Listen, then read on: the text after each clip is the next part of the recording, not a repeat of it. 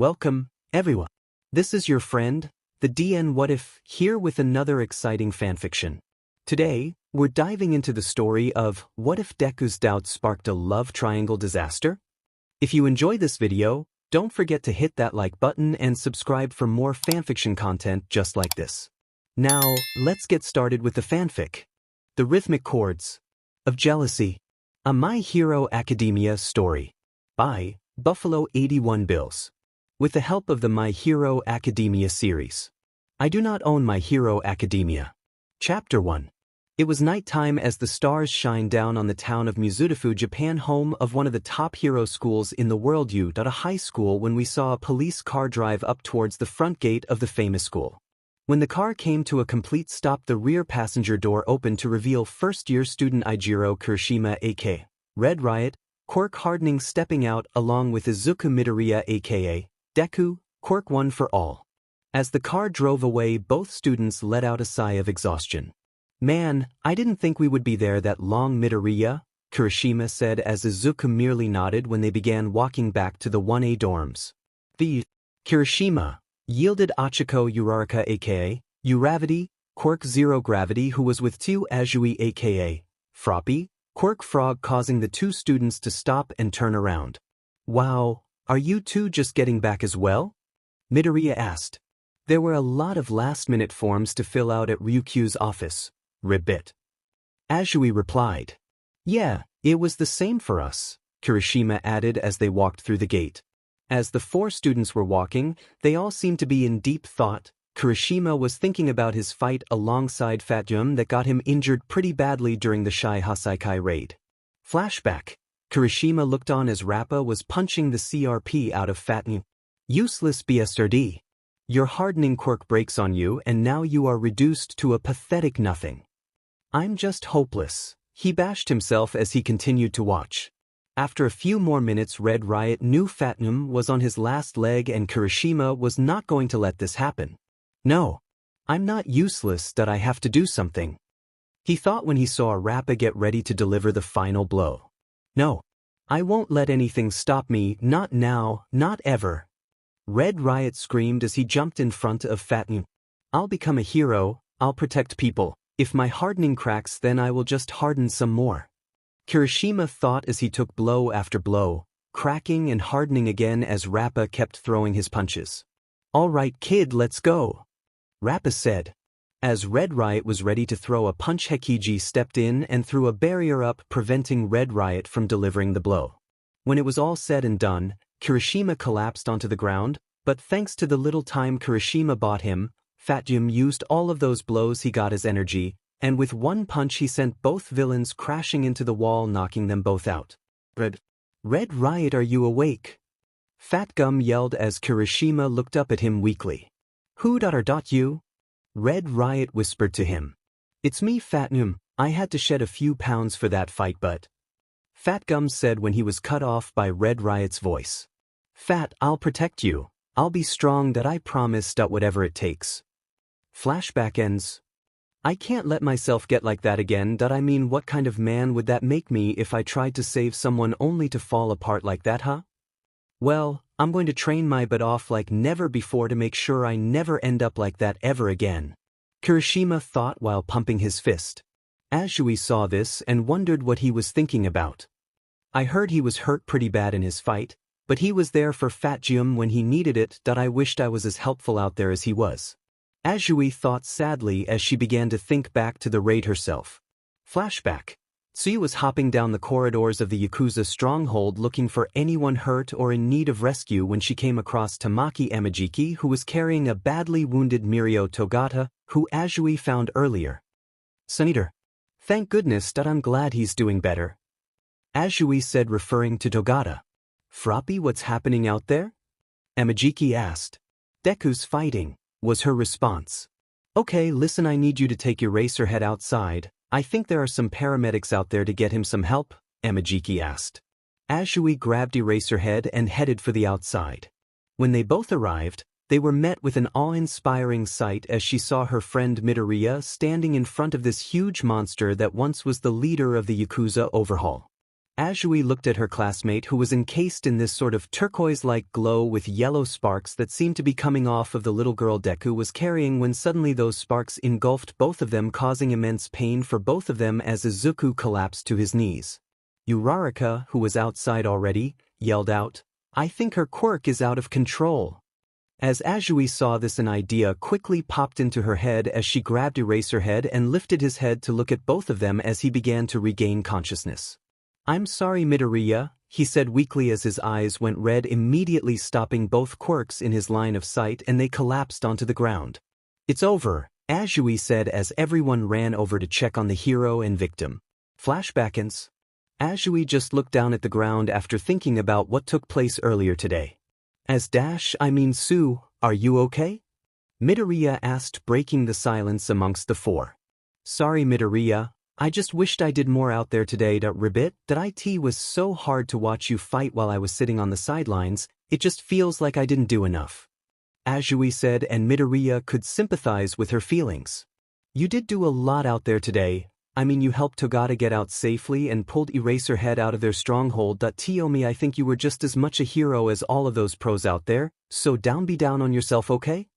Midoriya replied with a smile. "Ribbit," was all she could say as they got closer to the dorms. "Sue, I know exactly what you mean by not doing enough." Midoriya thought sadly as he began to think back to the two events that had been plaguing his mind, heart, and soul all day long. Flashback. "Mirio!" Sir Night-Eye yelled as Midoriya, Eraserhead, the police, and himself entered the fight against Overhaul. Sir, it's behind me," Togata said weakly while he struggled to stay upright due to the large wound on his right side. "What happened?" Night-Eye asked. "Chisaki got me with his quirk while I was trying to protect her, and one of his goons shot me with some weird bullet. Ever since then I can't seem to use my quirk at all, like it feels like it's not there anymore," Togata said as Night-Eye's eyes went wide in shock. Midoriya, who was trying to keep Overhaul at bay, overheard what Mirio said and was shocked in his own right. "He lost his quirk," Midoriya thought as Overhaul attacked. Suddenly everything fades into another flashback as now he is walking behind Eraserhead, who leads him into a hospital room where All Might, Recovery Girl, Centipede, and Bubble Girl of the Night-Eye Agency, and a few nurses are surrounding the bed of a dying Sir Night-Eye who was impaled in the fight against Overhaul. "There's nothing more we can do to be honest. It's a miracle he lasted this long," the doctor said as he entered the room behind Deku and Eraser. "My healing can't help him either, he's just too far gone for me to save," Recovery Girl added.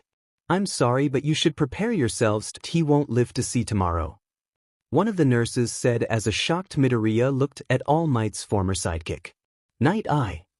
No, you have to hang in there, you have to live," Midoriya yelled as the grief overwhelmed him. As All Might spoke to Night-Eye as others were saying their final goodbyes, Mirio burst into the "Sir, don't give up, please keep fighting, don't die on me," Togata yelled looking down on his mentor. "Mirio, I've failed you, this is all my fault, if only I had," Night-Eye weakly said before being cut off by Mirio.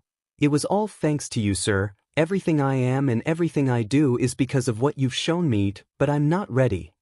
Please don't go," Mirio said as he tried to wipe away the tears falling from his eyes. As the two talked, Midoriya, whose eyes were full of tears, was staring at the pair as Night-Eye was taking his last breaths. "If only I was faster, I could have saved him, if only I had gotten to Togata sooner, he would still have his quirk. If I had only gotten to him sooner, I could have taken that hit for Night-Eye. If only I had been there to stop that goon before he took that shot, Togata would still have his quirk, damn it. Midoriya's mind screamed as the life support machine went flat-bared. Flashback ends. Midoriya just looked ahead as he kept walking, but his heart was in so much pain right now. Uraraka was sneaking glances at Deku, and she wanted to ask him what was wrong, but the more she thought about it, the more it was better to leave it alone right now given all that they had been through, not to mention some issues plagued her mind ever since the events that took place earlier today, especially one particular memory that has been troubling her since. Flashback plus Ultra, yelled the dragon hero Ryukyu, Froppy, and Uravity as they used their combined quirks to knock out the Yakuza's strong villain Rikiya, and drove him underground right over the spot where the fight between Overhaul and Midoriya was taking place. "You guys came?"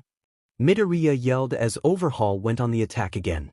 As soon as the dust settled, the three heroes looked all around their surroundings when something caught Froppy's eye. "Uravity, look!" she yelled, pointing to the badly wounded Night Eye lying on the ground with a concrete stake through his abdomen. "Oh no!"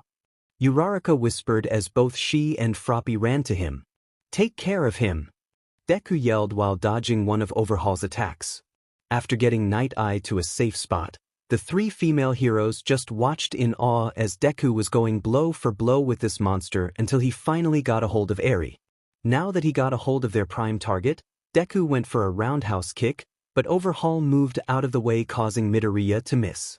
As a result of this, he created a wind tunnel so strong that it was destroying everything in its path. "Quickly get Night Eye over here and take cover!" Ryukyu yells as the three of them get under her wings for protection. When the force of the wind finally stopped, both Deku and Eri were gone, leaving the four heroes and Overhaul still down in the underground fight zone. "I come back here. You belong to me!" Overhaul screamed as Ryukyu looked on in horror. "This isn't good," Ryukyu said, ready to go on the attack when Night Eye spoke up, stopping her in her tracks.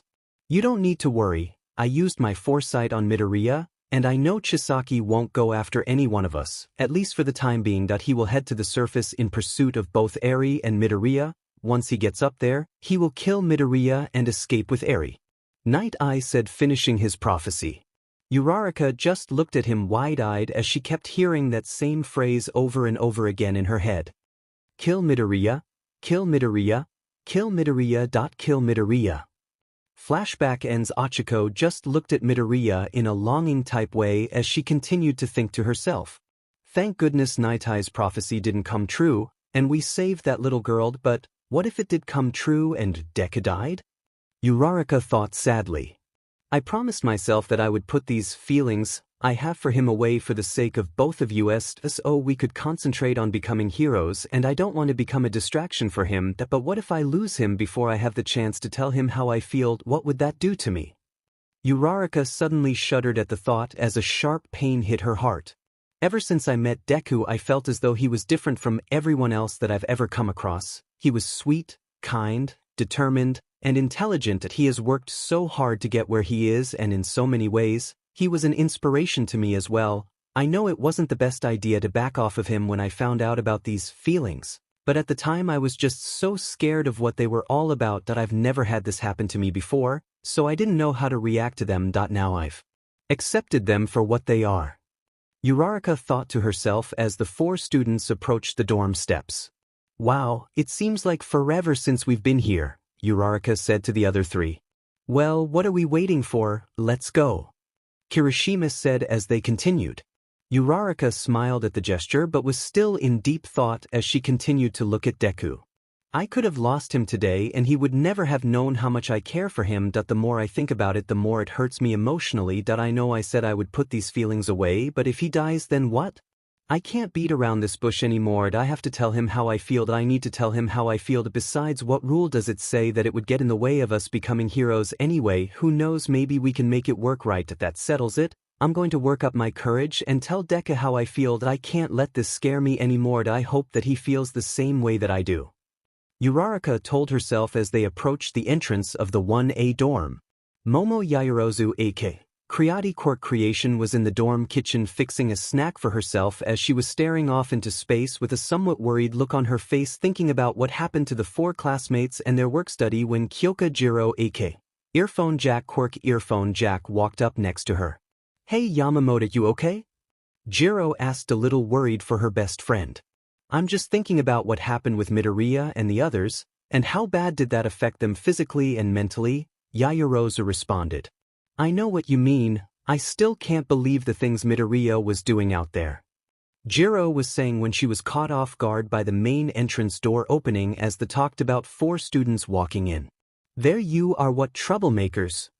Minoru Mineta aka Grape Juice Quirk Popoff yelled as the rest of the class swarmed the four students.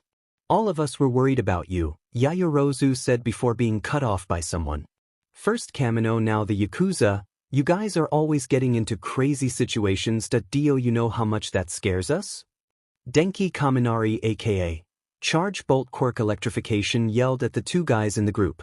Yeah, sorry about that, Midoriya said looking at the class. I'm just glad they're okay. Mizo Shoji aka Tentacle Quirk Dupli Arms said to Jirou. I don't know, are they? How can we be sure? She replied, twirling her left jack around her finger as she looked at Kirishima and Midoriya. Enough of this.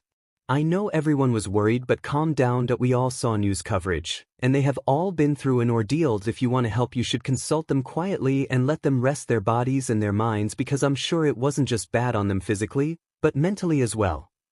Tenya Ida aka Ingenium Quirk Engine said to the entire class. Ida, thanks for that, but really, this is okay. Midoriya said with a smile. As soon as he said that, Ida ran over to Midoriya and started asking him a bunch of questions in a worried tone while Jirou looked on at the scene in deep thought. Midoriya's lying, that I see it in his eyes. Why is he saying everything okay when I can see and sense that it's not? I can see nothing but pain in those eyes. Why? Ever since school started and the class got to know each other, one of the biggest advantages they discovered about Jirou was that she could read people better than most in the classroom due to her quirk. Her earphone jacks can pick up a person's heart rate and speed, giving her the capability of being a walking lie detector. It gave her the ability to figure out if someone was lying, so after hearing Midoriya say he was okay, right away she knew that wasn't true. I may not know Midoriya all that well, but it doesn't take a genius to figure out that he's a mess right now. That maybe it's the hero part of me talking, but I want to reach out and help him. To ask him what's on his mind, but I'm just not close enough to the dude to bother him about his issues. That maybe I could try to get to know him better first. Wait, girl, he just got back from that raid, now's not the time for that. Jirou thought as Hanta Siro aka Cellophane Quirk Tape was trying to get Ida off of Midoriya. You know, you should try taking your advice, Siro said as everyone laughed. Uraraka was watching everything going on with Deku, Ida, and Siro with a smile on her face when suddenly that memory of what Night Eye said came rearing its ugly head again. Kill Midoriya. As she kept looking at Deku and then looked at the ground with such a sad look. Achiko, are you alright? Azui asked as she saw the look on Uraraka's face. At first, she didn't say anything, instead she just looked right back at Midoriya again when she finally answered. I can't run from this anymore. Su just looked over at Midoriya and then back to Achiko again. I wonder what she means by that. Azui thought to herself. Yo Kaken, why are you over here sulking for? Come on, admit it, you were worried about them as well, Kaminari asked the explosive teen while resting a hand on his shoulder. Get off me, you poor excuse for a spark plug, it's time for bed anyway, and unlike the rest of you extras, I got stuff to do. Katsuki Bakugo aka Dynamite Quirk Explosion yelled at everyone as he began to leave the room. Hey, you guys, I'm glad everyone's okay, but I got to get to bed as well. Shoto Todoroki aka Shoto Quirk Half Cold, Half Hot said as he was coming back from being outside. Wow, since when did I go to school with a bunch of geezers? Kaminari asked the two Class 1A powerhouses. I get Bakugo, but Todoroki wants to leave too? Azui asked as well. They got their provisional license training tomorrow, but it is pretty early still, Jirou replied as the rest looked on. As it was getting closer to curfew, everyone was wrapping up the questionnaire session with the four classmates. Jirou looked over at Midoriya and was struggling with herself on whether she should talk to him. What the hell am I afraid of? It's not like he's going to bite or anything. It's Midoriya, for crying out loud, one of the nicest guys I've ever met, and yet I know if I go over there my dumbass is going to want to confront him about earlier, and that could go very badly. But still. Hey Jirou, what ya doing staring at Midoriya for? You curious about that power he displayed on TV too? Kaminari asked her. Can it zap what? I wasn't staring at, besides I think we asked enough questions for one night. Jirou said with the faintest blush on her cheeks as she tapped her ear jacks together. Okay that I get that, but still, I am curious about how strong he is, that's all, but you're right, I can ask him another day, so I'm heading to bed. Talk at you tomorrow. Kaminari said as he left the room. Later, charge dolt, Jirou replied as she looked back to Midoriya. I'm going to do it, I'll go up to him and say I'm glad you are okay, and if you need anyone to talk to, I'm here for you. That works. Jirou told herself as she started to walk up to him. Mid-dash, Jirou was about to say when Uraraka intercepted her, "Hey Deku, listen, I was wondering if maybe you, me, and Ida wanted to go somewhere off campus for like lunch and just hang out for a while, that we haven't done that in a long time, and it would get our minds off of what happened. You know, a time to relax, what do you say?" Uraraka asked as Jirou just stood there. "I'm sure, Uraraka, that would be nice, and you're right, it has been a long time. You want to go tomorrow after class?" Midoriya asked. "Sounds great, let me text Ida, okay?" Uraraka said. "Okay then, well I'm kind of beat so I'm turning in for the night, I'll see you in class tomorrow," Midoriya said with a big smile as he left the room. Jirou just turned around and headed for the kitchen for something to drink. Well, there went my chance, and why the hell was he still smiling with all the shit he's hiding behind those eyes? Oh well, maybe I'll talk to him some other time, or not. If I wasn't a chicken sheet earlier I could have talked to him then, but no. Story of my life. Jirou thought as she grabbed a Coke from the fridge when Yaoyorozu walked up to her. "Well, all this was rather interesting, wasn't it?" Momo said as Jirou turned to her. "Yeah, you can say that again," Jirou replied with a dejected look on her face. "What's wrong, Kyoka?" Yaoyorozu asked. "It's nothing, I'm just worried about Midoriya, that's all," Jirou replied as Momo had a confused look on her face. "Wait, you worried about Midoriya? How come?" Momo said in a somewhat shocked tone. "Yeah, I know, right? I mean, I don't know what's going through my head, but I think he's in a lot of pain right now." Jirou replied. "But he seemed fine to me earlier. You know, I don't get this, you never talked to the guy in class, and if I remember correctly you referred to him as a hero dweeb, and didn't think he would make it on the account that every time he used his quirk he would do more damage to himself than helping others. You thought he would get expelled that first week, right?" Momo said as Jirou had this shocked look on her face. "Momo, was it really necessary to say that? Plus my opinion has changed since then, and I will be the first one to admit that I was wrong about him. Yes, he's still a hero nerd, but he works harder than any one of us in our class, and do you know what? I regret not ever trying to get to know him, okay?" Jirou said, a little angry and hurt by what Momo said. Okay. Sorry, it's just a little surprising that you worried about him of all people, that's all, but you're right, I'm worried about him and the others. It's going to take some time for them to heal properly, so while you may see that Midoriya's in a lot of pain, I'm sure that all he needs is a little time. He will be okay, that they all will be," Momo said as Jirou nodded her head. "Yeah, you're right, maybe I'm just overreacting a little much to be why the way, sorry for snapping at you," Jirou said. "No, I'm sorry, I was a little over the line there. Look, it's getting late, and we have classes tomorrow, so let's just call it a night and start fresh in the morning." "Okay, good night, Kyoka," Momo said as she walked out of the kitchen, leaving Jirou to herself. "Yamamo's right, I'm just being an idiot and jumping to conclusions all over nothing." "God, you're stupid, Kyoka," but still that look in his eyes, Jirou thought as she left the kitchen for the night. As everyone else turned in for the evening, Uraraka was sitting on her bed, unable to sleep. "I'm so excited about tomorrow, yet I'm torn at the same time. I mean, yeah, I get to hang out with Deku, but part of me didn't want to ask Ida to join us, that I guess I just wanted it to be just the two of us. But it doesn't matter now, I'll just take Deku off to the side and tell him how I feel that I can do this." Uraraka told herself with some confidence when suddenly that painful feeling came back to her. Kill Midoriya. And her heart began to hurt again. Why can't I not get that memory out of my head? Uraraka thought as she sat there with a tear on her face. Meanwhile, Midoriya was having trouble as he was trying to sleep, only to be looking up at the ceiling. Flashback. "Sir, I can't use my quirk, it's like it's gone," Togata said. "Midoriya, you changed the future, you did the impossible," Night Eye said to Midoriya. "Don't go, that you have to live." Flashback ends. Midoriya's memories of the two events wouldn't leave Midoriya alone as tears began forming in his eyes. Why do I keep letting everyone down? That was Kaken right all along. Am I just useless like everyone says? Did All Might make the right choice with One for All giving it to me when I can't even succeed in saving anyone? Midoriya thought as his tears kept falling. Why couldn't I save them? Midoriya whispered to himself as he cried, lying in his bed, his soul broken in two, unable to sleep at all. Morning came and the Class 1A dorms were quiet and somber until the main elevator door leading into the bottom floor common area opened and Kirishima, Kaminari, and Mineta stepped out, heading for the kitchen. "So, Fatum and you were fighting this Rappa guy and barrier dude while Midoriya and the others were chasing after this overhaul guy who was keeping this little girl hostage? Kaminari asked Kirishima. Yeah, it seems you missed most of the action. Most chicks wouldn't go for a hero like that, Mineta added as Kaminari agreed. Nah guys, I didn't miss the action. I was right in the heart of it all.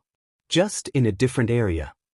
Kirishima replied as he was getting ready to fix breakfast, the three of them and anyone else who came down that was hungry. So, you didn't see what Midoriya did to that monster, huh? Mineta asked as he was taking his seat at one of the tables while Kaminari joined him. Unfortunately, no, because I wasn't unconscious after the fight and Fat Jim had to help me get back to the surface for medical treatment, which reminds me, I was going to ask Midoriya about what all went down after that. Kirishima said, a little bummed about forgetting that. Oh man, it was so awesome. And Kaminari was about to explain when he was interrupted by the elevator door opening again as Yaoyorozu, Jirou, and Mina Ashido aka Pinky Quirk Acid came out and were headed for the girls' shower area when they saw the three guys near the kitchen and dining area. Good morning, everyone, Yaoyorozu said with a smile. Well, if it isn't the Grapist, Jamming Ye and Kirishima, it's surprising that you guys are up this early, Jirou said while twirling one of her earjacks as she looked at the guys in her usual expressionless way. Wow, something sure smells good, Kiri. What are you making? And you two are always hanging around each other. You're not secretly seeing each other behind our backs, are you? Or is it you are talking about us girls again? Ashido asked, flashing that big smile she's known for. Hell, no, we're not together like that. Both Mineta and Kaminari yelled as everyone else laughed. Actually, Ashido, we were talking about Midoriya and what Kirishima missed since he was unconscious at the time. Kaminari explained as his face was a little red over the embarrassment of what she said earlier as Mineta just nodded. Wow, I'm shocked. You guys weren't talking about being perverted scumbags. I guess miracles do happen. And by the way, I think you two would make such a cute couple, Jirou said, smirking at both of them while they gave her a shocked look. Okay, one, I don't swing that way and neither does he, and two, I'm not always like that all the time, Jirou, Kaminari said, trying to defend himself. Yeah, right, lighting dolt. If some random girl came walking past us right now, you would be all over her trying to get her number while the Grapist would be trying to look up her skirt. Jirou replied. If she didn't have any melons I wouldn't, Mineta added when one of Jirou's earjacks shot out and jammed him in the ear, shocking him in the process while everyone laughed. She's got you, there bro. Anyway, I was making some rice with miso soup, some tamagoyaki, and some pancakes for us. You guys want some? Kirishima asked as Kaminari just sat there dejected for being called out by Jirou. Hell yeah, I want some, Kiri. I love your cooking, plus I wouldn't mind hearing about Midori's kick-butt heroics again. Ashido said, taking a seat. Well, I suppose we have a little time, and I do have an appetite, Yaoyorozu said, looking at Jirou. I'm down for that. Jirou said, sitting next to Kaminari, plus I kind of want to hear more about Midoriya and what happened yesterday. Jirou thought to herself, remembering that sad look in his eyes. Well, if you're done picking on me, I guess I could continue. Now where was I? Oh yeah, when Midoriya got face to face with. Kaminari started to explain when the elevator door opened, and loud yelling got everyone's attention. I'm not making small talk with you, you Isa hot bisudi, and for the last time walk behind me dimin it. Bakugo said as he followed Todoroki towards the main doors. Bakugo, this is not the time to argue, I mean we're already running behind as is, Todoroki responded. Hey, you guys got this. Ashido yelled, catching both of their attention. Yes, good luck to both of you, Yaoyorozu added. Kick some butt bako bro, you too Todoroki, Kirishima said as he brought the food out for everyone. Thanks, everyone, let's go Bakugo, Todoroki said as he started for the door. Teach, don't tell me what to do, Bakugo replied as Todoroki reached for the door handle when suddenly it opened, revealing a very tired and worn-looking Midoriya, who just got back from his morning training. My gosh, Midoriya, what happened to you? Are you okay? Todoroki asked, getting everyone else to come and see what he was talking about. Wow, you look like shit Deku, Bakugo said as everyone got a closer look at Midoriya. Oh hey, Todoroki, Kaken, you guys heading out for your provisional license training, right? I wish you both the best of luck. Midoriya said when he looked at the others that were there. "Oh, morning everyone," Midoriya replied in the most zombie-like way possible as he walked right by them heading for the showers. "Midoriya," Yaoyorozu called, causing him to stop and turn around.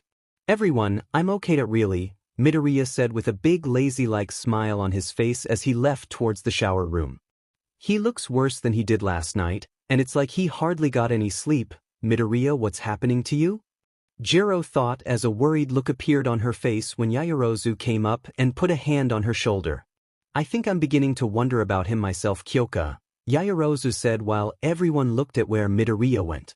Uraraka and Azui were walking down the main hall of UA on their way to class when Azui looked at her and stopped walking. "Tsu?" Uraraka asked in a state of confusion. "Achiko, I wanted to ask you this last night but due to everyone being concerned about our well-being I couldn't." Ribbit. Azui explained to her. "What's on your mind, Tsu?" Uraraka asked. "What were you talking about when you said that you couldn't run from this anymore?" "Run from what?" Azui asked as Uraraka's cheeks started turning a dark shade of red. "Oh, that was nothing, I was just thinking of some thoughts out loud. Nothing all that important. Ha. Uraraka replied nervously as she turned around and started walking again, but Azui didn't move. "Achiko," Azui said a little louder, causing Uraraka to stop dead in her tracks. "You see right through me, huh?" Achiko said as she slowly turned around to face her. "Achiko, I can tell something's bothering you. Ribbit, I just want to help you out because that's what heroes do, but more importantly what friends do," Azui said as Uraraka gave her a small smile. "Do you remember when I told you how I felt about Deku?" Uraraka asked as her face turned about 5 shades of red. "I do, but didn't you say you were going to put those feelings away so you both can focus on becoming heroes?" Azui asked, having one of her fingers next to her mouth. "Well, yeah, I did, but remember what Nitai's foresight predicted? What if it came true, huh? What if Deku died that day and I never got to tell him how I felt about him? I don't think I can handle that," Uraraka said as she started to shake from the memory.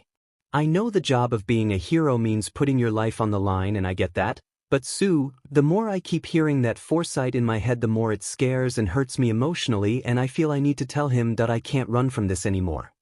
Uraraka finished as tears started forming in her eyes. Tsu rushed over and hugged her.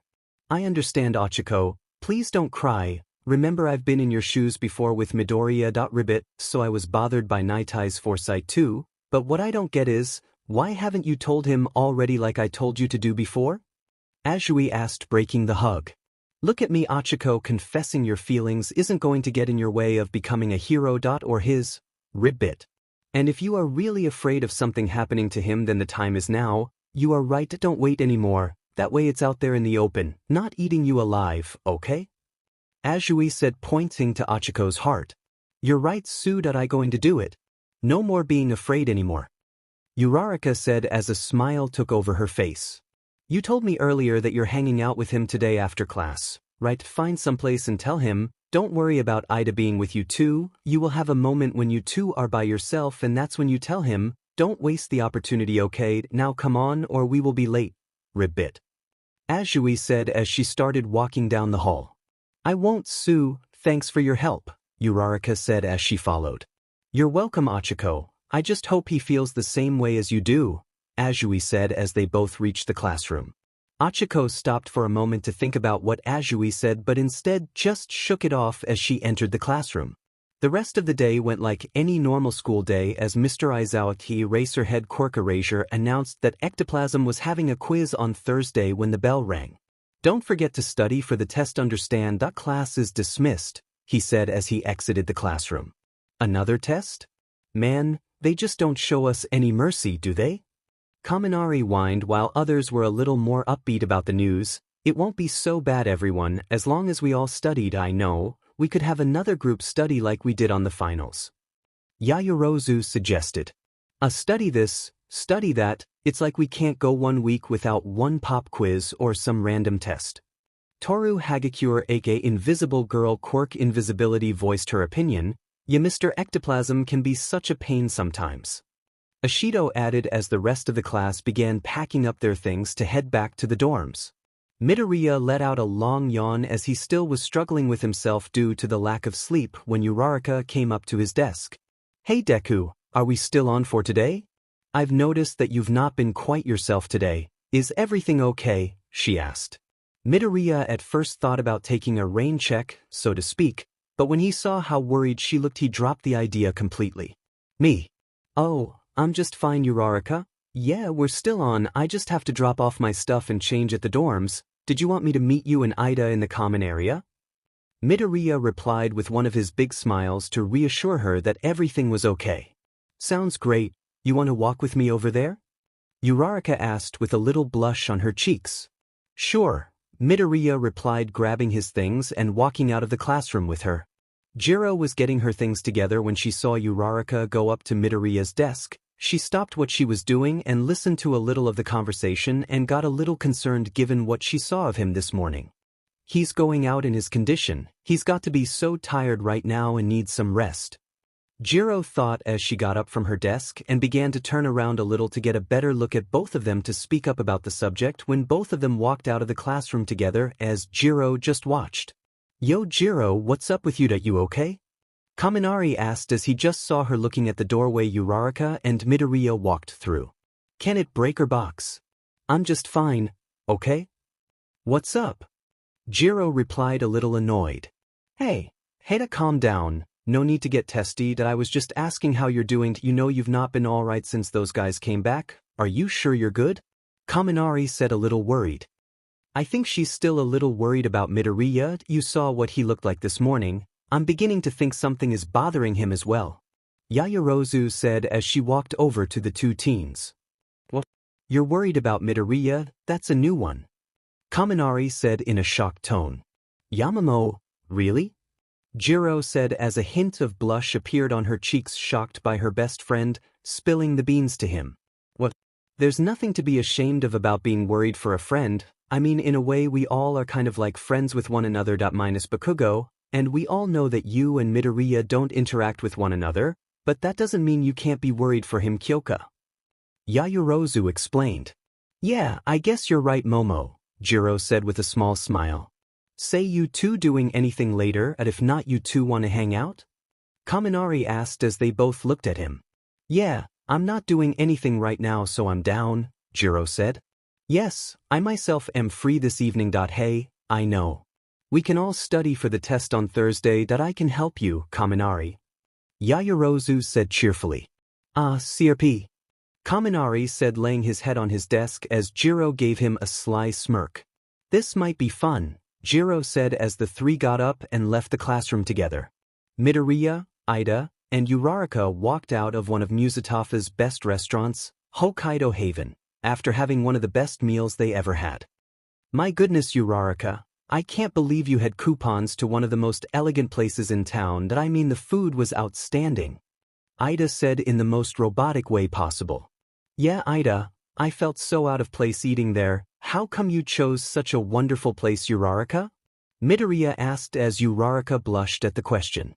Yeah, I usually don't go to places like this on account that I don't have a lot of money, but I figured it was a special occasion so why not treat my friends to a nice place every once in a while? I mean it's not every day we get to enjoy such excellent food. Besides the coupons were about to expire soon if I didn't use them, Uraraka said as. They both laughed. Is that right? Well either way I'm glad we ate there. I wouldn't mind going back again sometime. Thank you Uraraka.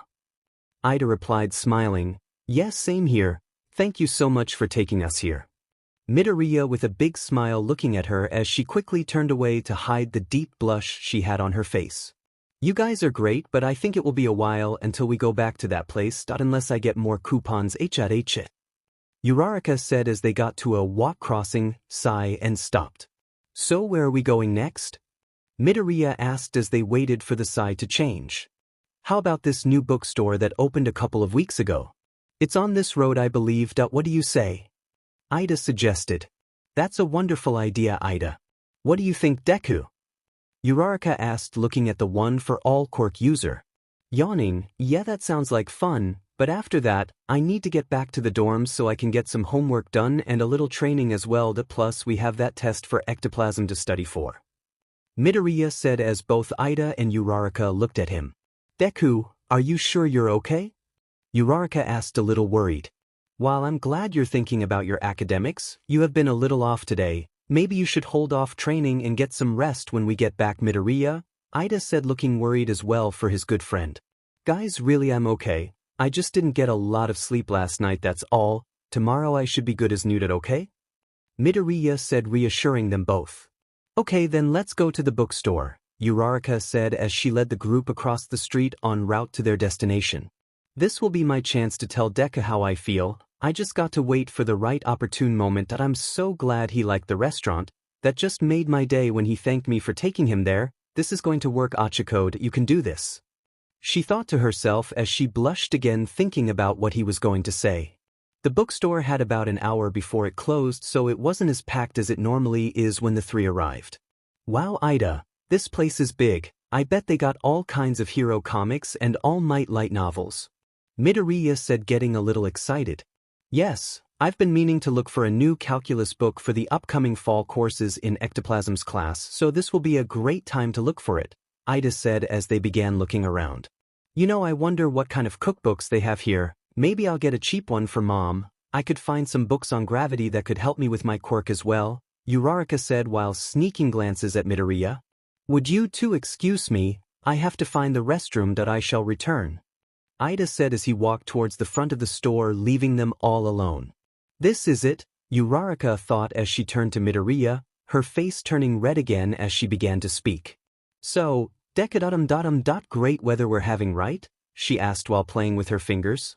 Huh, yeah, it has been pretty good so far, a somewhat nervous Midoriya replied. Deku, listen, I thought it was amazing what you did against Chisaki and what we all did to save that little girl Eri, but I'm not going to lie, I was so scared for you yesterday, Uraraka said as she began to shake. Uraraka, Midoriya said, getting worried as she continued. I know this sounds a little silly, but night I told Sue and myself a foresight he had about you and… Tears started to form in her eyes. Deku, I don't know what I would have done if we lost you and… Uraraka said as Midoriya immediately wrapped his arms around her. Hate it, it's okay, I proved it wrong. Okay, it didn't come true. And that's what counts, right?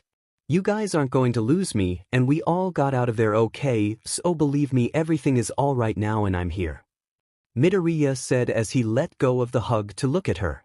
No, Deku, there's more to this, and I want to tell that flashback. I sure hope he feels the same way about you. Azuri said. Flashback ends, you're right, Deku, I guess it still bothers me, that's all, Uraraka said as she didn't tell him how she truly felt. You sure you know you can tell me anything that bothering you? I'll always be here to listen, Midoriya said, wiping the tears from her eyes. Yeah, Deku, I know that, but really. Uraraka looks deep into his eyes longingly. I'm okay now, Uraraka said, dejected as Ida retuned. Sorry it took so long, Uraraka? Is everything okay? What did I miss? Ida asked. Oh, it was nothing, Ida, we were just talking about the weather and stuff, Uraraka said, looking at her phone. Wow, it's late, we better get back. I know you got things to do, Deku, and we don't want to miss curfew, Uraraka added as she began to walk towards the exit. She okay, Midoriya? Ida asked. Yeah, she's still a little upset over what went down yesterday, and she was just telling me about it. She'll be okay, Midoriya said as they both followed her out of the store. Why didn't I tell him that? I mean, that was my chance, so why? Flashback, I sure hope he feels the same way you do. Flashback ends. What if he doesn't feel the same way? What if he rejects me? What would that do to our friendship then? And oh, I can't let this get in my way of how I feel about him. He could like me too. Why does this have to be so hard?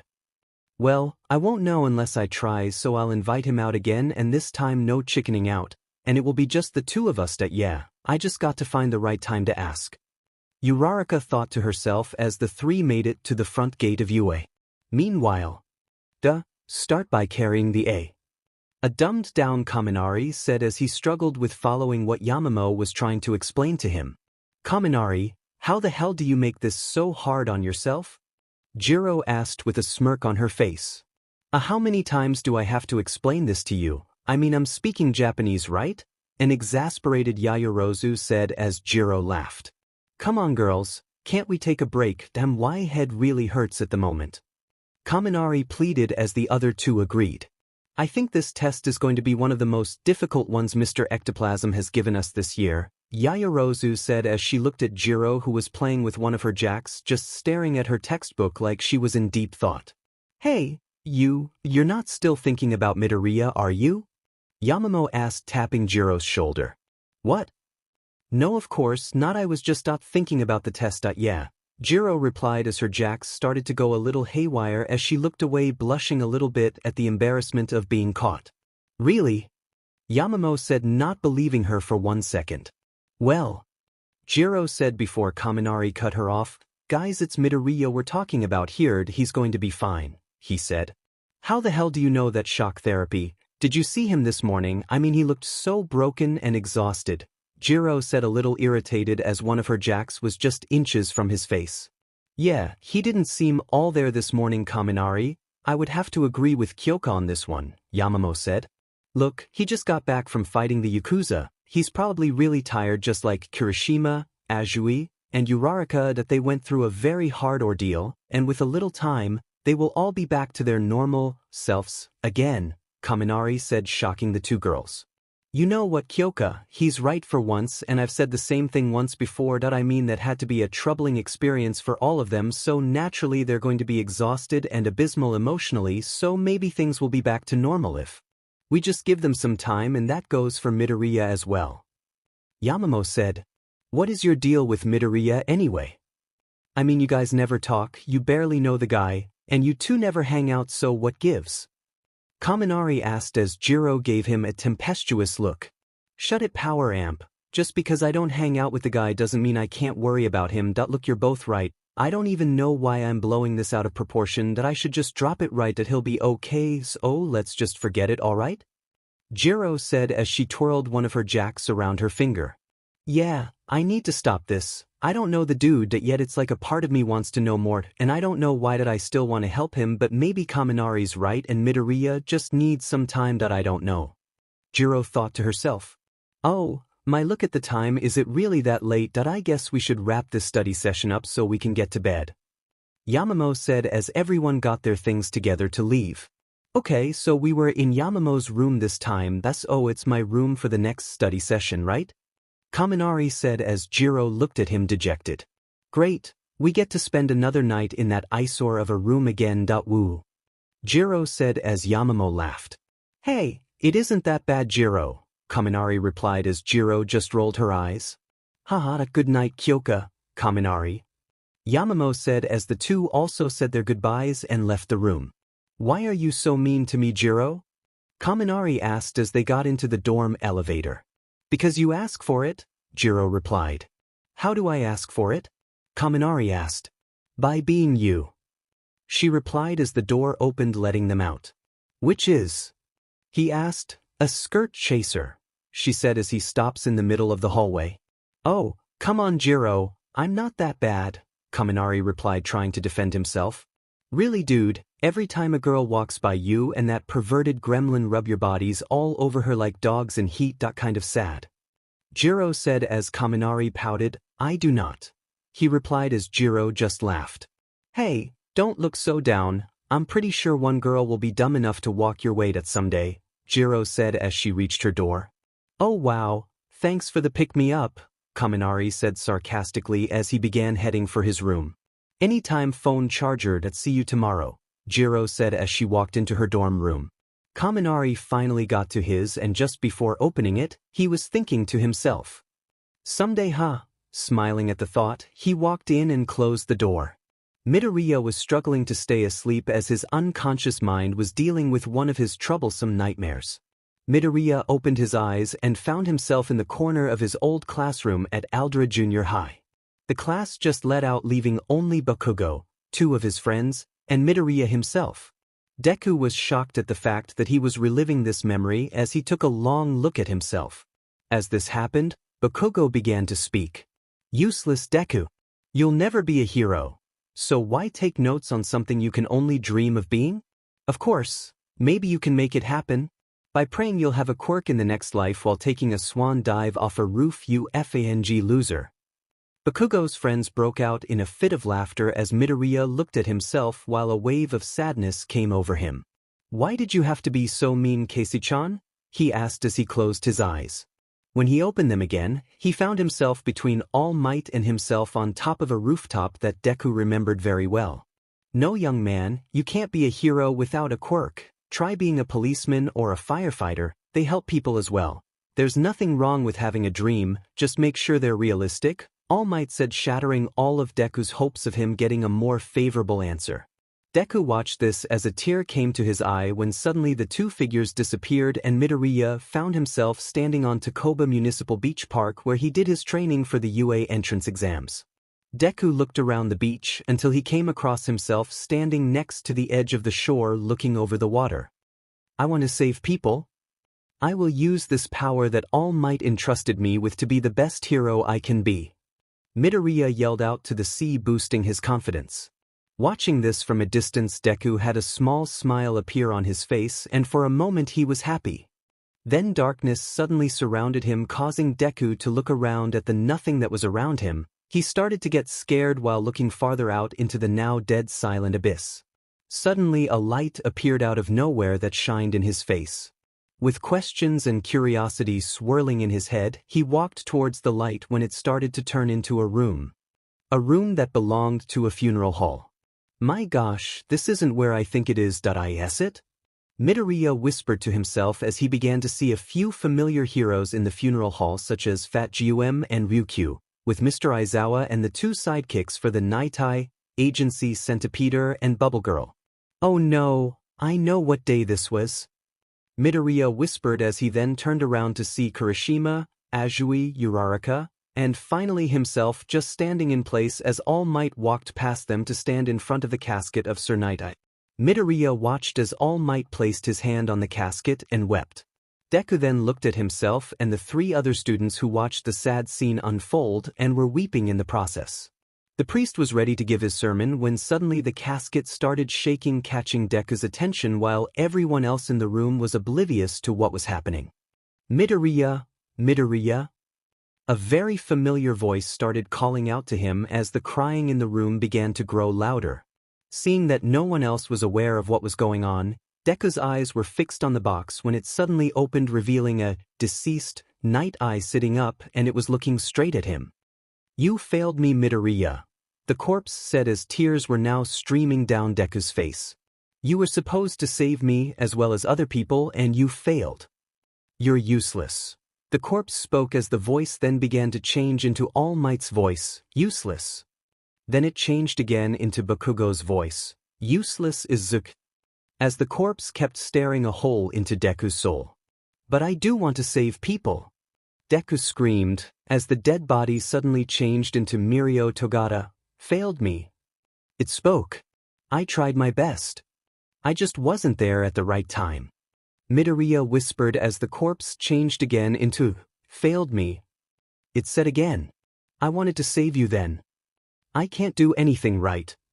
Deku said in defeat as it changed one more time into Bakugo again, "Failed me." It said as the tears kept falling down Deku's face.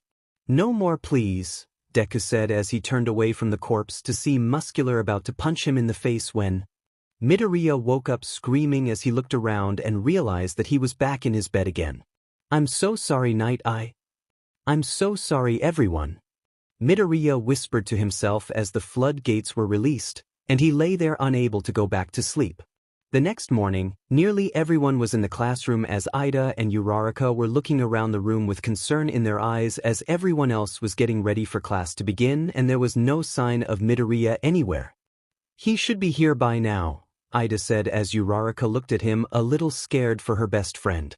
"You don't think he hurt himself training this morning and needs help, do you, Ida?" she asked as now both of them were wondering the same thing. Meanwhile, Jirou was also glancing around the room at her desk wondering about Midoriya herself. "This isn't like him at all. I hope he's okay," she thought to herself when Kaminari got her attention.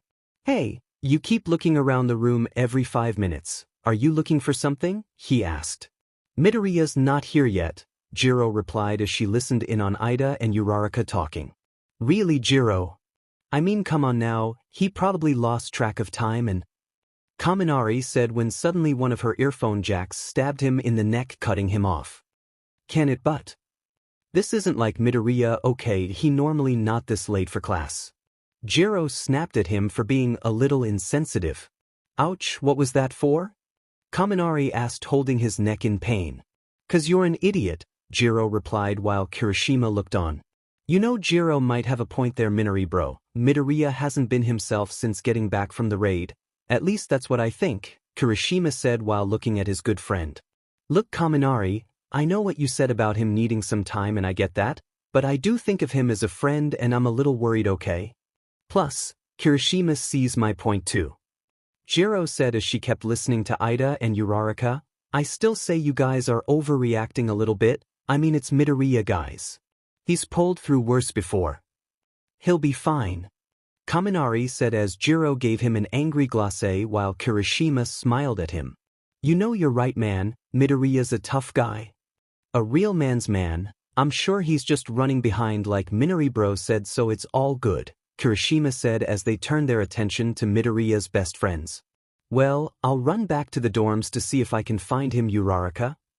If somehow I don't make it back in time, tell Mr. Aizawa the situation, Ida said walking out into the hallway.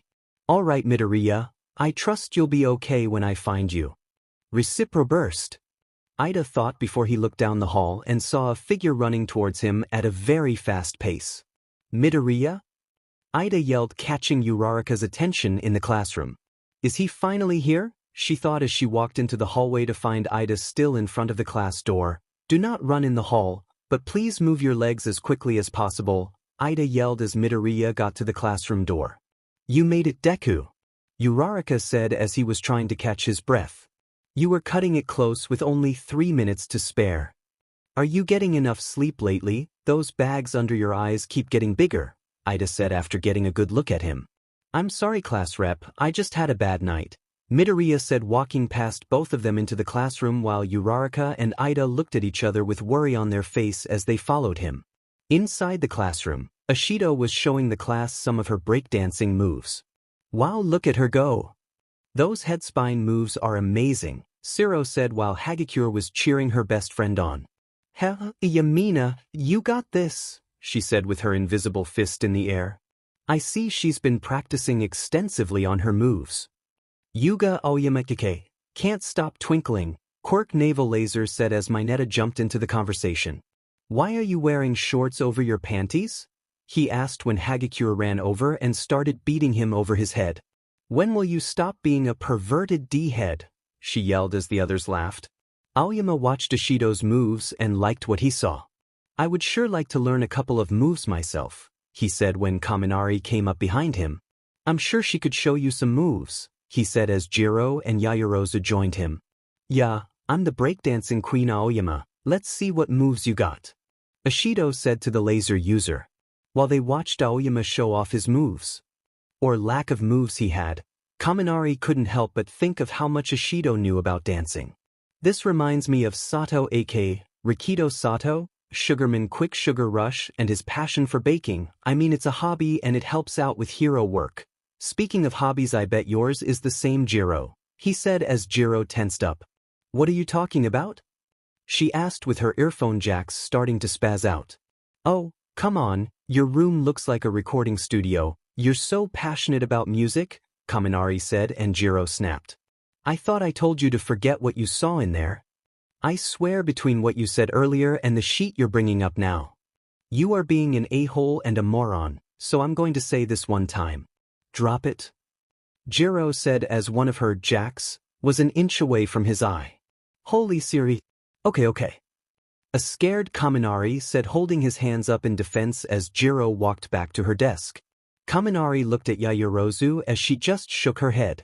When Jirou got situated and calmed down, she had her left earphone jack slightly raised so she could hear what Ida, Uraraka, and Midoriya were saying to each other.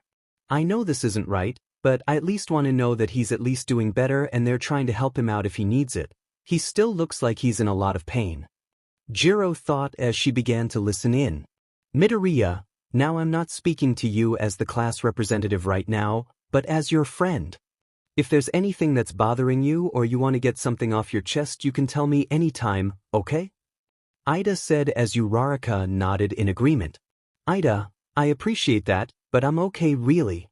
I'm still getting over the whole raid incident, and while yes, I haven't been sleeping well since I'm trying to get myself through it, okay? But thank you really. Midoriya said, and Ida nodded his head, respecting his wishes. Listen Deku, I too want you to know that my door's always opened as well. I mean Kirishima, Tsu, and I were with you during all that, so. Yeah. Uraraka said as Midoriya looked at her.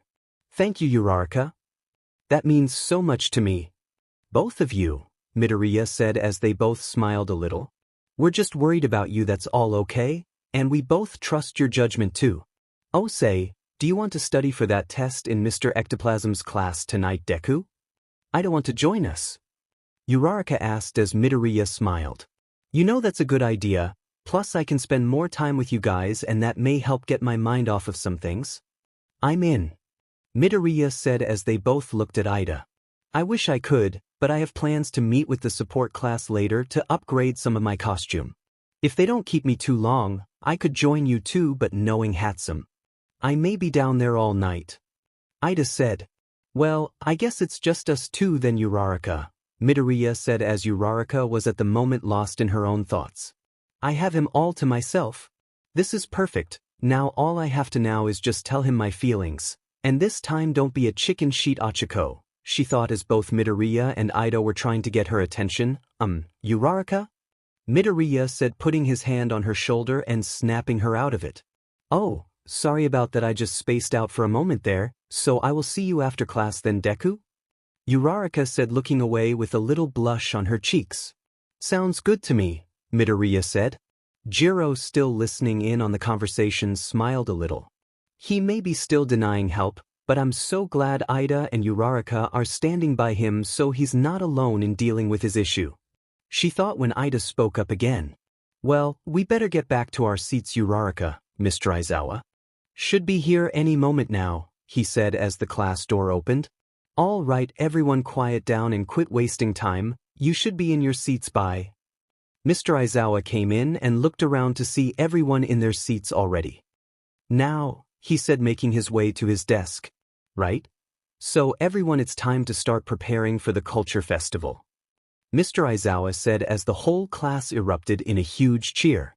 All right, normal school stuff, everyone yelled. But wait, Mr. Aizawa, are you sure this is okay? Kirishima asked with a worried look on his face. Quiet man, don't f this up. Kaminari whispered as Kirishima continued. Think about it though, there are villains out causing trouble out there, right? I mean, should we really be doing this right now? Kirishima finished as Mr. Aizawa got out of his sleeping bag. You are right, that is a reasonable point. However, there are other classes and students unlike the hero courses that are largely ignored, like the support course, general studies, and the business course, so even though they played a role in the sports festival, it's usually a small one. Look, like you said, things have been stressful lately, so I believe everyone could use a break, don't you agree? Mr. Aizawa explained as Kirishima put his hand back down. Well, when you put it that way, it does make sense. He replied to his teacher's answer. As far as anyone else is concerned, it won't be cancelled, and it's only for the students at UA, meaning no outside students or people are allowed for this event PRD. So everyone can take solace in that. You guys may not be the main focus this time, but your class still needs to participate with some kind of program, so you need to decide on what that performance will be. Aizawa finished when Ciro got up from his seat. This will be awesome, guys, he said as Mineta jumped in the air. There's so many things I can do to impress the hot chicks of UA. I don't know what to do first. Mineta said before getting hit in the head again by Hagakure. Perverts aside, I think we all need to come up with something to do as a class, and it has to be special, she said as more began voicing their opinion. I wasn't finished yet, Mr. Aizawa said with his eyes glowing red and his scarf going haywire as it got everyone's attention. Now next Thursday we will be having a joint training exercise with Class 1B. It will be a 2-day event that will consist of 2 versus 2 25-minute drills. The goal is to save the hostage before the other team does, or if time expires, and you will be facing all kinds of obstacles including the other team. It will take place on the ground gamma training course, and Class 1B's teacher Vlad King will be grading you on day 1 and I will be grading on day 2. Aizawa revealed. While Mr. Aizawa continued, Todoroki was kind of in his own world as he listened to his teacher while looking at his best friend Midoriya when suddenly he felt a tap on his shoulder. "Hey, are you okay?" Yaoyorozu asked, snapping him out of his trance. "Yaoyorozu. It's nothing really, it's just I'm a little worried about Midoriya lately, that's all." Todoroki replied. "I know what you mean, I'm starting to wonder about him myself," she said, surprising him. "You see it too, huh? I don't think he's been himself since getting back from that raid. I want to help him, but I also feel like he needs his space right now, so I'm kind of at a loss of what to do. Plus with Bakugo and myself trying to get our licenses, it's like I can't find a chance to at least try to talk to him." Todoroki said, feeling dejected.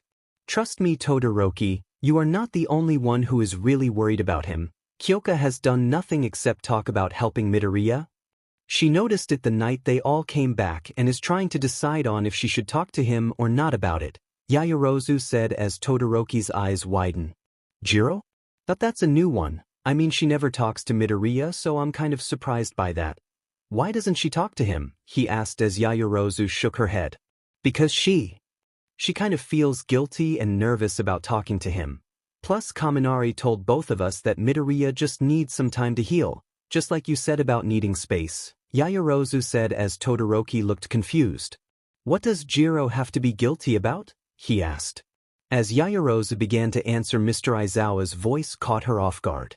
"Ida and Yaoyorozu, as class representatives, I need you two to handle getting ideas for the culture festival, please," Aizawa said as he climbed back into his sleeping bag to take a nap. Getting up from her chair, Yaoyorozu looked at Todoroki. "We'll talk later," she said as she made her way up to the front of the class with Ida. "All right, everyone, it is my duty as class representative to hold open discussions on this highly anticipated event, so let us begin," Ida said as a tidal wave of hands began bombarding both Ida and Yaoyorozu. "All right, calm down all of you. One at a time, please." "Yes, you Kaminari," Ida said to the class. "How about a maid cafe? I mean, seriously, imagine it. Then imagine me at the center of it. It would be awesome." Kaminari replied. "Wow, what a shock that someone's getting his fizzle stick all excited over an unreal fantasy that would never happen," Jirou said, making the entire class laugh as Kaminari glared at her angrily over the comment. "Maids, it would be good to serve others," Ida thought when Mineta shouted out, "That's way too tame, we need a topless." Azui quickly wrapped Mineta in a big bag while covering his mouth with tape so he couldn't finish that sentence. "You want to help me with this, Sato?" Azui asked. "Okay, sure," was his response as the class continued shouting out ideas. "A mochi shop?" Uraraka called out, "An arm wrestling match." Kirishima yelled, "A fun house." Hagakure said, "How about disco?" Ashido yelled, "That sounds invigorating." Ida replied to her idea while looking at Midoriya, who had an idea. "How about a hero quiz?" he asked as Ida smiled. "As I would expect from you," he said as more ideas kept coming. "How about a fight to the death?" Bakugo yelled out, "A petting zoo?" Koji Koda Dike, Anima Quirk Ani voice called out, "A mad banquet of darkness." Fumikage Tokoyami Ake, Tsukuyami Quirk Dark Shadow said, "How about a skit?" Jirou asked as Ida wrote all the ideas on the chalkboard. "All right, if there's anyone else." Silence. "Okay, let's see what we have," Ida said, turning the floor over to Yaoyorozu. "Okay. To begin with, we need to cut all the inappropriate or confusing items from the board," Yaoyorozu said as she crossed out half of the suggestions from the board, causing an uproar from the students. "Everyone quiet, please. Let's be civil, after all, we are students of UA and," Ida called out, trying to get everyone calm when the bell rang, ending class. "Well, that was a highly unproductive meeting. You have until Friday to decide on something, and if you don't, we will do my idea. A class lecture, so hurry up with your decision. Midoriya, I need to speak with you outside the hallway, please. That is all," Mr. Aizawa said as Ida, Kaminari, Jirou, Uraraka, and the rest of the class looked at Midoriya. "Yes, Mr. Aizawa," he said as he grabbed his books and headed out the door. "I wonder what he wants with Midoriya?" Todoroki whispered to himself, unaware that Yaoyorozu came back to her desk, and she overheard him. "I'm wondering that myself, Todoroki," she said, getting his attention. "Well, whatever it is, I hope it's nothing serious," Todoroki replied. "I hope not either. He's been through enough," Yaoyorozu said, gathering her things. "Say, what did you mean about Jirou feeling guilty about Midoriya?" Todoroki asked as Yaoyorozu stopped in her tracks. As she just stood there, Todoroki just looked at her, wondering what was up, when she turned around and looked at him with a sad look on her face. "Todoroki," Yaoyorozu was about to say when Jirou called out to her. "Hey Yamamoto, are you coming with me and the shock collar perv here back to the dorms?" "Hey," Kaminari said as Jirou just ignored him, still mad at him for earlier. "I'll be there in a second, okay? Wait for me outside the hallway," Yaoyorozu said as she looked back at Todoroki. "Okay, I really shouldn't tell you this about Kyoka, but I trust you not to say a word about this or judge her in any way, okay? Promise me?" Yaoyorozu asked as Todoroki nodded his head in agreement. "Okay, well, back when we all first met as a class, Kyoka didn't think too highly of Midoriya. In fact, she thought of him as a nerd and a geek when she first saw him. She believed that he would be expelled due to his quirk doing more harm to him than it helping anyone, and she carried this opinion of him for a while, push herself away from him instead of trying to get to know him. So when Midoriya started doing all the great things he did from that moment on, her opinion began to change so much that to this day she still can't believe how wrong she was about him and now regrets everything. Plus combine that with her shyness and you get why she hasn't talked to him. She kind of hates herself for it, and right now she's worried about him because she believes he hasn't been the same since coming back, just like you saw as well, so that's the reason why, okay?" she said. As Todoroki took that all in. "Well, I can't say I'm surprised by that. After all, I myself didn't have the best relationship with Midoriya either in the beginning, though I don't get why she can't talk to him now.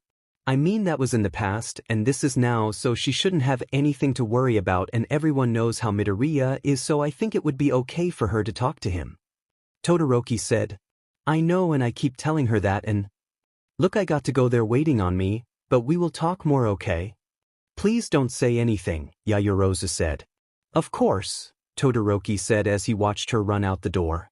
"Wow, I was wondering if you were ever coming out, Yamamoto," Kaminari said, seeing her come out the door. "Shut up, idiot. You saw who she was talking to, so trying to make your move on Todoroki, huh, Momo?" Jirou asked with a sly smile on her face as Yaoyorozu's eyes got wide and her face grew red on her cheeks and ears. "What? No, he was just asking if I had any ideas for the festival, that all, nothing else," Yaoyorozu said as Jirou and Kaminari just shook their heads and started down the hall. "That's all it was." "Wait up," Yaoyorozu said as she followed them. Meanwhile, in another part of the school, Mr. Aizawa and Midoriya were heading down the hallway towards the main office. "So, Mr. Aizawa, what is this about? Is Eri okay?" Midoriya asked as Aizawa came to a stop. "Well, Midoriya, she's actually doing much better, and she's the reason I wanted to talk to you. She wants to see you today. She's been asking about you for a couple of days, and the hospital gave us permission to see her, so would you accompany me to the hospital, please?" he asked. "Of course I do. I've been wanting to see her since she was admitted there," Midoriya said as a wave of excitement entered his mind. "Well, let's get going then, we're wasting time and Togata's waiting on us," Mr. Aizawa said. "Okay, let me drop off my things at the dorms and meet you at the front gate, sir," Midoriya said as Aizawa just nodded in agreement.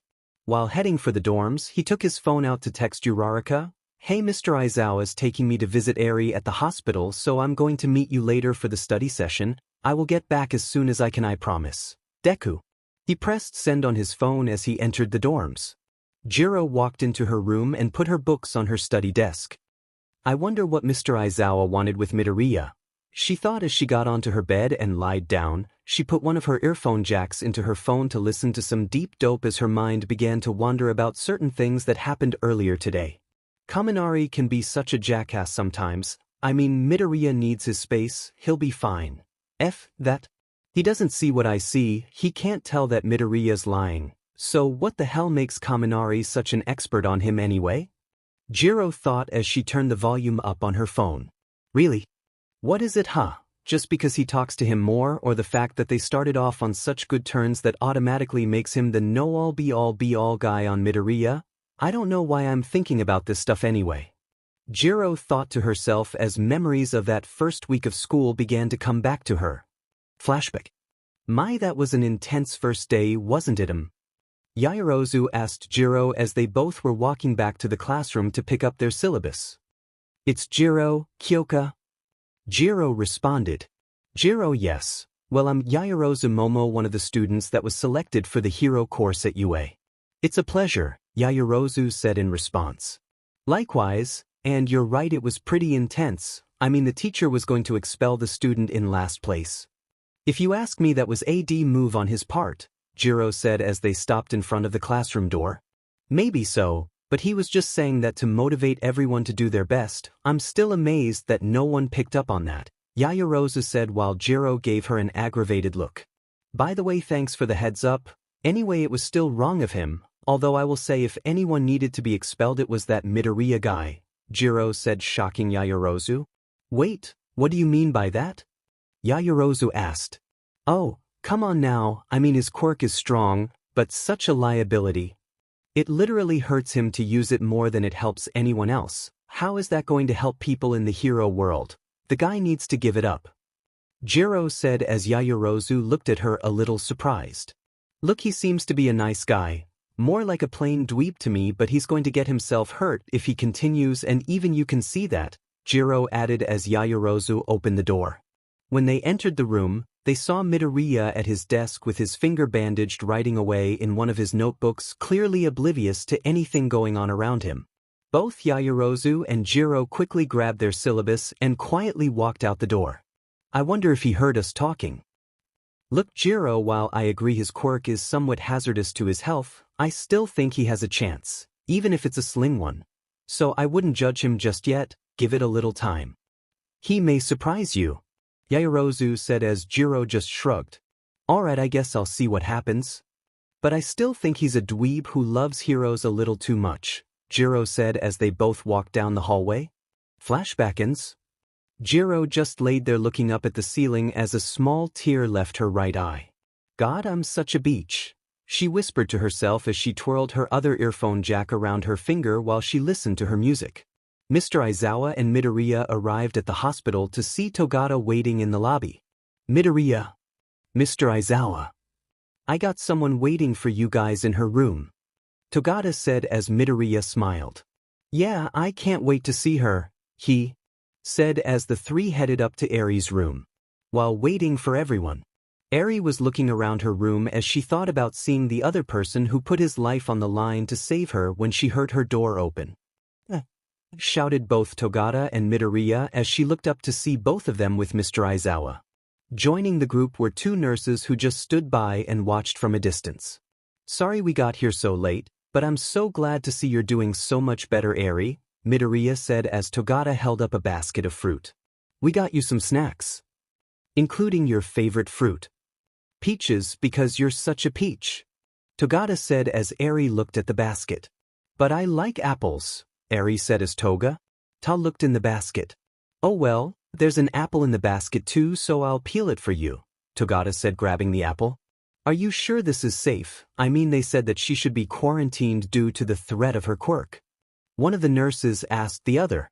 No, the doctor said that as long as the horn on her head remains small, she wouldn't be dangerous to herself or others, the other nurse replied. Back in the room, Eri grabbed a piece of the apple that Togata peeled and looked at Midoriya. This whole time, even when I was sick, all I kept thinking about was how you helped me. That saved me, but I don't even know your name. I mean, I know Lemillion, but that's it, so who are you? Eri asked, still holding the piece of apple. I'm Midoriya Izuku, my hero's name is Deku.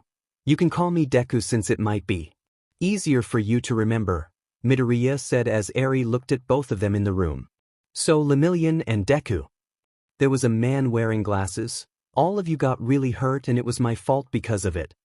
It's all my fault for all the terrible things that happened and I'm so sorry for it, Eri said with tears appearing in her eyes, looking at Togata as she continued.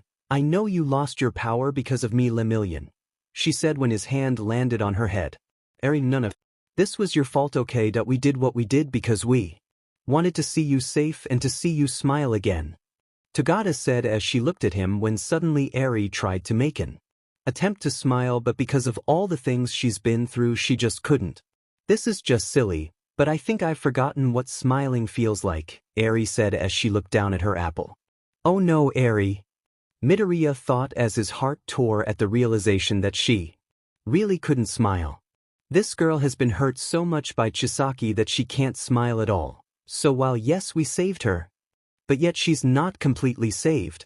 Not yet anyway. Come on, think. What else could I do to help her? I got it. Midoriya thought, jumping to his feet and went over to Mr. Aizawa. Mr. Aizawa, do you think Eri could leave the hospital for just one day, I mean? Midoriya asked. It's not totally out of the question. Actually, we were thinking. Mr. Aizawa said when Midoriya cut him off. I have an idea, to bring her spirits up, he said, getting Aizawa's attention. Oh, and what would that be? He asked. Should come to the culture festival. Midoriya replied as Togata's eyes lit up. What's a festival? Eri asked.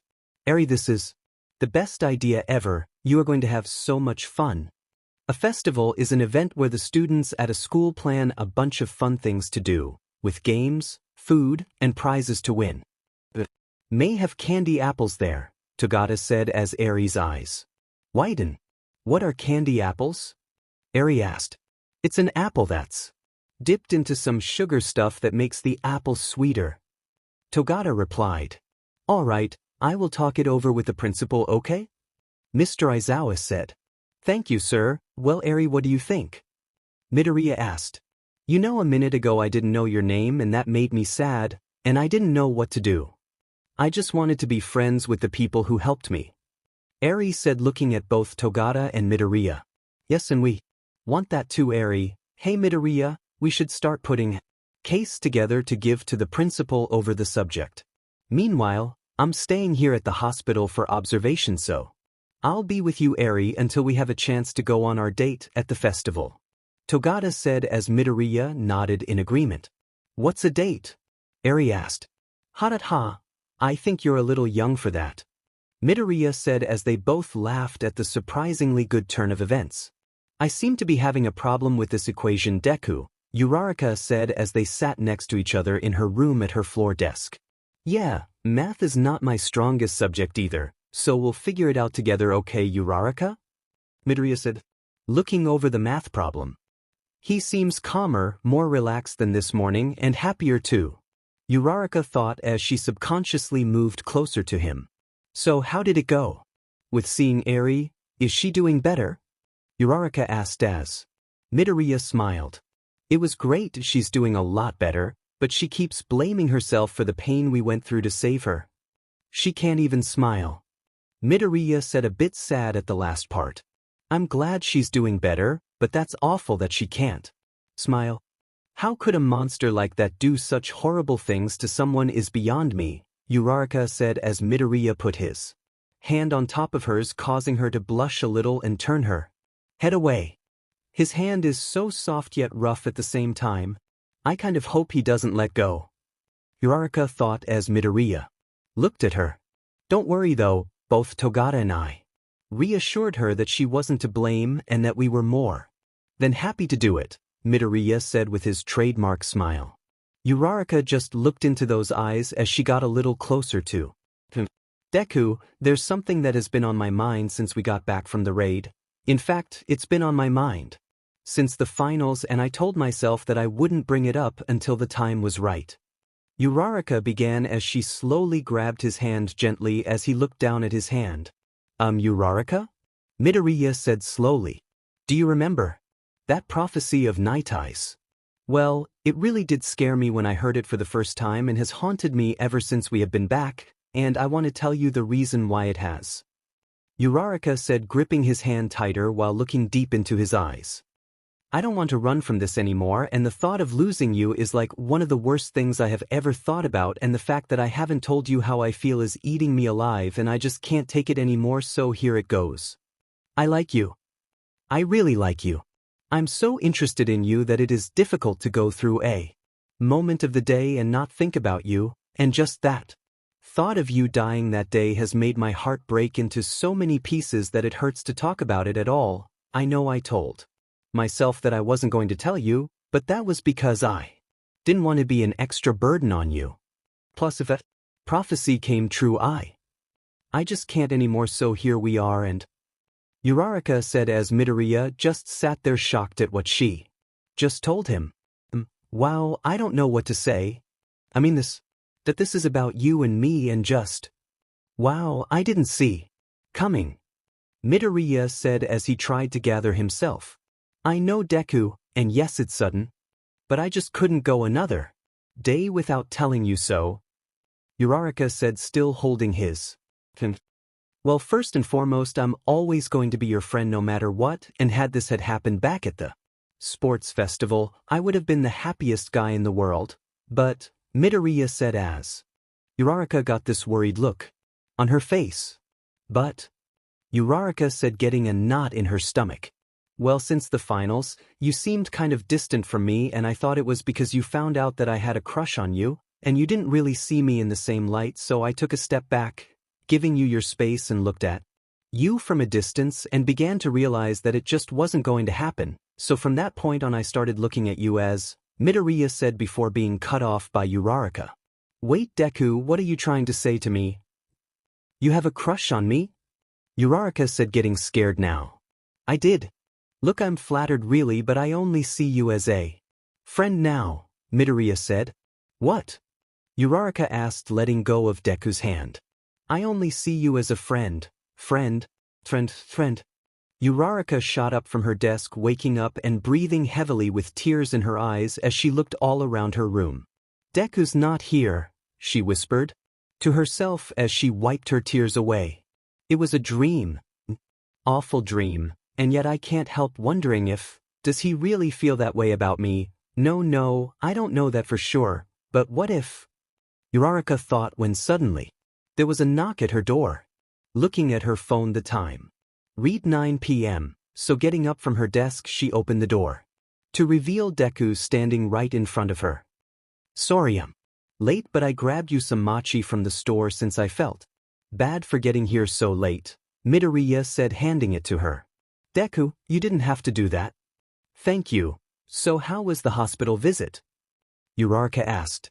Eri's doing a lot better now, and her horn has gone down to where it's now just a bump, but she's still having problems emotionally, Midoriya said with a sad look in his eyes. Oh, that's awful. Deku, she's been through so much, Uraraka said when Midoriya looked at her with a smile on his face. It's going to be okay. We came up with the idea for Eri to come to the culture festival to help her overcome the bad emotions she's having. Mr. Aizawa is asking the principal for permission first, but I'm hoping he'll say yes to it, Deku said as Uraraka suddenly jumped into his arms and hugged him with joy. Deku, that's a wonderful idea, and I know she's going to have so much fun, she said as Deku smiled. I hope so too, he replied as he broke the hug. Well, should we get started? Curfew's in an hour, so let's cram as much as we can, Uraraka, Deku said.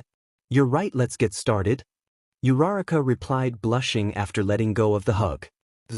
Both sat next to each other. Uraraka kept glancing at Deku while they were both studying when Midoriya caught her in. Uraraka, are you okay? Is something on your mind? Deku asked.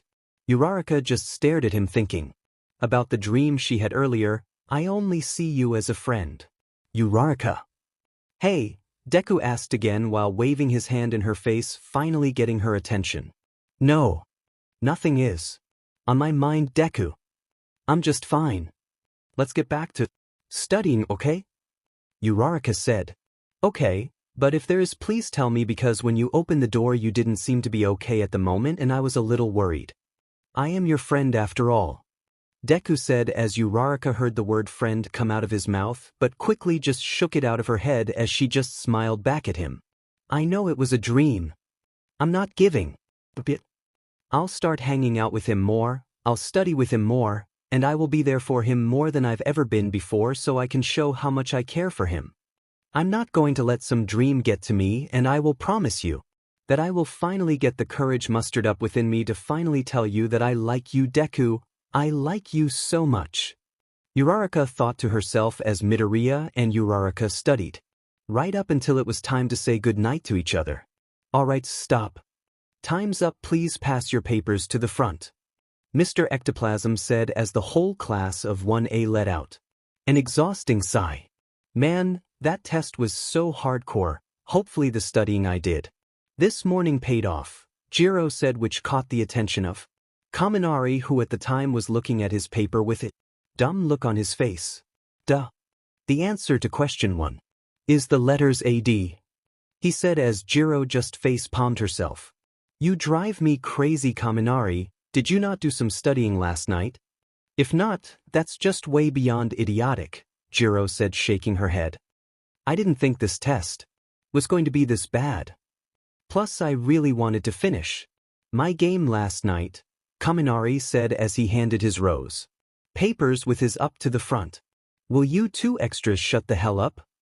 You two are beaching about a test that was a cakewalk. Hell, I could have aced that test without looking over a single problem, so quiet your whining ears, and Taser Boy, if you would. Study for once, you may learn something. But for a moron like you, that's asking too much, isn't it? Bakugo said as Jirou gave him an angry look. Okay, first of all, you poor excuse for a time bomb, I don't whine about sheet. And second, this conversation had nothing to do with your temperamental, but so the way I see it, you can go blow yourself, you if any. Jirou said as Kaminari just nodded his head. Yeah. What she said? He said to Bakugo. TSK. Screw you both, Bakugo replied, as he looked towards the front of the room.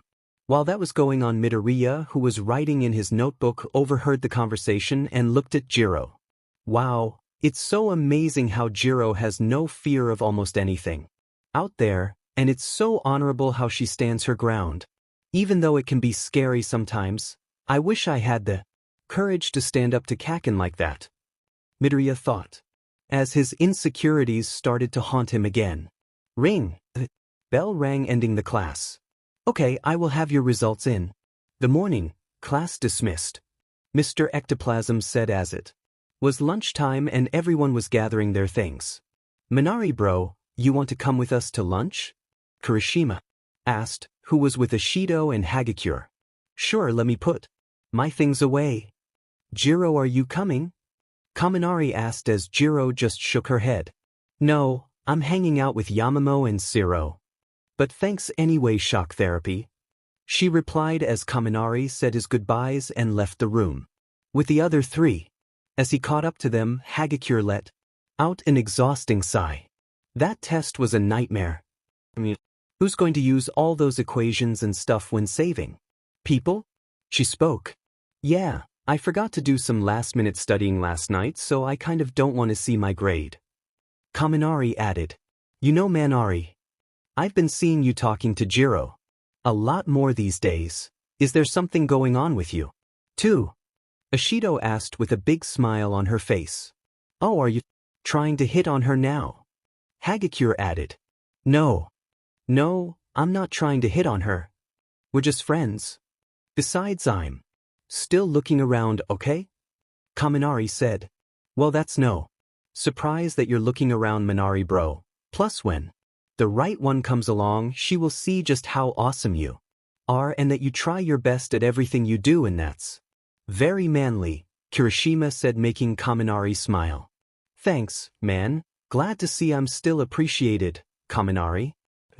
Well, of course you are, Kaminari. We all appreciate you. Anyway, speaking about romance, did you guys see Uraraka today? Hagakure asked everyone. Oh man, are we really talking about this? Can't we just talk about something else? Kirishima asked, shaking his head. Come on, Kiri, it's not that bad. Yes, Toroi did. And boy, did she look depressed. Why can't she just tell him how she feels?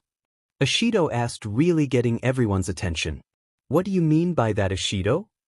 Kaminari asked as she just rolled her eyes at him. Oh, come on, Manari. You know what I mean, and I think I speak for everyone when I say that Achiko likes Midoriya, Ashido said. Yeah, she's not hiding it very well. What's her deal? Hagakure added as Kirishima just shook his head. Oh. Guys, come on, we don't know that for sure. Plus, it's not our business, so we should just leave it alone, he said as Ashido pouted. But I think they would be so cute together. Plus, I did predict them both to get together and I hate being wrong about these things. Kiri, our class doesn't have any romance going on and I believe it's in a way our duty and right to give them both a little push. Ashido replied. I don't know, guys. I kinda agree with Kirishima here. Plus, how do we know Midoriya likes her back? Kaminari asked, surprising Ashido. Oh, come on. I've seen him gloss her way a lot times in the past. Ashido said. Plus, Midoriya has never hidden it very well either. So in my expert opinion, I believe the feelings are mutual, Hagakure said, adding her 2 cents. Guys, let's just leave it alone, okay? Kirishima pleaded with them as Ashido playfully slapped his shoulder. If we do that, then they will always be in the same spot, doing nothing, and we just can't have that. Ashido said. I agree. We can't stand by and do nothing, Hagakure added. As Kaminari looked at both of them. Why is everyone in such an uproar about Midoriya anyways? Look, I get that he just got back from a hard-fought battle. But it's like every girl I come across is so worried about him or what he does with his life lately. I mean, what's the big freaking deal? He said in a kind of irritating tone. What's this? Manari, are you a little jealous of Midori? Ashido asked with a sly-like smile. What? No, I'm not jealous of him. It's just Kaminari said when a hand landed on his shoulder. Minari bro, you said that he just got out of that raid, and you're right, we did, and it was very tough on all of us. But mostly on him, so I can see everyone being kind of worried about all of our well-being. They're our friends after all. Kirishima said as Kaminari suddenly felt guilty. Oh gosh. You're right, dude. I'm so sorry, guys, I didn't mean anything by it. I feel terrible now. Kaminari apologized. It's cool, man, Kirishima replied. Who else has been really worried about Midoriya besides us and Achiko? Hagakure asked, catching Kaminari off guard. What? Oh well, Jirou has been worried about him ever since he's been back from the raid. She thinks he's dealing with some emotional issues and trying to hide it from everyone else, Kaminari said as both Hagakure and Ashido looked at each other while Kirishima just closed his eyes and shook his head. Wait, who has been worried about Midori again? Ashido asked, even though she heard him the first time. I said Jirou has been worried about him since the raid, he repeated.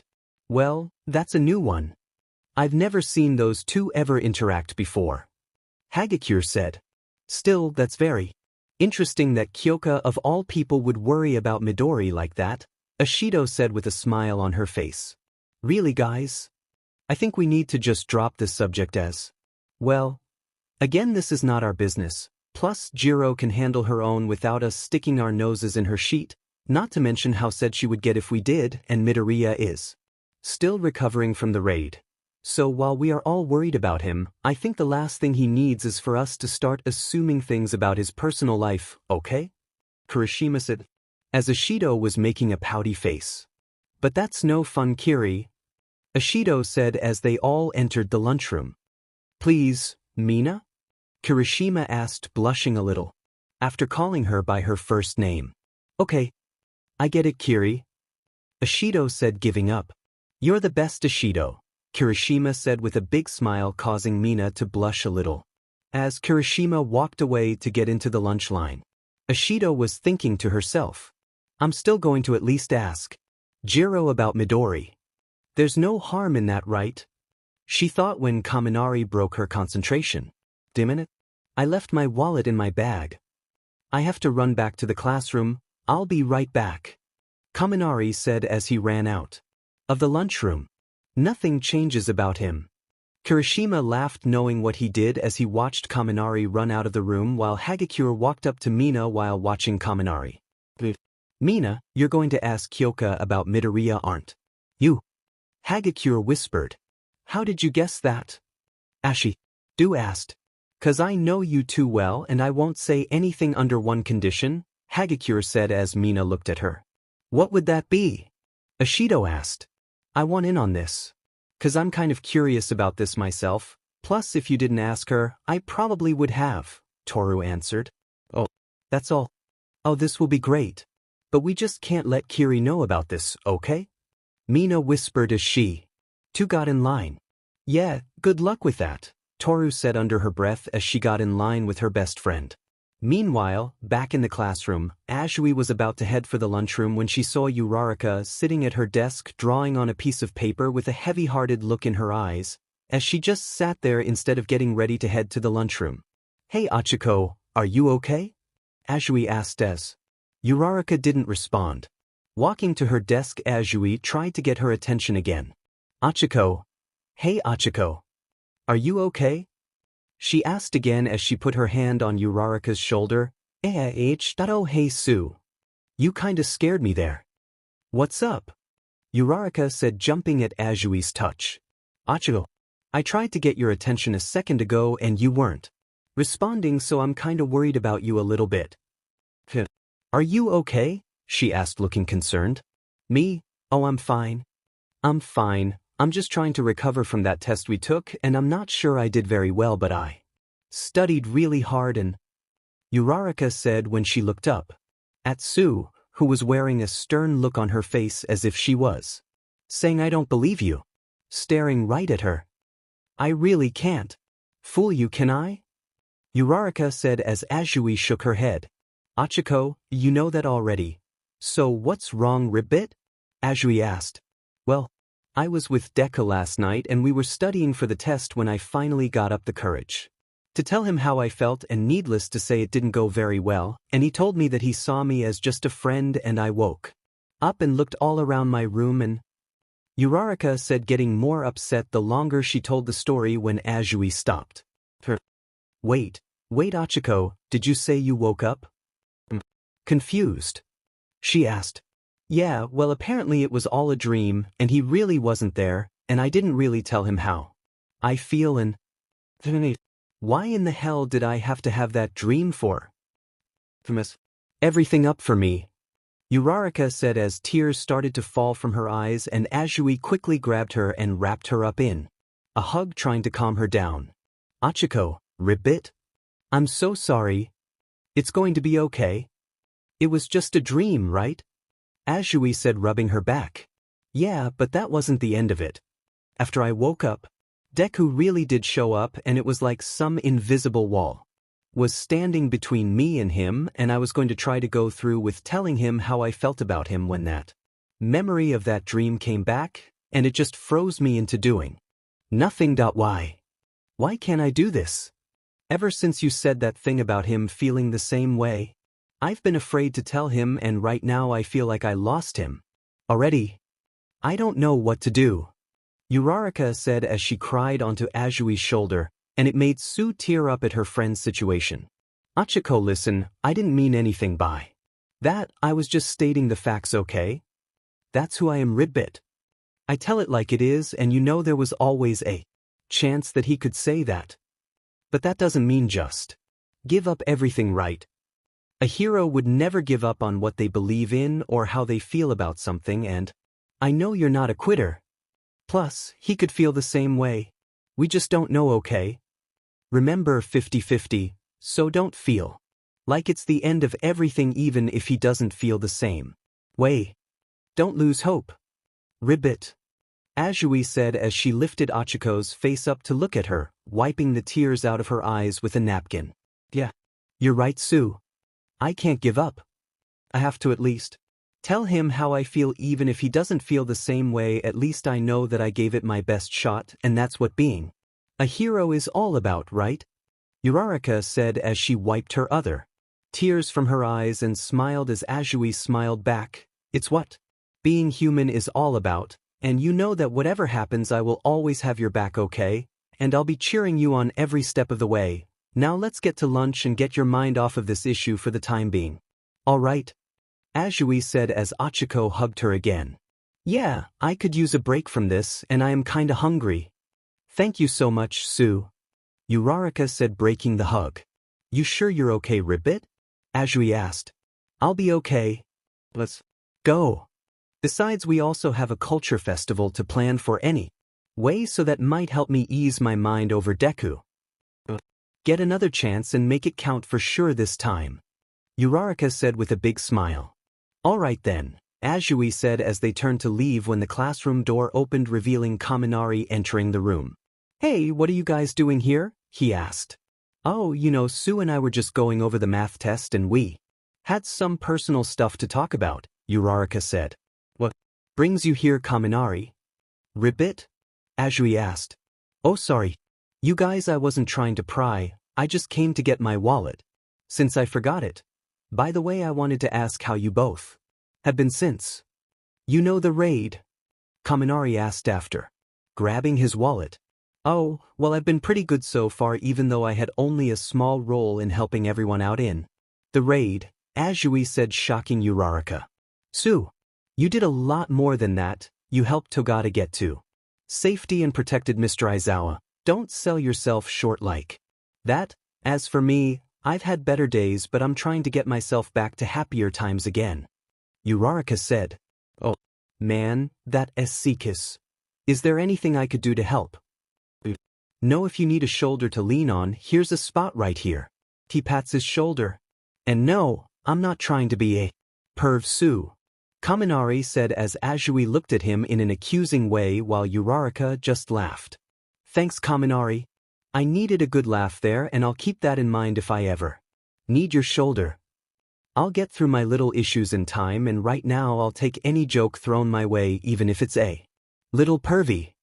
Uraraka said with a smile. Ribbit. Let's get to the lunchroom. I'm hungry and we don't have that much time left, Azui said as the three left the classroom. So have you two had any good ideas for the culture festival? Kaminari asked as Uraraka and Azui looked at each other.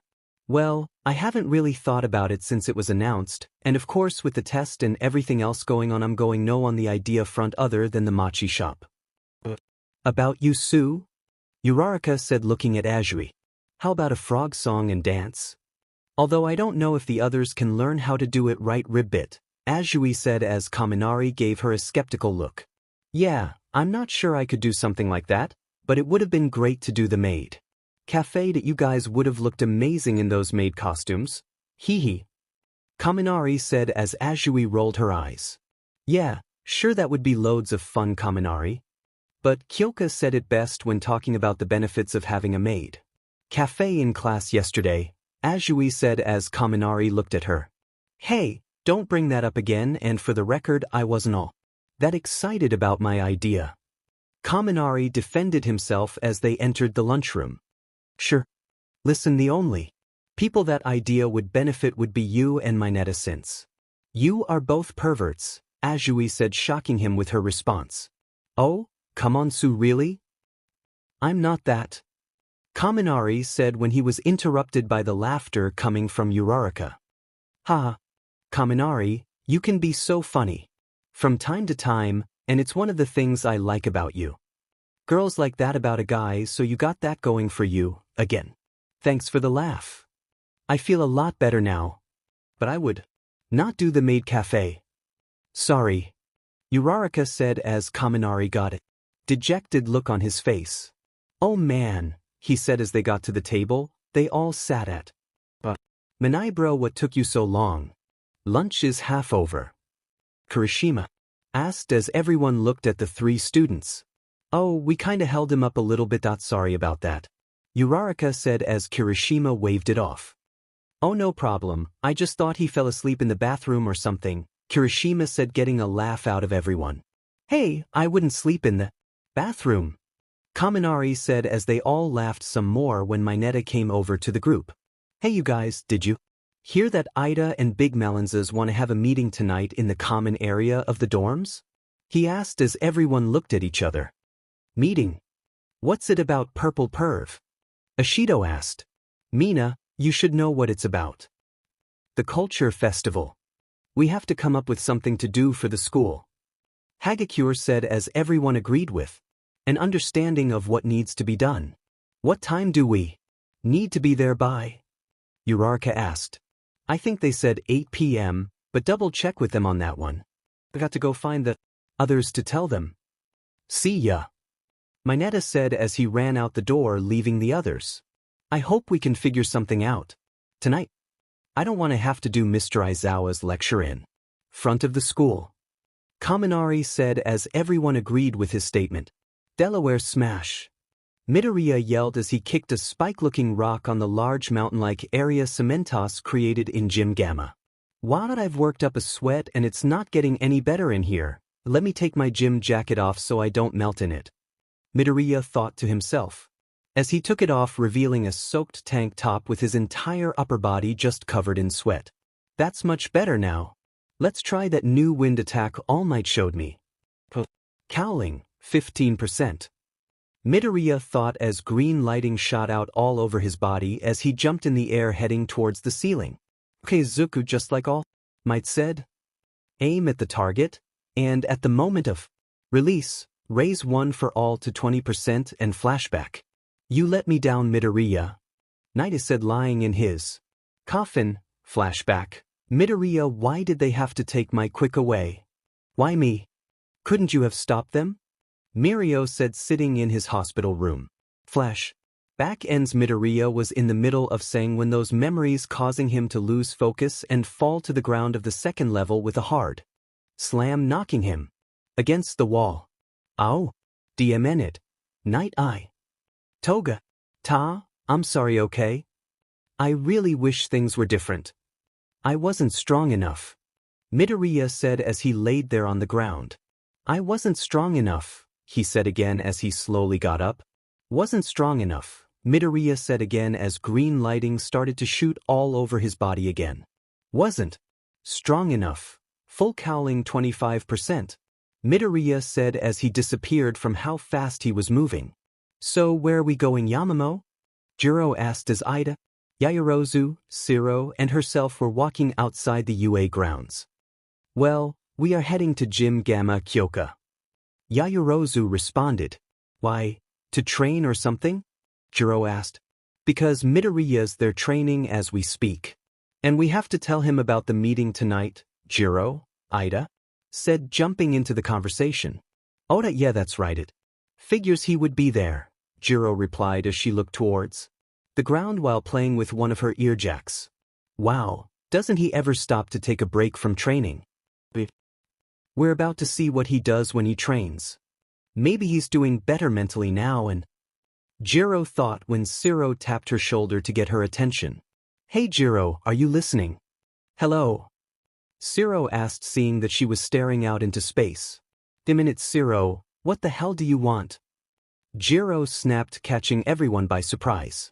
Jirou, that language is uncalled for and is not appropriate for UA standards, Ida said as Jirou got herself together. Oh man, I'm sorry Shiro, I didn't mean it like that, I was just in deep thought, that's all. My bad everyone, Jirou said as Shiro just brushed it off. It's cool. But you must have been thinking about something good. Is there a guy on your mind? Shiro asked with a big smile on his face. What?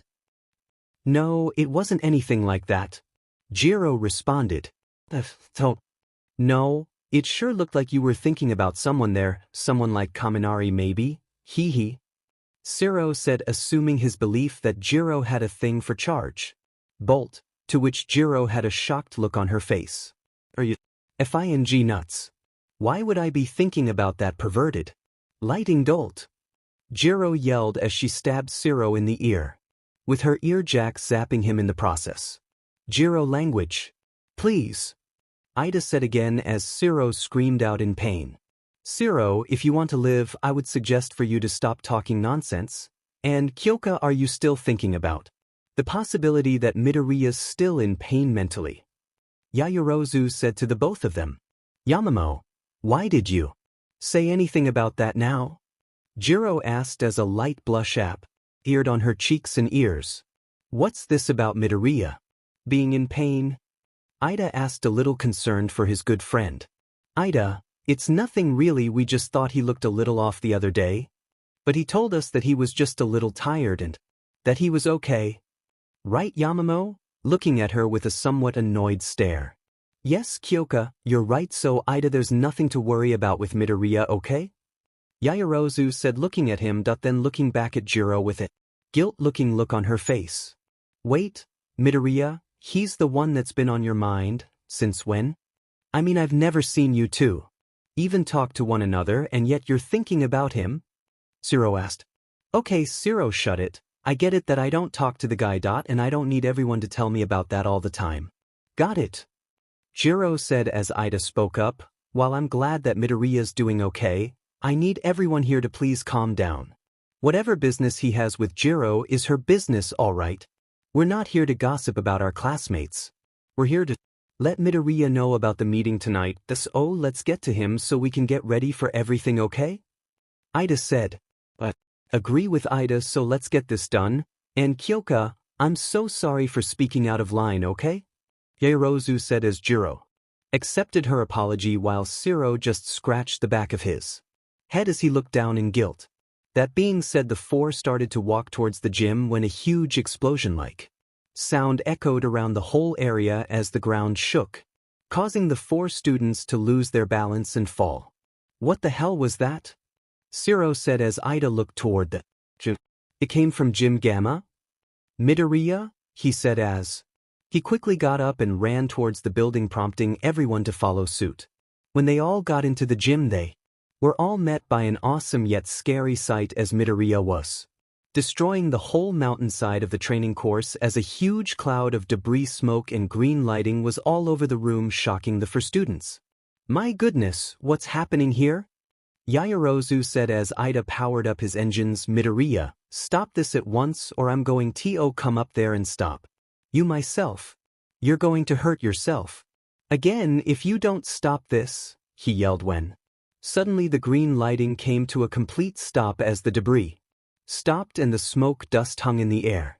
The four students waited for the smoke to clear as the last piece of debris fell, and when it finally cleared, they were all shocked by what they saw as Midoriya just stood on a small rock formation in front of the side of the mountain. He destroyed, completely covered in small pieces of debris and having cuts and bruises all over his upper body while blood was dripping off his fists. And he was breathing heavily as his face was covered by his messy green hair. My God, Midoriya, Ida said as he ran over to the stone pillar towards his good friend when Midoriya raised his hand out in a stop motion, prompting Ida to stop nearby. Ida, please, I know this doesn't look good, but trust me on this. That I will be okay. I was just working through some things, and I was trying a new attack out and things got out of hand. I'm alright, really. Midoriya lied as he lowered his hand. Be that as it may, you still need to go to the infirmary. What kind of attack was that caused you to do all this? Ida asked as the other three made it to where Ida was.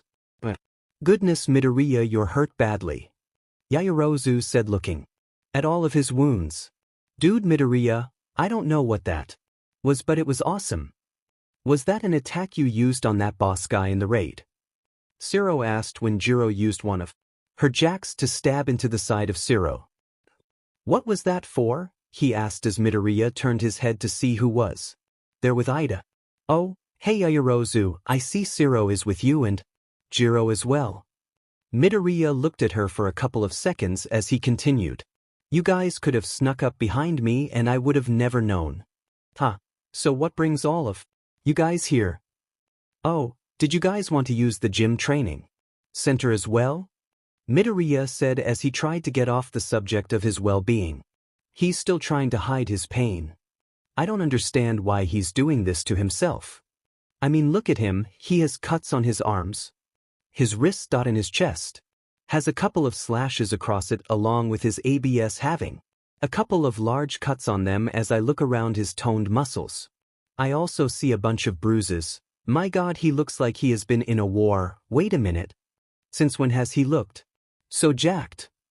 I mean, look at all those muscles. Those broad shoulders. And that's got to be one of the best six-packs I've ever seen. I mean, I know I've seen him shirtless before, but seeing it this close, that is one CC-looking nerd. Wait, what am I thinking? The dude is literally bleeding from his hands and I'm checking out his body? I'm such an idiot. Jirou thought as Ida spoke to Midoriya again. Midoriya, let's get you to recovery girl and we will tell you on the way why we came to see you, okay? Those cuts need attending too, Ida said as Midoriya suddenly collapsed onto the ground. Midoriya! The four screamed as they ran to the unconscious one for all user. Smooch! Recovery girl said as she completed her treatment on Midoriya while the four students who brought him here watched on as Midoriya began to wake up. Omen, what happened? This isn't Gym Gamma, he said when suddenly he got whacked in the head with recovery girl's cane. Ouch! Midoriya cried out as he looked right at the old woman. Don't you, ouch me young man, you overdid it. Again, didn't you? Don't you ever learn, she yelled as Midoriya quickly shielded himself from a possible second blow as the four other students backed away a little from the angry old woman. I'm sorry, recovery girl, I was trying a new attack and I went a little too far with it. Midoriya said as the old woman just shook her head. You always go too far with everything you do. Have you no restraint? Oh, why do I bother? Anyway, I have another student to attend to, so you should be good as new in 2 hours. Thank goodness it wasn't as bad as the other times. I tell you kids today, recovery girl said, as she walked away leaving the 5 students alone in the Wow, Midoriya, is she always like that with you? Zero said as Midoriya laughed a little at the question. Actually, she can be worse at times. One of these days, she not going to heal my injuries. Instead, she just going to beat the CRP out of me with her cane for coming here. So much, Midoriya replied. So are you feeling better now? Midoriya? Ida asked. Yeah, Ida, I am. Thanks you guys for bringing me here. That I don't know what I would have done without all of you. I was just so stupid for using such a powerful attack without understanding the ramifications of how much power it took to control it. Midoriya said, yeah, but it almost seemed like you were angry or something while you were destroying the side of that mountain. Yaoyorozu said, when Midoriya cut her off in mid-sentence. Yaoyorozu, I'm alright. I just lost control of my quirk, okay?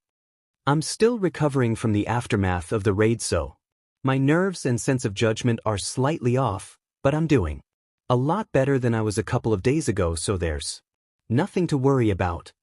I appreciate the concern though, thank you. Midoriya said as Jirou looked away from him. I don't. F-I-N-G get it? Why is he still lying to us like this? Is he afraid of something? Does he not want our help? Is it that he doesn't want to burden us with his problems?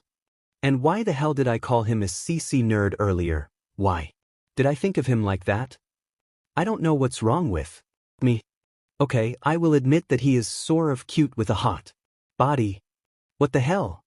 God, get it together, girl. I don't know what this sheet is going on with me, but a part of me really wants to help him with this pain he's dealing with. Maybe I just need to lie down for a little bit before tonight. Jirou thought as her face turned a little red. She quickly moved behind Yaoyorozu to hide from everyone, especially that cute dweeb lying in bed. Well, Midoriya, the reason we came to see was to let you know there is a class meeting in the common area of the dorms to discuss what we are going to do for the culture festival, Ida said as Midoriya's eyes began to light up in excitement. Oh really? Do you guys have some ideas on what we are doing as a class? Midoriya asked. Well, at the moment no, but hopefully we will all agree on something, especially since we have to have a choice made by tomorrow. Be there at 8 p.m. Okay, Midoriya? Yaoyorozu. Well, we better let Midoriya rest now that we told him. Plus, we have to get the common area ready for tonight. Yaoyorozu. Ida said. Oh man, I have to get back and water my plants. I mean do my homework. Yeah. Zero said. I agree. We still need to get dinner ready, and I have to put on a pot of tea for everyone. Midoriya, I hope you feel better and try not to push yourself too hard. Not just for me but for everyone's sake, please. See you tonight. Yaoyorozu said as she followed Ida towards the door. Get well, Midoriya, I'll see you tonight, man, Zero said, following suit to stand next to Ida at the doorway. Zero, I didn't know you were into gardening. That's very commendable of you, Ida said, catching Zero by surprise by the compliment. Gardening. Oh yeah, gardening, Zero replied, leaving Jirou there looking at the man who has lately been consuming her mind the past week and a half. Midoriya looked at her, and for a brief moment his cheeks had a hint of red on them while she looked at him, with her face starting to glow red again by the minute. Well, Midoriya, okay, Jirou said as she quickly turned and walked really fast out the door. Thanks, guys. Hey Yaoyorozu, is Jirou okay? Midoriya asked as Ida and Zero followed Jirou out the door, leaving the creation user with Midoriya. Kyoka has been going through some small issues the past few days, but then she's doing just fine. Goodbye, Midoriya, Yaoyorozu said as she too walked out of the infirmary. Trusting her words, Midoriya just looked up at the ceiling as he thought about that look on Jirou's face. I really hope she's okay. That's someone I never want to see unhappy, Midoriya thought as he closed his eyes to take a little nap. When the door to the infirmary opened and Todoroki stepped in. Recovery girl. Recovery girl. Hello, is anyone in here? He called out when a familiar voice answered him. Recovery girl is helping another student, Todoroki. It's just me in here, Midoriya said as Todoroki quickly came towards him. Midoriya, what are you doing here? How did you hurt yourself this time? He asked as Midoriya looked away from him in embarrassment. I tried a new attack and I didn't think to calculate how much power it would take to control it, and I went over my limit again. Hee, Midoriya said while Todoroki just shook his head as he sat down next to his bedside. You know that isn't like you. Most of the time you're planning your attacks and strategies before you execute them, and I know that since you've been back you haven't been yourself. I would have talked to you sooner, but I had to get my license since I failed the first time in getting them. Plus I didn't how to approach you with this, but since I'm here with you now I'm going to confront you with this, and I'm asking you as your good friend. What's going on with you? Really? Todoroki asked as he looked into Midoriya's eyes, wanting the true answer from him. Todoroki, I don't want to burden you with my problems. I don't want to burden anyone in class with my problems, but you're a really good friend to me and I know that I can't lie to you, so yes, I am dealing with some issues that pertain to the raid of which I can't say what they are because, again, I don't want my troubles on your shoulders. But want you to know that I'm making some progress in resolving these issues, so I do appreciate all of your concerns, plus everyone else's. But let me handle this, okay? Midoriya said as Todoroki just looked at him and nodded his head in acknowledgement. I understand, Midoriya, but you know I don't mind listening to your problems, especially if I have a way to help my best friend out with his issues. So if you're still having problems and need someone to talk to, know my door's always open, okay, Midoriya? Todoroki said as his friend just smiled. The angst, Todoroki, I will definitely keep that in mind, Midoriya said as Todoroki stood up from his seat. Well, I better get back to the dorms. Are you coming to the meeting tonight, or do you have to stay here all night to recover? Todoroki asked as he began to walk towards the door. Oh no, I only have to be here another hour and I'm free to go back to the dorms, so I'll be there tonight. By the way, why did you come to the infirmary in the first place? Midoriya asked as Todoroki had a shocked look on his face. No, I forgot about the band-aids, Todoroki said as Midoriya laughed a little at that response. Band-aids? He said as Todoroki explained. Aoyama cut himself in the kitchen and needed a band-aid, but we were all out and I didn't know where Yaoyorozu was, so I came here to get some from the old woman when I found you here. Aoyama's not going to be happy with me, Todoroki said as Midoriya laughed. That's hilarious, Todoroki. You would forget about something like that, huh? Well, you better get over there fast, I think.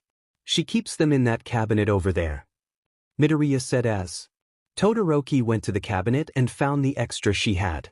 Okay, got them. I'll see you over there Midoriya, Todoroki said as he got ready to walk out the door. Okay, Todoroki. I'll see you over there at 8. Oh, and I'm pretty sure Aoya Ma found Yaoyorozu by now, so he may or may not need one. But it's good that you grab us some more, Midoriya said with a smile. Yeah, you're probably right.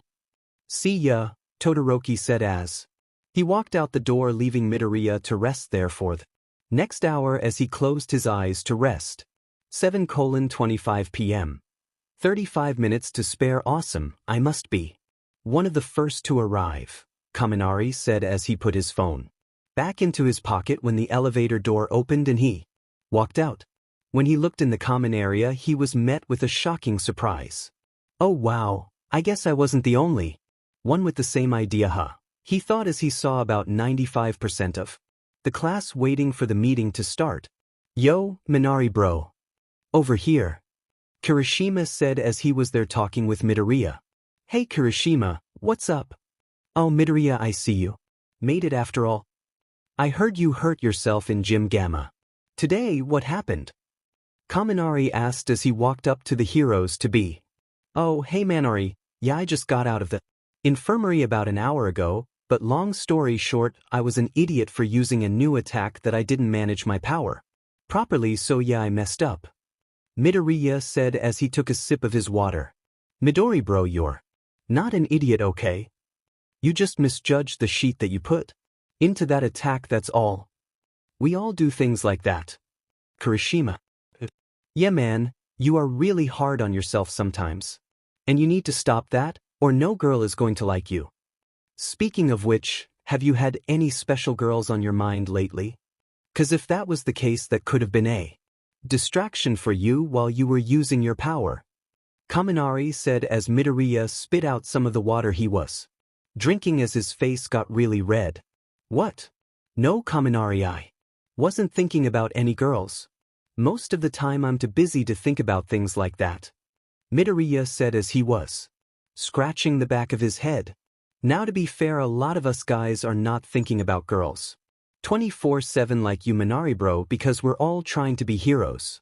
Dude, and that takes up a lot of our thinking process. I still think it was just a miscalculation on Midori bro's part, Kirishima said as Midoriya nodded his head in agreement. Oh come on guys. That's one of the best things about being a teenage guy. Chicks. Look, I get we're here to learn how to become heroes, but neither one of you can look me dead in the eye and say I didn't think about any of the girls in any way since we got here. Am I right?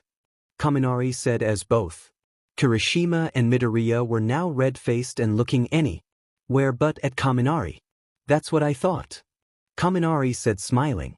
Hey, I was wondering if you guys had any new ideas for the culture festival, Midoriya asked, trying to change the subject. No, not really. I mean, a part of me is still against even having it on account of what's been happening out there the past few weeks, but I do know that I don't want to have a DMN lecture in front of our schoolmates, that's for sure. Kirishima said. Yeah, I haven't had any new ideas, although I still think that Maid Cafe was a good idea. But none of the girls like the thought. I don't know why, Kaminari said, as both Midoriya and Kirishima gave him an annoyed look.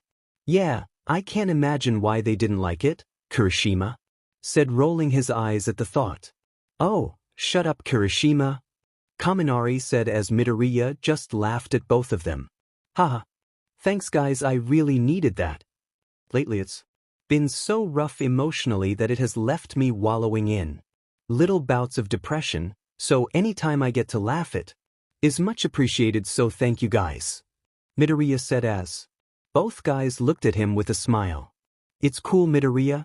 We all understand what you went through, so we're happy to do all we can to help make you happy, dude. Say I'm thirsty, so I'm heading for the kitchen to get something to drink. Okay, Kaminari said as Midoriya finished his water. Oh, could I join you? I'm still thirsty myself, he asked as Kirishima, who also wanted something to drink, followed suit as the three went towards the kitchen. Meanwhile, over by the TV, Uraraka was watching the three guys talking while having her own conversation with Azui. Achiko. Hey Achiko. Hello.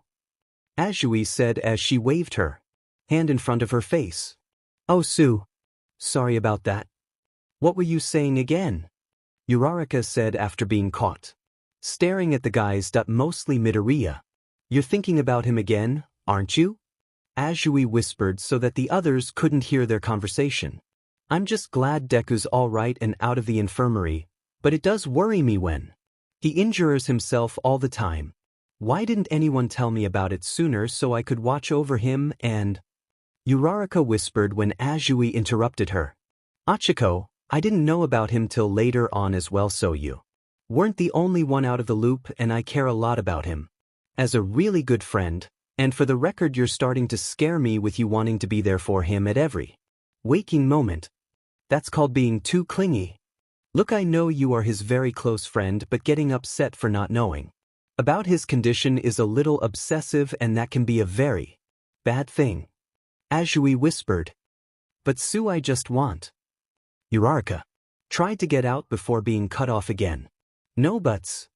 That's not how heroes act. That's how villains act, like that toga girl who tried to take our blood in the forest, and I know you don't want to end up like that, right? Azui whispered as Uraraka just sighed. Yeah, I guess you're right about that. I'm sorry, Tsu. Uraraka whispered as Azui smiled. Look, I know you feel about him okay. Just be careful about it. So when are you going to try again to tell him about your feelings? Ribbit. Azui whispered as Achiko just shook her head. But don't know yet? I mean, I haven't figured out a time when the two of us can be alone so I can tell him, and I'm not sure that I would do it with the way things are going, so tonight I just want to focus on this culture festival coming up. Knows, maybe I can find a moment with Deku and… Don't know, Tsu. Uraraka told her in a defeated tone. It's okay, Achiko, I understand, Ribbit. Maybe this festival is just what we need to take all of our minds off of the most daunting tasks that life throws at us. Have you thought of anything new since this afternoon? Azui asked as Uraraka just shook her head. Sorry, but I couldn't think of any ideas that the whole class would like. Maybe Deku has a couple of ideas. He's so smart when it comes to group activities. Uraraka said as her face suddenly turned bright red with the biggest smile Azui had ever seen on someone. You oughta just tell him now and get it over with, Azui said out loud to a shocked Uraraka. Tsu, not so loud please, he… Uraraka said as Azui just smiled, knowing that the conversation would stop being about Midoriya from this moment on. Well, it looks like the tea's almost ready, and the yakisoba is almost done. I hope Todoroki will like it. Yairose thought to herself as a blush appeared on her cheeks when a voice called out to her. Hey Yamamo, you need any help? Jirou said, scaring her. Oh Kyoko, it's just Jutsu. That would be nice since the meeting is going to start soon. Yaoyorozu said as she pointed to the stove where a pot of food was cooking. Could you check and see if the ramen is ready? Yaoyorozu asked her as Jirou went over to check. Yeah, it looks ready, Jirou said, turning the stove off. So how are you holding up? Yaoyorozu asked as Jirou took a deep breath. I feel a little better, but it esse's being so out of tune. Jirou replied, a little frustrated with herself. You know, he asked about you earlier. Yaoyorozu said as Jirou's eyes got wide as she looked at the creative user. Who did? Jirou squeaked out, pretending not to know who she was referring to as a light blush appeared on her cheeks. Oh, come now, you know who I'm talking about. Midoriya asked about you, Yaoyorozu said as Jirou suddenly grabbed both of her jacks and started tapping them together while she looked down at the ground. WW, what did he say? Jirou asked barely above a whisper. He asked if you were okay, and I told him that you were going through some small issues but that you would be just fine. He seemed happy with that answer, Yaoyorozu said, as Jirou looked up at her. Midoriya was worried about me. Why would he be worried about me when he was the one who was passed out from all those injuries? Jirou said as Yaoyorozu looked at her with a smile. Well, if I were him, I would have asked the same question about you after the way you left the infirmary. Is the whole Midoriya thing really getting to you that bad? Yaoyorozu asked as Jirou just turned her head, hiding her embarrassment. Yamamoto, I don't know what's going on with me and this issue with Midoriya. It's just every time I see him it's like he does everything he can to lie his way out of revealing his pain. And I'm so tired of seeing it because out of all of us that is the one person who doesn't need to hurt anymore with all he's been through.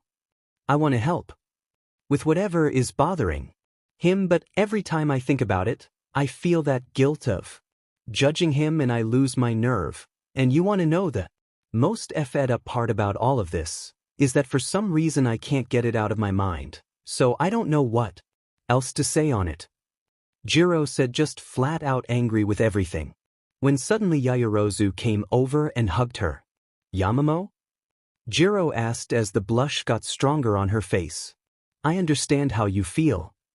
You're worried about a friend and you want to help them in the worst way, but Kyoka, for you to do that you have to let go of that guilt you have for yourself. Okay, so you judged Midoriya and he proved you and everyone else wrong. Fine. You may or may not know this, but you probably weren't the only one who said that he couldn't be a hero during that time, and yet you're the only one who's tearing themselves down over it.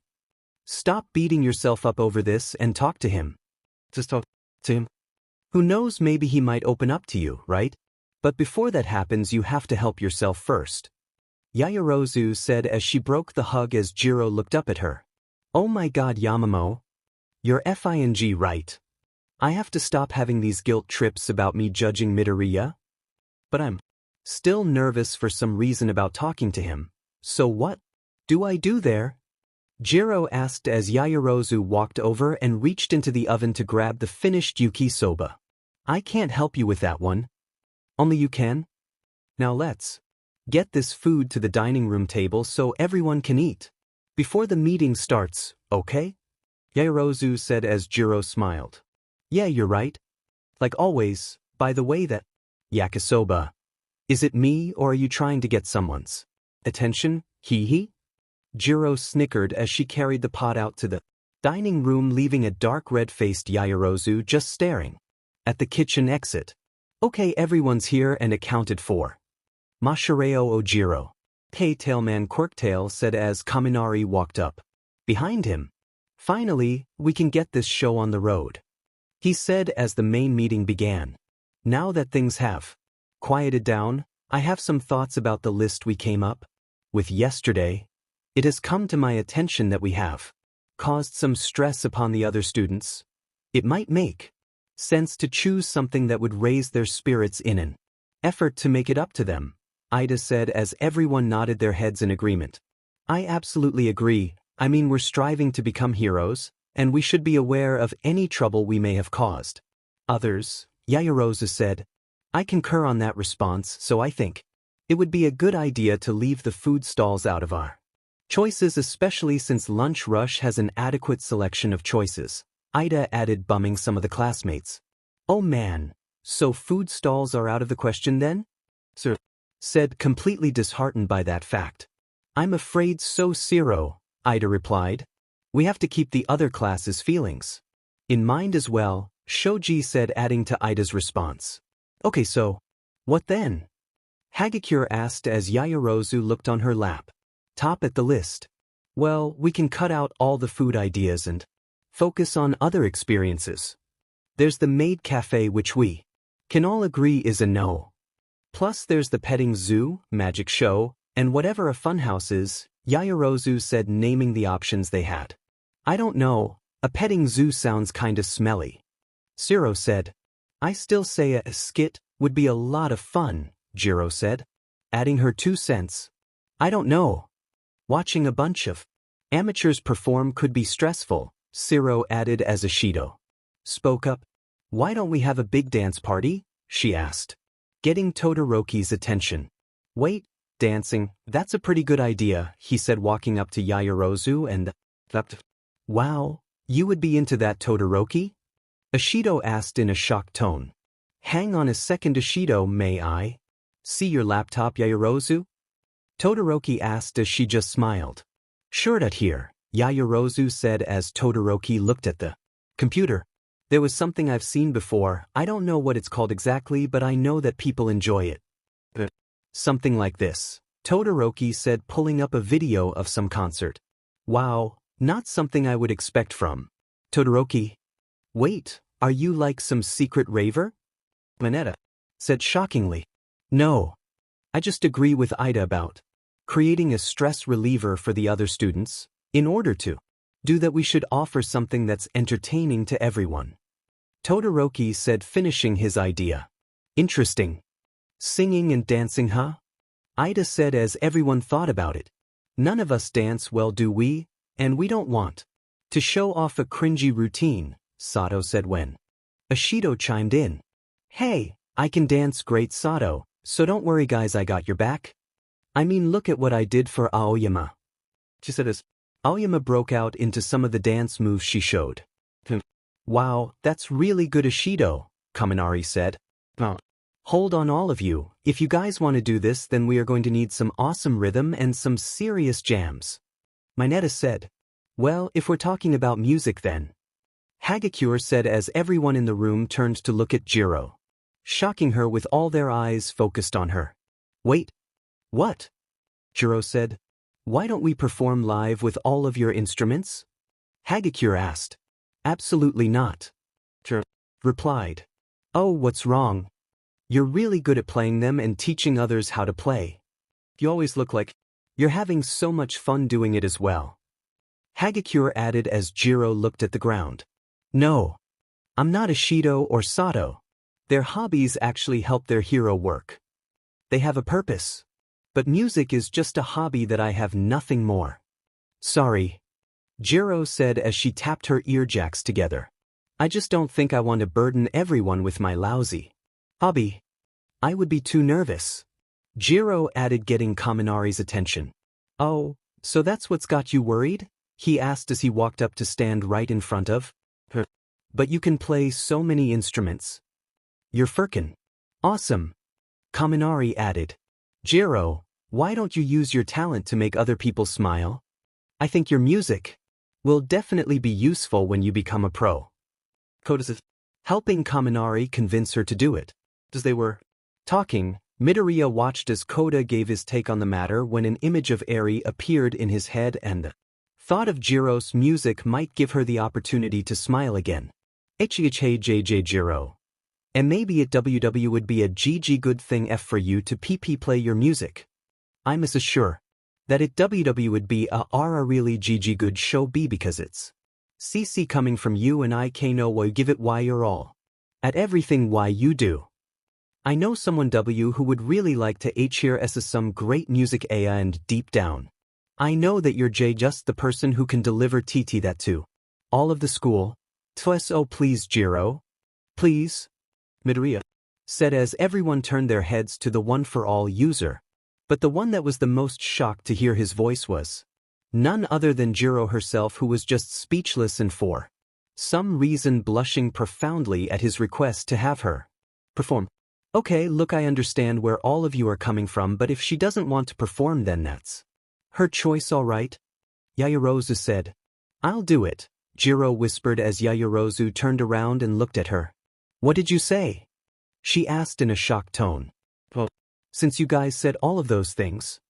If I didn't do it? Well, it wouldn't be rockin' now, would it? Jirou said as everyone cheered.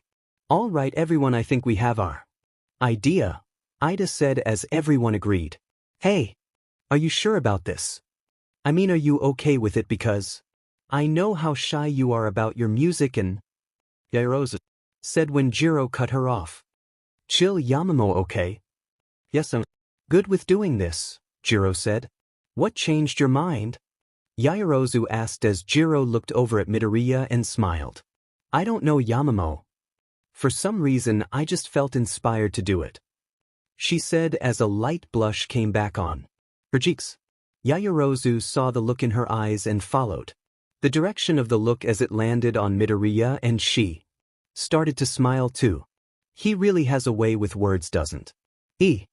Yaoyorozu said as Jirou quickly looked away. It Yamamoto, Jirou said as Yaoyorozu just laughed. I think I've had enough fun for one night, how about you? Yaoyorozu asked. I couldn't agree more, let's get out of here, Jirou said as both of them left the room for the night. While they were walking away, Midoriya was watching them leave, and a smile appeared on his face as he got his wish. Little did any of them know that someone else was watching them leave, and she had a very displeased look on her face. Hey everyone, first off, I want to thank everyone for taking the time to read my story. This is a first for me doing this, and I'm giving everything I got into this. I'm not very computer savvy, so if some of my sentence structure is a little off, I do apologize. To the ones who have asked me to use my story for manga or comic art purposes, I appreciate you guys for believing my story was good enough for such an idea, but I do want to finish it first before I commit to such a. I welcome any advice or reviews that you would like to post here. I would be very grateful for the ideas you may have, because I like reading all of the other stories on this site very much, and a lot of them have inspired me to try it out for myself, so I say thank you for that, and please keep reading. Enjoy. Chapter 5. The next day, the class revealed what they wanted to do for the festival. A concert, huh? Mr. Aizawa thought. Yes, sir. After careful deliberation, we came to the conclusion that indeed a concert was the best course of action for the class. Ida said as Aizawa raised an eyebrow. Oh, who's doing the band? Are you guys doing it? He asked. Yes, we will be, Mr. Aizawa. Kyoko will be heading up that department and is providing the equipment with her instruments, Yaoyorozu said as Aizawa looked over at Kyoko. Jirou, huh? Well, I approve this decision, but you have to start right away because the festival is in 4 weeks. So best of luck to all of you, and don't forget your assignments due Monday. Class dismissed, Mr. Aizawa said as he grabbed his sleeping bag and left. All right everyone, you heard him. We have to get things started right away, so everyone meets in the common area. In 30 minutes. So we can decide on the band members, the backstage crew, and the dance team, Ida said as everyone began getting their things together. Deku, isn't this going to be exciting? Uraraka asked as she walked up to his desk, followed by Ida. I wish we had more time to work everything out, but that's the hand we were dealt with. Are you feeling better today, Midoriya?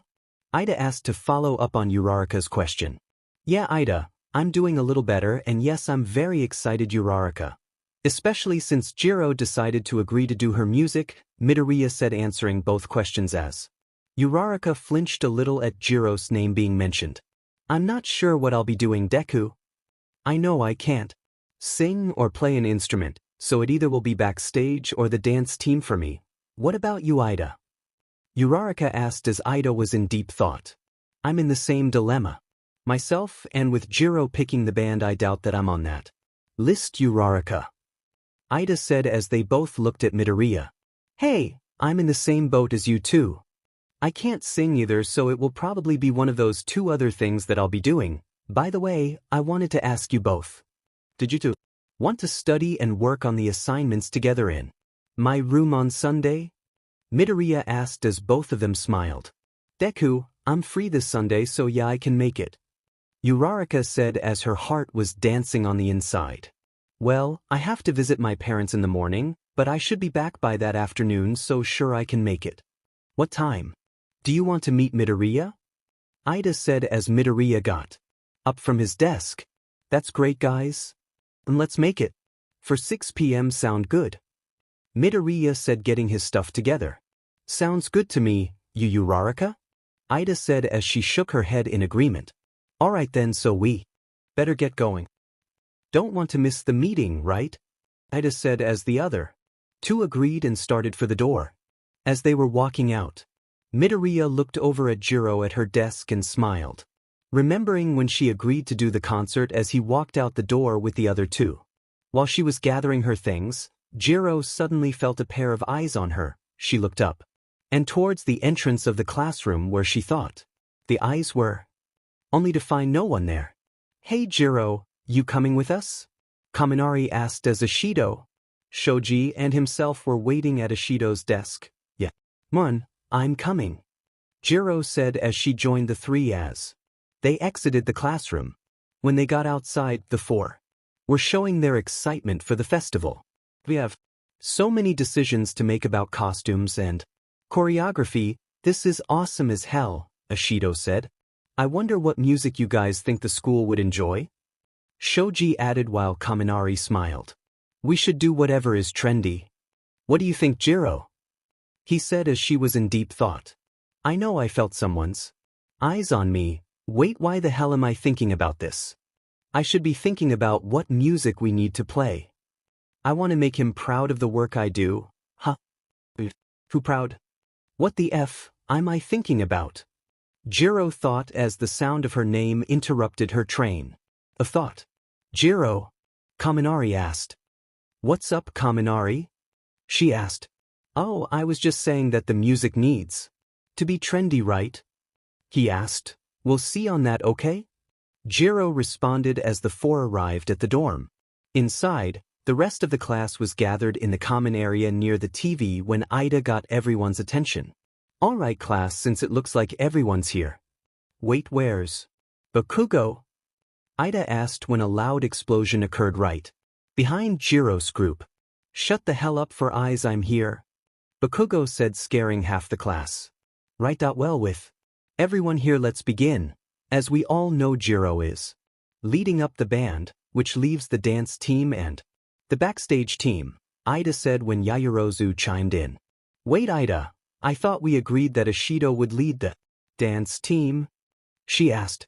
That's right, we did, so that just leaves the backstage crew then, Ida said as the rest began giving their opinion. Wait, shouldn't we pick out a song first? Hagakure asked.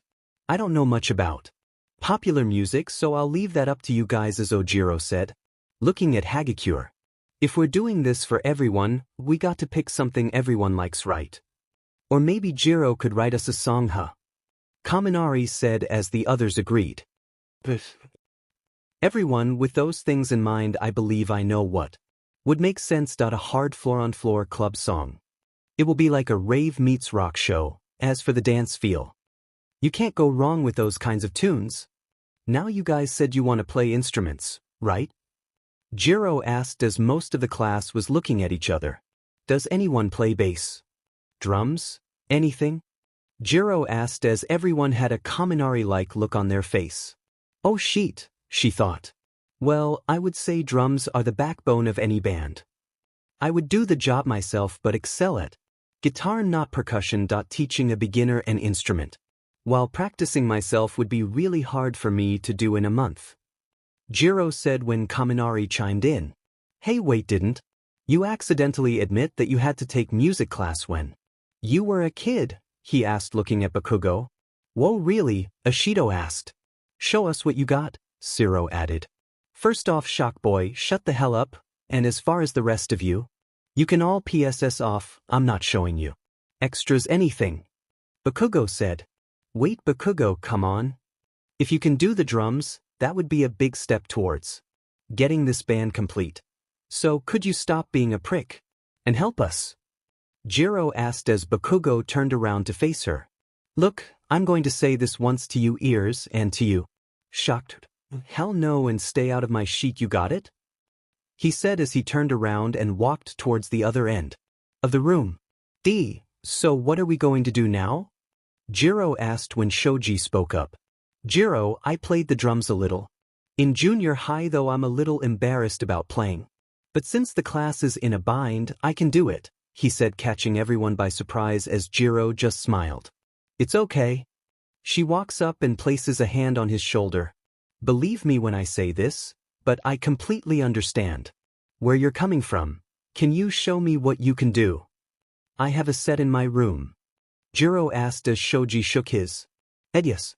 The whole class minus Bakugo went to her room, where Shoji got on the drum set and played for everyone. That was killer, Jirou said, shocked by how good Shoji was. Well, that settles it, Shoji's on the drums, Kaminari said as the rest of the class cheered. Hey, thanks, Shoji, you're going to do great. Okay, well, that's one band pieces set, so on to the next, Jirou said as everyone headed back to the common area. Isn't this great, Jirou? Hagakure asked. So far so good, and I just hope I do my best, Jirou said as an image of Midoriya suddenly appeared in her head, causing her face to blush a little as she quickly shook it out of her head. When they got back to the common area, Bakugo waited for them. Well, is he any good? He asked as everyone gave him an annoyed look. Well, since someone was such a chicken shit to do it, Shoji got up there and rocked the house down, so there, Hagakure said. Well, he better be, because I don't want our class to go on stage and look like a bunch of extras. So, if we do this, we all better kill it, and Invisible Girl. Bakugo said. Casey-chan, we will do our best. No matter what, Midoriya said as Bakugo turned his attention to him. Shut it, Deku, I don't need your 2 cents. For this sheet. Bakugo said as everyone now gave an angry look at Bakugo, especially Uraraka and Jirou. Baku bro, calm down man, I get this isn't your thing, but we all have to work together to make this happen, alright? Kirishima said as Bakugo just turned the other way and didn't respond. Hey Kyoka. I don't know if this will help, but I studied the piano when I was a little girl as part of my classical education course. If you would like, I can play in the band. Yaoyorozu asked as Jirou smiled at her best friend. Hell yeah, Momo will rock those keyboards. Ishido said, throwing in her support. That would be great. I mean, we do need someone on the keyboard, and you would be perfect for the gig. Jirou said. Oh man, I wanted all the girls for one big choreo number. But you still will look cute up there, Momo. Ishido. I will play the bass since it's my specialty, so that just leaves guitars and vocals. Jirou said as Ojiro came up to the group. Okay, so does this mean everyone else will be dancing? He asked. I can't help but think that we are forgetting something, Ida said as Kirishima came up behind Ida. We have to have special effects, you guys, he said, adding his 2 cents. That's right, the backstage crew, Ida added. Oh, what do you mean by special effects? Ojiro asked as Ishido came over to the laptop on the table. It's just what Kiri said. Let me show you. Ishido said as she typed on the laptop. See these sparklers and streamers, plus a big disco ball too. Fire everyone up, basically anything extra to live up the mood, Ishido said. We're doing this in the auditorium, right? Sato asked. Mr. Aizawa will probably make all the arrangements, Ida answered. Okay, so who's going to be in charge of the special effects? Sir. How about Bakugo and I head the crew, and Zero, and I don't know, he looks around the room. Hey Koda, you want to help us? Kirishima said, throwing his hat in the ring while Koda nodded his head in agreement. What the hell are you talking about, dumb hair? Bakugo yelled when Kirishima interrupted him. Baku bro, it's going to be cool, man. We may need your explosions for added effects. Plus you'll be working with me, dude, and you know I won't steer you wrong, Kirishima said as Bakugo turned away from him. Fine, let's get this sheet over with, he said as 4 positions have been filled for the backstage crew. Okay, so Kirishima, Bakugo, Koda, and Zero will work with the special effects, but won't you need more than 4 to get everything done, Ribbit? Azui asked as everyone looked at each other. Well, yeah, you're right on that, Sue. We will need at least 2 or 3 more to get the job done, so any volunteers? Kirishima asked the whole class. I'll help out, Todoroki said, raising his hand. I mean, I can't play an instrument, and I have no rhythm. Plus my ice can play a role in the effects as well. Todoroki added. Kirishima? Could I help on effects as well? Midoriya said as everyone turned to the one for all user. Midori. I wanted you on the dance team. Ishido complained. Yeah. Deku, I was hoping we could work on the dance floor together. Uraraka said. Well, maybe I could do both. I mean, I could mainly work backstage but help on the dance team if Ishido doesn't mind, but I'll warn you, I'm a tough teach when it comes to things like this, Midoriya said as Kirishima smiled. That would be awesome, Midori bro, he said as Ishido walked up to Midoriya. Yeah, I'm up to the challenge, but be prepared to work your butt off, Midori, Ishido said with a big smile. Well, that settles the backstage crew. Now for the rest of the band. Jirou, Ida said as everyone looked at her. Hey, who's going to be singing in the group? Azui asked out of the blue. Well, we haven't figured that part out yet, Jirou said, as she looked to the ground. Well, what about you, Kyoka? Shouldn't it be the band leader to do the vocals? Uraraka asked, putting her on the spot. Well, Jirou said nervously as she played with her jacks. Wait, great singers get all the chicks. I can do it. Mineta said. Can you imagine a singing disco ball? That could be me, Aoyama said, adding his name to the mix. Not to brag, but I can sing an awesome tune like baking an awesome cake. Sato said as the three auditioned for the role, with all three sounding horrible. In the process, I'm with Achiko, it has to be you, Kyoka. Hagakure said. I don't know if I'm all that good. Jirou said as Hagakure grabbed a mic. Please give it a try, she said as Jirou slowly grabbed it. Looking around the room, Jirou realized that there was no real way out of this and was about to protest, when her eyes landed on Midoriya, who was watching her in anticipation. Seeing this, she remembered the request he asked the other night as she took a deep breath. You know, everyone wants to sparkle like the stars in the night sky, in this wondrous place filled with all the dreams. I've been wishing for one brief look, one look into your soul. Jirou sang as she blew everyone away with her voice. Oh my god, that was absolutely breathtaking, Midoriya whispered under his breath as he stared at her in absolute amazement as the whole class erupted in one big cheer. My ears are so happy right now, Hagakure said as Ida chimed in. I believe it's unanimous on who's singing in this band, he said as Jirou turned red at everyone's praise. Well, let's set that aside for the moment. Now we need guitars. I'm thinking two should be good, she said as Kaminari shouted out. Oh, pick me, I can learn guitar, said as suddenly this appealing guitar solo came into the room, as Tokoyami was the one on the guitar. Oh, you can play, why didn't you say anything? Shoji asked. I put down the axe after I was bested by the F chord, Tokoyami said as he blew Jirou away. Oh yeah, you are definitely in my band, and as for you bolts for brains, I'll teach you how to play, but you have to keep up since we don't have a lot of time, okay? Can you do it? Sure, asked as Kaminari smiled. You can count on me, Jirou, he said as she smiled as she spoke to Ida. Class rep, the band is set, Jirou said as she looked over at Midoriya, who was with Uraraka and Todoroki. I wonder what he thought of my singing. Wait, why do I care about that for? Never mind, Jirou thought as Ishido went up to Mineta and asked him to be a part of the dance team. As 1 a.m. hit, everyone was gathered in the hall as Ida gave one final speech. Okay, everyone, here are the final positions for the Class 1A Culture Festival Concert. For the band we have Jirou, Kaminari, Yaoyorozu, Tokoyami, and Shoji. For the backstage group, we have Kirishima, Bakugo, Siro, Midoriya, Todoroki, and Koda. And finally the dance team led by Ishido, we have Aoyama, myself, Azui, Uraraka, Mineta, Ojiro, Hagakure, and Sato. Now that that's been said, everyone in agreement on the positions? Ida asked as everyone agreed. Alright then, we start first thing Monday afternoon. Meeting adjourned, he added as everyone went to bed for the night. Midoriya woke up from his first peaceful sleep since the raid and got dressed for his morning jog. I got to try to be quiet when I leave so I don't wake the others like last time, Midoriya thought as he walked outside the dorm to her appealing morning. As he was jogging around the whole school complex, his mind began to wander about his role in the culture festival.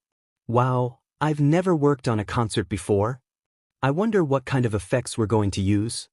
Well, besides Aoyama being a disco ball, this is going to be great. Not to mention I'm going to be dancing on stage thanks to Ishido.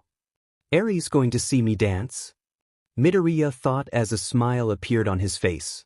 Seeing the image played in his mind, Midoriya thought more about it. He pictured Eri all happy due to all the dancing and singing going on at the festival. The word singing made him come to a complete stop. Getting his rest in, his mind started wandering again. Singing, he thought as suddenly an image of Jirou singing that small tune she sung last night. She had such an appealing voice. I should have told her that. Diamond. Why do I have to be such a chicken about everything and didn't get to know her better? I mean, yeah, she seems a little intimidating. Yeah, I'm still shy around women. I've gotten better at that since I've been at you. I don't Have a problem talking to Uraraka and Azui, and recently I've been talking to Ashido a lot better than when I first met her. Hell, I've even talked to Yaoyorozu a couple of times. So, what is it? I mean, I've always had the utmost respect for Jirou, and when I first saw her, I thought she was very attractive. Plus, she tries so hard with everything she does. And from seeing all that I know, she would become a great hero. She also has an awesome quirk on top of everything else. Yet I never even tried to talk to her. She probably didn't think too highly of me at the time. But that's still no excuse for me to not try it. Why am I like this all the time? Midoriya thought to himself when another voice entered his mind. Because you're a loser, Deku. No one wants to talk to a quirkless idiot like you. No one has time for a want-to-be hero fake like you. Remember that. Bakugo's voice said in his mind as Midoriya looked at the ground. What if he's right? Maybe I am a loser, maybe I'm not a hero after all, maybe Jirou thinks I'm a loser. I'm sorry, Jirou, for being such a failure. Midoriya said as he started jogging again at a much faster pace. A couple of hours passed and Midoriya was still out training when Todoroki walked out of the elevator heading for the common area and kitchen. I wonder if we have any rice ball left? He thought to himself as he looked through the fridge. No rice ball, but there's some leftover yukisoba. Yaoyorozu made the other night. I wonder if she knew I liked yukisoba? He thought as a blush appeared on his face. At the thought. Oh well, food is food, he said out loud as he grabbed the leftovers. As he put it in the microwave to warm it up, the elevator door opened and a half-awake Uraraka walked out into the common area yawning up a storm. Ugh, why did I wake up so early on a Saturday? I wanted to sleep in so bad. But no, of course not. I seriously don't know how Deku gets up so early every morning. Uraraka thought to herself when a voice came out of nowhere. Uraraka? Todoroki spoke out. Ah.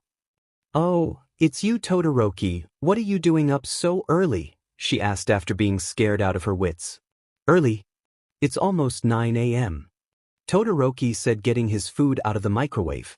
Yeah, 9 a.m. on a Saturday. Don't you sleep in, or are you like Deku too? She asked as she too went into the kitchen to grab something to drink. Well, if you must know, I usually get up at 6 a.m. every morning, but today I actually slept in a couple of hours late today. As for Midoriya, his routine is daunting even to me, so yeah, Todoroki said as Uraraka turned to face him. Can I ask you something about Deku? She asked, kinda playing with her drink. Okay, what about him? He asked, taking a bite of his food. Well, I was wondering if Deku has said anything to you about any of our classmates in the last few days. She asked as Todoroki raised his eyebrow. Could you be more specific? He asked as Uraraka's face started to go red from embarrassment. Okay, well, female classmates to be exact, she said as Todoroki was drinking his water. Well, Uraraka, this is an unusual question, to say the least. But you are a good friend of mine, so I'll tell you what I know. Since he's been back from the raid, the only female name I've heard him say was a girl named Eri. Other than her, he hasn't said any other name to me, at least. Does that answer your question? He asked as Uraraka looked at him. Yeah, it does. Could you do me a favor, Todoroki? Can we keep this conversation to ourselves, please? I'm pretty sure you realize the hidden motive behind my question, and I really don't want to be the talk of the class, so, please? Uraraka asked. Your secret's safe with me, and I'm not going to pry into your affairs. But I'm not going to lie when I say I have an idea why. Todoroki said as Uraraka blushed again but smiled. Thanks, Todoroki. I really appreciate it. Well, I'm going back to bed to get a couple more hours of sleep. So, I'll see you later, okay? See you. And again, thanks. Uraraka said as she walked up to the elevator and hit the button as the door opened. Todoroki saw this and nodded his head goodbye as she got in. Inside the elevator, Uraraka was in deep thought. What was I thinking? Deku isn't thinking or talking about Kyoka to his best friend. He didn't say anything to anyone about her. I mean, they don't even talk, so what do I have to be worried about? You really need to get it together, Achiko. Maybe Sue's right and I need to tone it down a bit. I need to find a way to get Deku alone. I can't waste any more chances. Uraraka told herself as the elevator door opened to the 4th floor and she got out. The rest of the day passed uneventfully, and for most of it, Jirou was in her room working on the notes she was creating for the band members, and needless to say it wasn't going very well. These notes are not turning out as I would like. I mean, are the others going to understand this? Forget the others, would Zaptard be able to understand this? This sheet shouldn't be this hard. Jirou thought as she slammed her pencil down. Meanwhile, in Hagekyure's room, Ishido was hanging out with her and was planning to confront Jirou about Midoriya, but Hagekyure was a little bothered by it. Are you sure you want to do this, Mina? She asked as Ishido just gave her a big smile. Oh, come on, why are you chickening out all of the sudden? She asked while Hagekyure was playing with one of her stuffed animals, making it look like it was just floating in the air. I'm not. It's just that maybe this might be a bad idea. I mean, this could piss off Kyoka. Hagekyure replied. But I thought you wanted to know what was happening with her, didn't you? Plus you did say that if I didn't ask her that, you would. Come on, this is Midori we're talking about. Don't you think that it's a little exciting that maybe that not one but two girls in class like the same guy? Think of all the wonderful romance that could come from all of this, and I wouldn't worry so much about Kyoka. Yeah, she may get mad, but I highly doubt that she would want to talk about this issue. Let alone anything that could relate to it to anyone else, okay? Ishido said as Hagekyure set her stuffed animal on her bed. Yeah, I guess you're right. Let's do this as long as we don't press too hard on her, okay? I really don't want to set off Kyoka on my case, Hagekyure said. Deal. Now let's go, Ishido said as both left the room. Okay, I need to put the right key coordination in this line here. Or would it be better in this section over on the previous page? Ugh. Jirou thought to herself as she looked over the rough draft music sheet for Momo's notes when a knock on the door interrupted her thoughts. Sheet, who in the world could that be? She asked herself as she got up and walked to the door. Who's out there? She called out. It's me and Toru. Could we come in? We need to ask you something, Ishido said. Oh great. Just what I need. Jirou thought as she opened the door. Okay, but can we make this quick cause I'm working on my notes for the festival, Jirou said as they came in. Oh really? You already starting on the music? That's awesome. Hagekyure said as they both sat somewhere in the room. Yeah, you could say that, but I'm in the beginning process of creating the band's notes, but it's not going very well and I'm a little sad by it, Jirou said as Hagekyure had a sense of dread wash over her. Oh shit, this isn't going to go well. She thought. Oh well, we could come back. Hagekyure was trying to say when Ishido interrupted her. Hey, I heard something about you the other day and I'm a little curious about it, Ishido said as Hagekyure just face-palmed herself. Oh, and what would that be? Jirou said as she grabbed a bottle of water she had on her desk. Well, I heard that you have been kinda worried about Midoriya lately. Is there any truth to that? Ishido asked as Jirou spit out her water in complete shock as her face went completely red. What the F dash. Where the hell did you hear that? Jirou asked as Ishido saw literal fire pits in her eyes. Well, we were talking the other day with Kirishima and Kaminari mentioned something about you being worried for Midoriya's well-being. Hagekyure said as Ishido looked a little scared of Jirou at the moment. Okay, note to self. Must murder dumb but later. Jirou thought as she took a deep breath to calm down. Alright. Before you two start taking this way out of line, let's get one thing perfectly clear. Both of you don't say a DMN word about this to anyone, got it? Now as far as me being worried about Midoriya, there's a little truth to that, but it means absolutely nothing, okay? It's just a friend worried about a friend. Nothing else. So sorry to disappoint you two, but there is no romance involved, got it? Jirou said emphatically. This scared the CRP out of Hagekyure, but Ishido quickly recovered and wasn't so convinced by Jirou's statement. Oh, come on Kyoka. It can't be just being worried about him. Are you sure there isn't a little more to it? Not going to lie, Midori's not a bad catch if you know what I mean, so I can see. Ishido was saying when two sharp-tipped jacks were right in front of her eyes. Okay, maybe you didn't hear me clearly enough, so let me spell it out to you. Jirou yelled as she was ready to strike despite the fact that her face was a dark shade of red at the moment. Okay, we get it, Kyoka. Mina, let's go because as we both can see she's busy right now, Hagakure said, knowing that they set her off. Ashido on the other hand just gave Jirou a sly look. Sure, she said as they both got up and exited the room. Sheet. Why can't that walking taser keep his effing mouth shut? Jirou thought angrily while she was trying to calm herself down. As they were walking down the hall, Ashido was struggling to keep up with a semi-angry Hagakure. Why didn't you pick up on the clue, Mina? I told you that it was a bad idea. That I'm amazed she didn't kill you in there. Hagakure said as she stopped in front of her door when Mina smiled. What the hell are you smiling about, Mina? Hagakure added as Ashido put her finger on Hagakure's invisible mouth. Because I think there's something there, Toru. Uraraka may have competition after all. Ashido said as Hagakure again facepalmed herself. Okay, get the F out of here and quit talking crazy. They don't even talk to each other or hang out with one another. Not once. So you want to stand there and tell me that something's there? Please tell me how. Hagakure said, getting a little more frustrated with this conversation.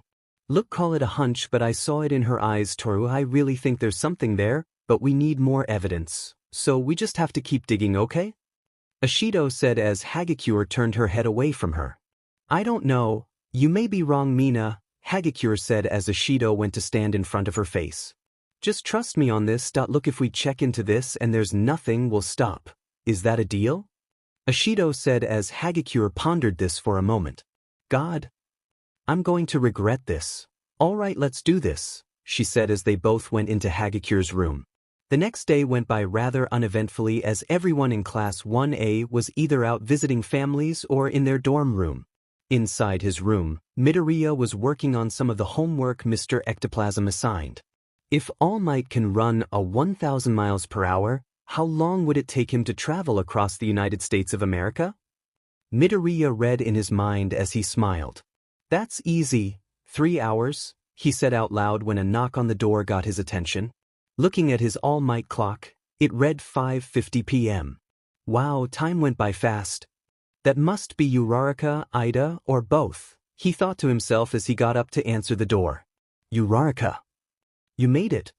But you look great, Midoriya said as Uraraka walked into his room wearing a black and pink striped sweater with a white t-shirt underneath with dark blue jeans, carrying her backpack with her. Thanks, Deku. I was finishing up a small project in my room and lost track of time. So I just threw these old clothes on. Where's Ida? I thought he would beat me here. Uraraka said as she sat at his desk next to his bed. Actually, he just texted me 10 minutes ago saying he just left his parents' house so he should be on his way, Midoriya said as Uraraka was getting her homework out of her bag. Does this mean we're alone for a few minutes? This is great that he already liked the outfit I'm wearing, and with Ida running behind I can tell him how I feel about him. Uraraka thought as she turned to face him.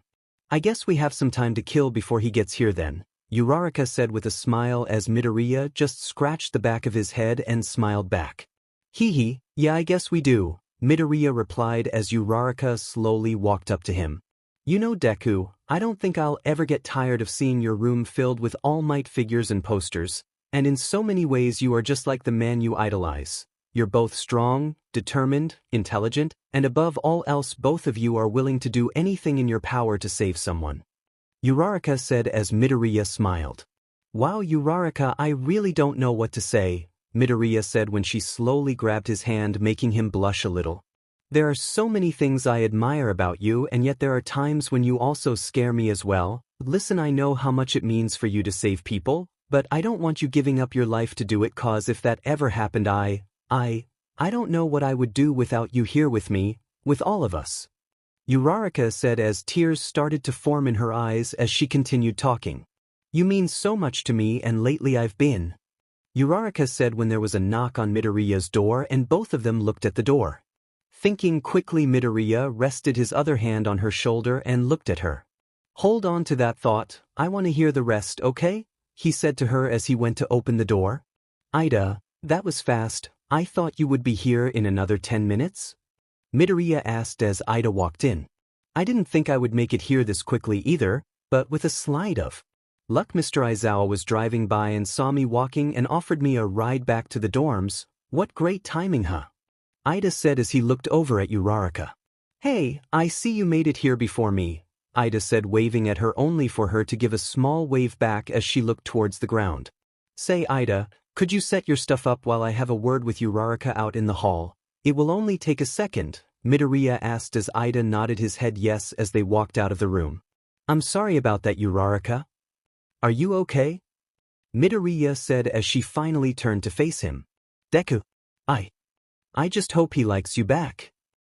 When they reach the surface, overhaul will kill Midoriya. They don't even talk to each other, let alone hang out with one another, so why would he be thinking about Kyoka? She looks at the door. Yeah, I'll be okay. I was just getting something off my chest and I'll be okay, she replied despite not telling him how she really feels. Listen, Uraraka, I'm not about to give up my life unless I really have no other choice, Midoriya said when Uraraka interrupted him. But what about what Night Eye said before he died? She said before Midoriya put his hand on her shoulder as she stopped talking.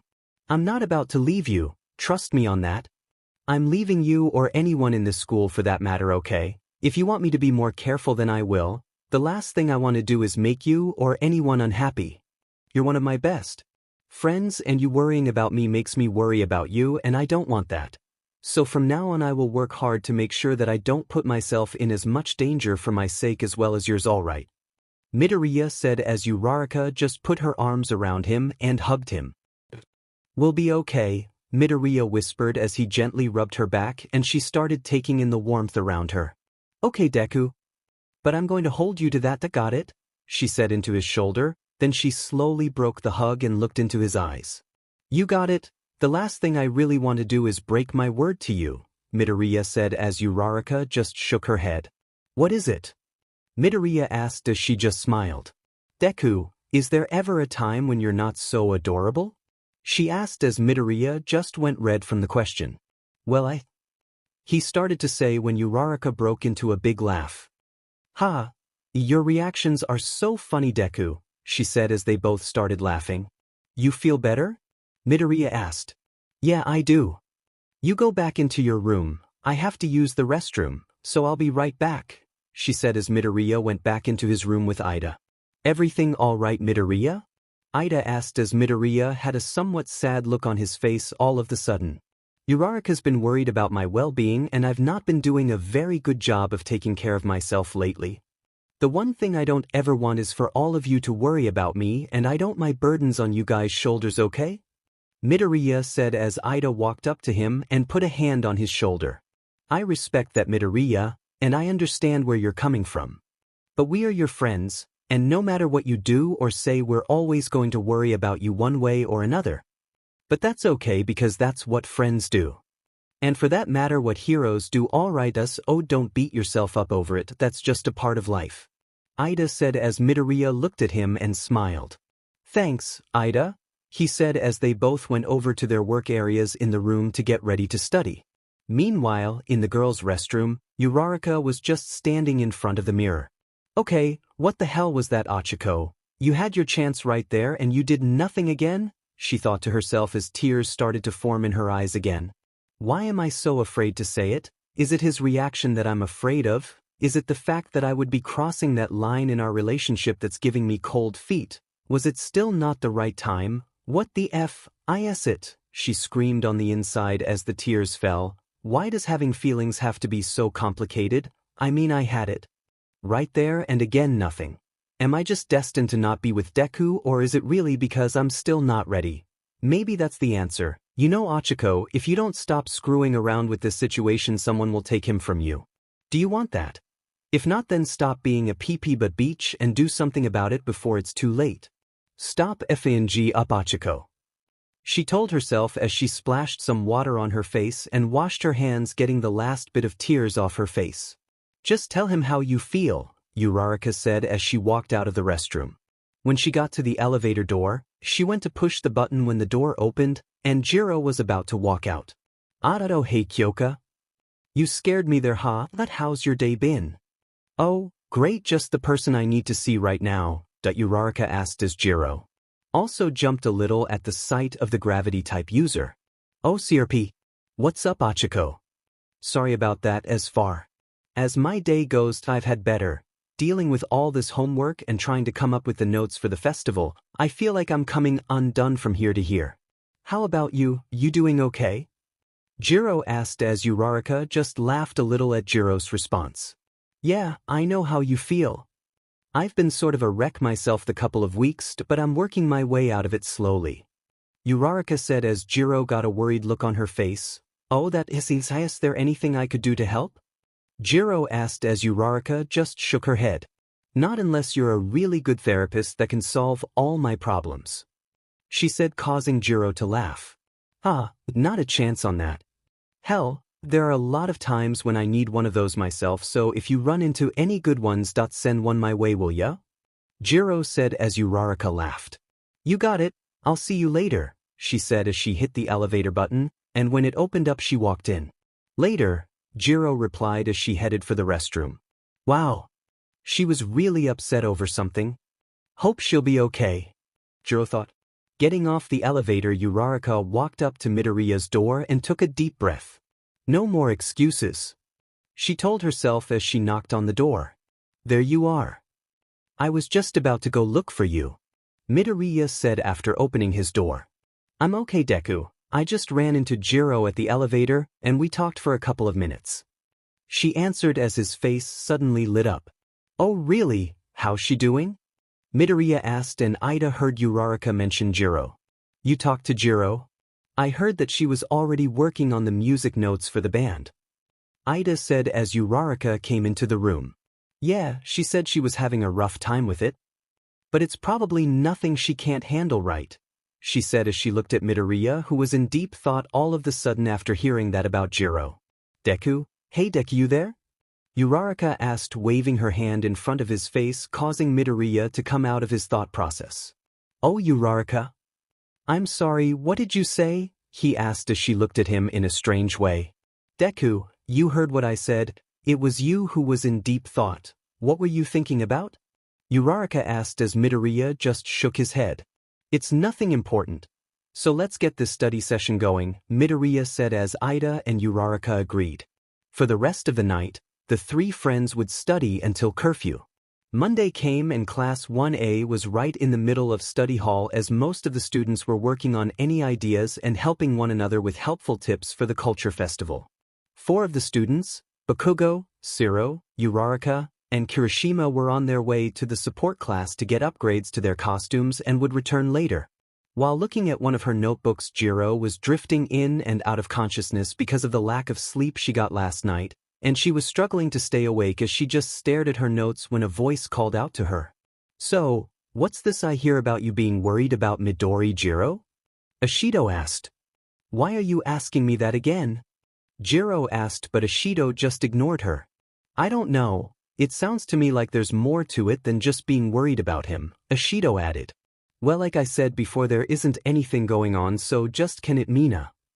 Jirou replied as Ashido just gave her a sly smile. Sure, there isn't, she replied as everything suddenly went dark. For a couple of minutes, Jirou looked around the darkness in concerned curiosity. What the hell is going on? Where's Mina?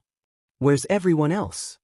Jirou thought when another voice came from behind her as she quickly turned around to see Midoriya right in front of her. Midoriya, what's going on? Are you okay? She asked as he just stood there and smiled the normal everyday smile he always has, yet tears were streaming down his face. He was crying really hard, yet he wouldn't stop smiling. Help me, please help me, Midoriya whispered when both of them disappeared from the darkness. When her eyes refocused and the rest of her body reappeared again, Jirou found herself in the common area of the dorms. Why am I here? And where's Midoriya? She thought to herself as she was with the whole class, and they were talking about something, and Jirou listened in. Why don't we have a dance party? Ashido asked. There was something I've seen, here it is, I don't know what it is, but people seem to enjoy it, Todoroki said. Now hold on all of you, if you guys want to do this, then we are going to need some serious jams, Mineta said as Jirou suddenly realized where she was. Why am I back at the culture festival meeting? This doesn't make sense.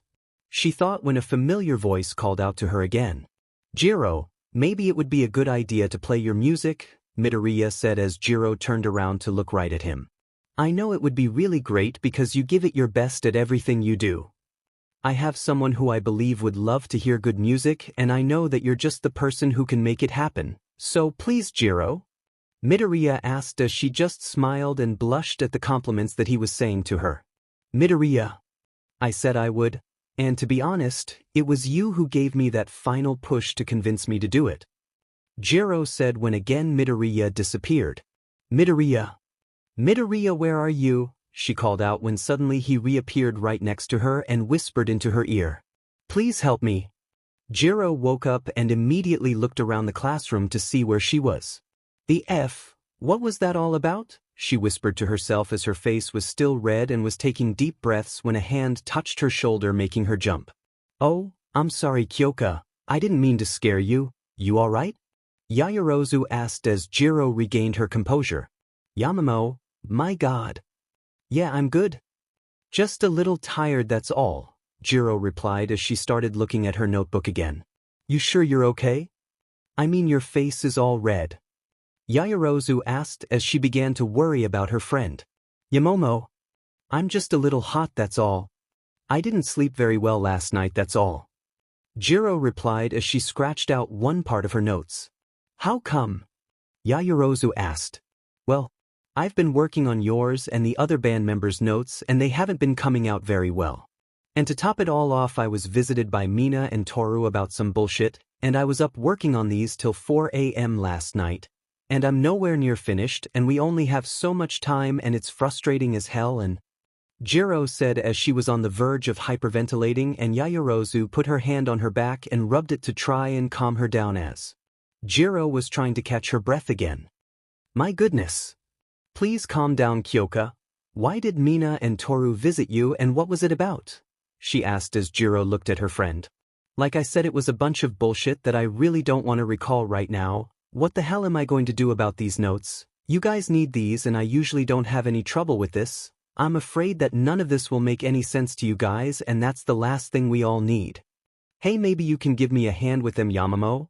Would you? Jirou asked.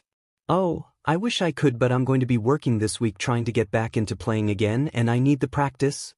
I want to be ready to work when we get started. Yaoyorozu said as Jirou got discouraged. Alright.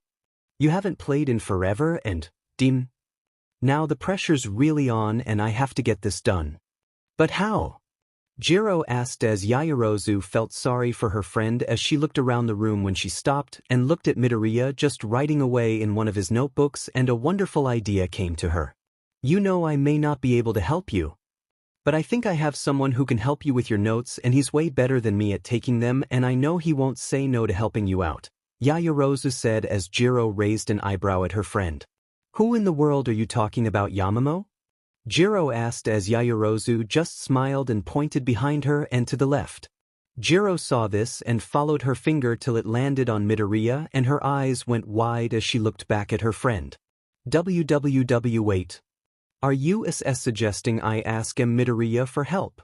Jirou asked her friend and Yamamoto just.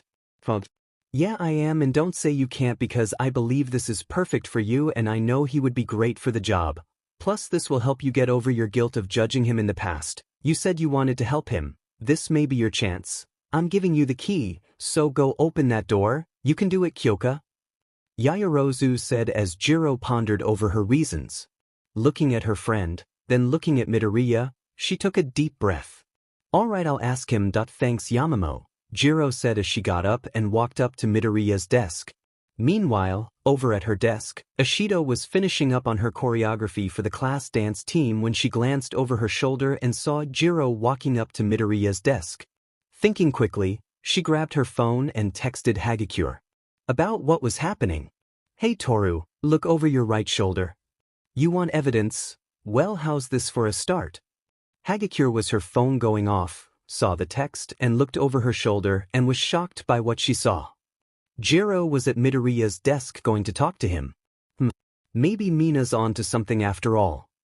Hagakure thought as she watched on. Hey Midoriya, I always see you writing down a bunch of things down in your notebooks. What's it look like in there? Jirou asked as she played with one of her jacks.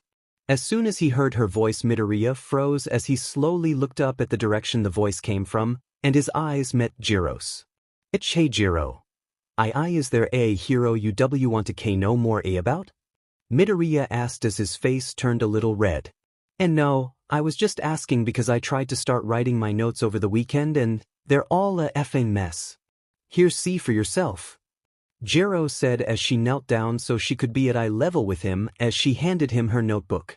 Midoriya opened it to inspect the notes already written down and was taken aback by the level of detail she had on each section. But as he read on, he kinda saw what she was referring to as some notes seemed like they should be in one place, yet they were in a different spot. Wow Jirou, this level of detail is incredible. I'm just blown away by. But I do see your P-point on some of the other endnotes in your B-book. Midoriya said as Jirou just looked at the book in frustration. See, I don't get this. I'm usually great at writing notes when it comes to music, but apparently, I gave myself too much credit. Which was why I wanted to ask a favor from you.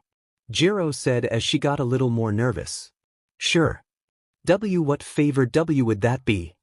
Midoriya asked as he watched Jirou tap her ear jacks together. I wanted to ask if you would help me fix and rewrite my notes. So the other band members can you understand them better. Please? Jirou said looking down towards the ground. I would be happy to help you Jirou. When did you want to start? Midoriya said as Jirou looked up with her eyes beaming with excitement. That's great Midoriya, thank you so much. How about tonight after our first practice? Say 8 p.m. in my room sound good? Jirou asked as Midoriya was surprised by how happy she was. Sure I'm free after practice? But are you sure you're okay with this? He asked as Jirou got up and started playing with one of her jacks. Yeah, I don't have any problems with that, so, I'll see you tonight? Jirou asked. Sure, I'll see you then, he answered. Sweet. Later. Midoriya and again thanks. Jirou said as she walked back to Yaoyorozu's desk. See now was that so hard Kyoka? Yaoyorozu asked as Jirou was shaking and her eyes were wide open as she held both of her jacks to keep them from going out of control while her face was red as a strawberry. Are you okay? Yaoyorozu asked as Jirou looked at her. Did I just invite Midoriya to come to my room, and it's just the two of us? Jirou asked as Yaoyorozu just laughed. Back at his desk Midoriya was shaking in his own right. Jirou just invited me to her room tonight. He thought as he swallowed hard. What did I get myself into? He whispered to himself as he started writing in his notebook again while the rest of the time passed by uneventfully. When the first day of practice ended, everyone was so exhausted and worn out. When they got back to the dorms, they immediately went straight to their rooms to rest and relax. Uraraka, who had just got done cleaning up and put on some fresh clothes, was working on some of Cementas's homework when her stomach started rumbling. Oh man, I knew this was going to happen. I should have grabbed something when I got out of the shower earlier. Oh well, I wonder what snacks we have down in the fridge. She thought to herself as she got up and headed out of the room. I wonder how Deku did with the backstage crew today. I know Bakugo probably butted heads with him like always. But I know Kirishima will keep him in check. I wonder why Deku was shaking so much when I saw him. Oh, maybe he was doing that training like he was doing in class that one time. He said it enhances muscle strength. Yeah, that's probably why. Still I'm worried about him. She thought as she entered the elevator. Down in the common area, Kaminari was at the dining table having some ramen while he looked over a list that Jirou had given him at practice that day. Looks easy enough. But I still don't get why I only got 3 steps to start out with. But with the mood Jirou was in, I'm pretty lucky I got these at all. Flashback, alright guys, right now I don't have anything made up for the music or any note for anyone, so I'm kinda behind the 8 ball on that. But I should have things ready by next week, okay? Kaminari, could I have a word with you outside the auditorium? Jirou asked as he nodded and both of them walked outside. So, what did you want to talk to me about, Jirou? Kaminari asked when suddenly both of her ear jacks shot out and plugged into his ears as she shot a huge sound wave right through Kaminari's body. He screamed. You dumb but, why did you tell Mina and Toru about me being worried about Midoriya? Jirou yelled as he was trying to regain his composure. What do you mean? I didn't. Kaminari was saying when it suddenly came to him that he did say something to them not too long ago. Oh. You mean that? He added as Jirou's face had a look of rage on it. Oh, you mean that? Jirou said sarcastically as she shot another wave into his body. Okay, I'm sorry Jirou. I didn't mean anything by it. It just came up in a discussion we had the other day, he said, as Jirou turned away from him taking back her jacks. Oh really, with them of all people? Kaminari, seriously, you just couldn't keep your mouth shut, could you? And now they're breathing down my neck because of you. Jirou said as he looked down at the ground. Jirou. I'm so sorry, okay? That I just wasn't thinking at the time. Kaminari said as she turned to face him again. Yeah, like always. Look, what's done is done, but from now on, whatever we talk about and tell you to keep it to yourself, okay? Jamming, like I trust Yamamo, I trust you a lot too, so please don't do it again. Or I may have to kill you. Got it? Jirou said as Kaminari smiled and nodded. Okay, let's get back in with the others, Jirou said as they started heading back inside. Just before they walked in, Kaminari noticed Jirou shaking a little bit. He wanted to ask her, but after what happened, he just kept it to himself as they walked in. Flashbackins. Kaminari rubbed his ears, remembering the pain of those sound waves. Man, I really effed up there, didn't I? I wonder why Jirou was shaking afterwards. I mean, she didn't seem as mad after she finished talking to me. I don't know. Oh well, back to the notes. He thought as he began strumming an air guitar as he read over the steps again on the paper. When the elevator door opened, Uraraka stepped out and immediately she began hearing this humming-like sound coming from the dining area. She walked over and looked to see Kaminari strumming an air guitar and she began to snicker. How adorable! Uraraka thought as she walked up behind him. Kaminari, unaware of her presence, was getting louder as he was humming some catchy tune while reading his paper when a voice whispered in his right ear. Play something for me, Uraraka said, making Kaminari jump out of his skin. Oh shit. Uraraka, what are you doing here? You scared the CRP out of me, Kaminari said as Uraraka just laughed at his reaction. Sorry there Kaminari, but I just couldn't resist. So what are you up to down here all by yourself? She asked. Kaminari composed himself. Oh, I just got hungry and fixed myself a small bowl of ramen as I was looking over some notes Jirou gave me. What brings you down? He asked as he sat down, while she went to the fridge and grabbed a snack and a bottle of water. I got hungry too and I didn't think to grab something earlier, so here I am, she said as she came back and sat down across from at the table. By the way, how was practice for you today? She added as Kaminari just shrugged his shoulders. It was alright, I guess. And a little painful. But we didn't get much done, Kaminari said, taking a bit of his food. Oh, I'm surprised by that. I figured Jirou would be all prepared for you guys since music is her passion. What happened? Uraraka asked. That's what we all thought too, but she said she was having trouble with the notes. She believes that they may not be easy for us to understand, but she would have them ready by next week, so in the meantime, she's going to be working with me and my training with the guitar. Tokoyami said he would show me a few things too so that Jirou's job would be a little easier. Kaminari said as Uraraka looked at him with a raised eyebrow. That's interesting. Wait, now that you mentioned that Jirou told me last night about her problems with her notes, that isn't like her. Music has always been her passion and she's always been on top of things when it comes to it. It's like she has something else on her mind. Do you think that? And if so, do you know what it is? Uraraka asked as Kaminari just stared at her as the message Jirou gave him earlier kept playing inside his mind. Keep your mouth shut. Or I may have to kill ya. Nothing that I have heard, so I'm just as much in the dark as you are on that. How was practice for you, Uraraka? Kaminari asked as he dodged that bullet. Oh well, Mina had us do some cross-step moves as a beginner lesson for everyone. Other than that, it was nothing special.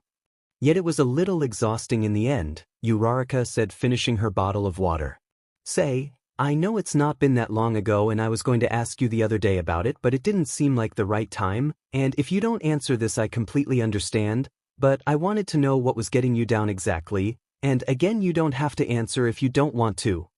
Kaminari asked as Uraraka stiffened up at the question. Well, I'm really not trying to bring it up because it's still painful to me. But since it's just the two of us down here and you have been so nice about it, maybe it might do me good talking about it. Uraraka said as Kaminari gave all his attention to her.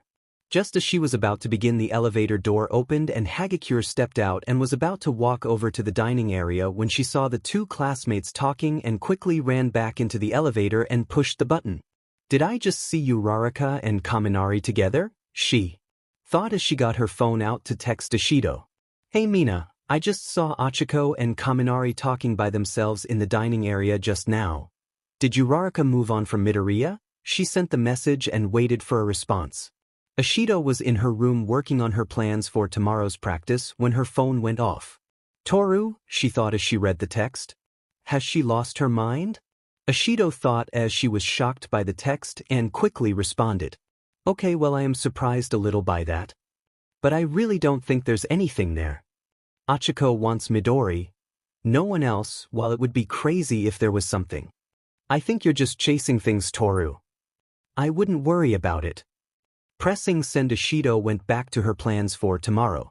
Toru got out of the elevator on her floor as her phone went off. Took her long enough, Hagakure said, reading the response. After taking in the text, she decided to let it go and go back down to the common area later. Meanwhile, back down at the common area, Uraraka was beginning to tell her story. Well, you know Sir Night Eye, right? He was the work-study hero agency Deku and Togata were working at when the raid happened. Taking a deep breath. Well, I was with Night Eye after he was stabbed through his chest with a concrete stake that Overhaul put in him and he was losing a lot of blood.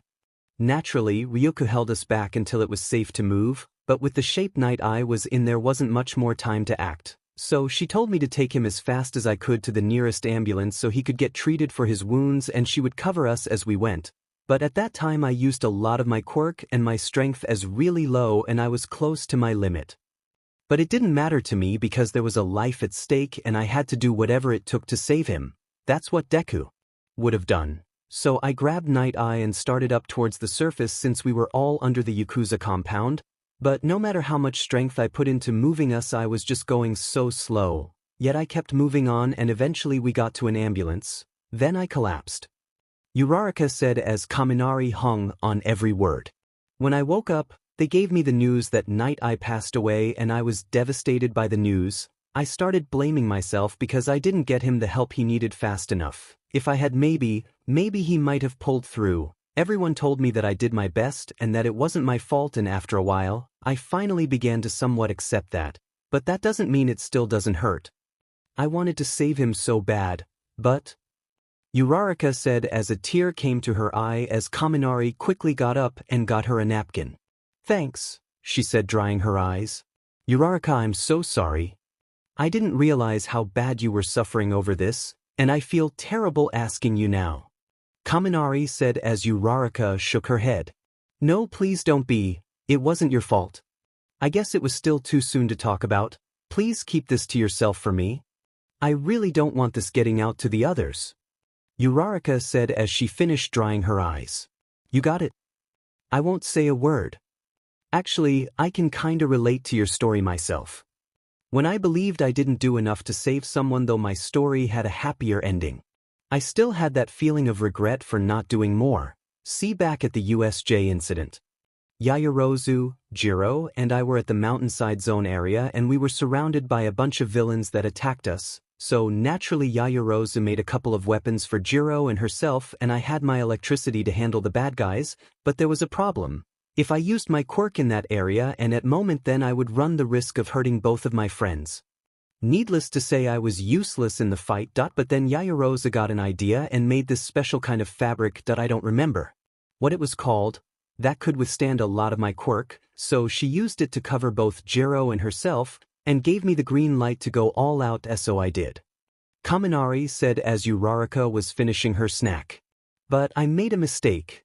See, it did take out the villains in the area, but I ended up using a little too much of my quirk, reducing me to my dumb mode, making me useless again, but this time for the rest of the way. We thought we got all of the villains in the area, but we were wrong. Turns out one villain hid underground and ambushed us, taking me hostage in the process.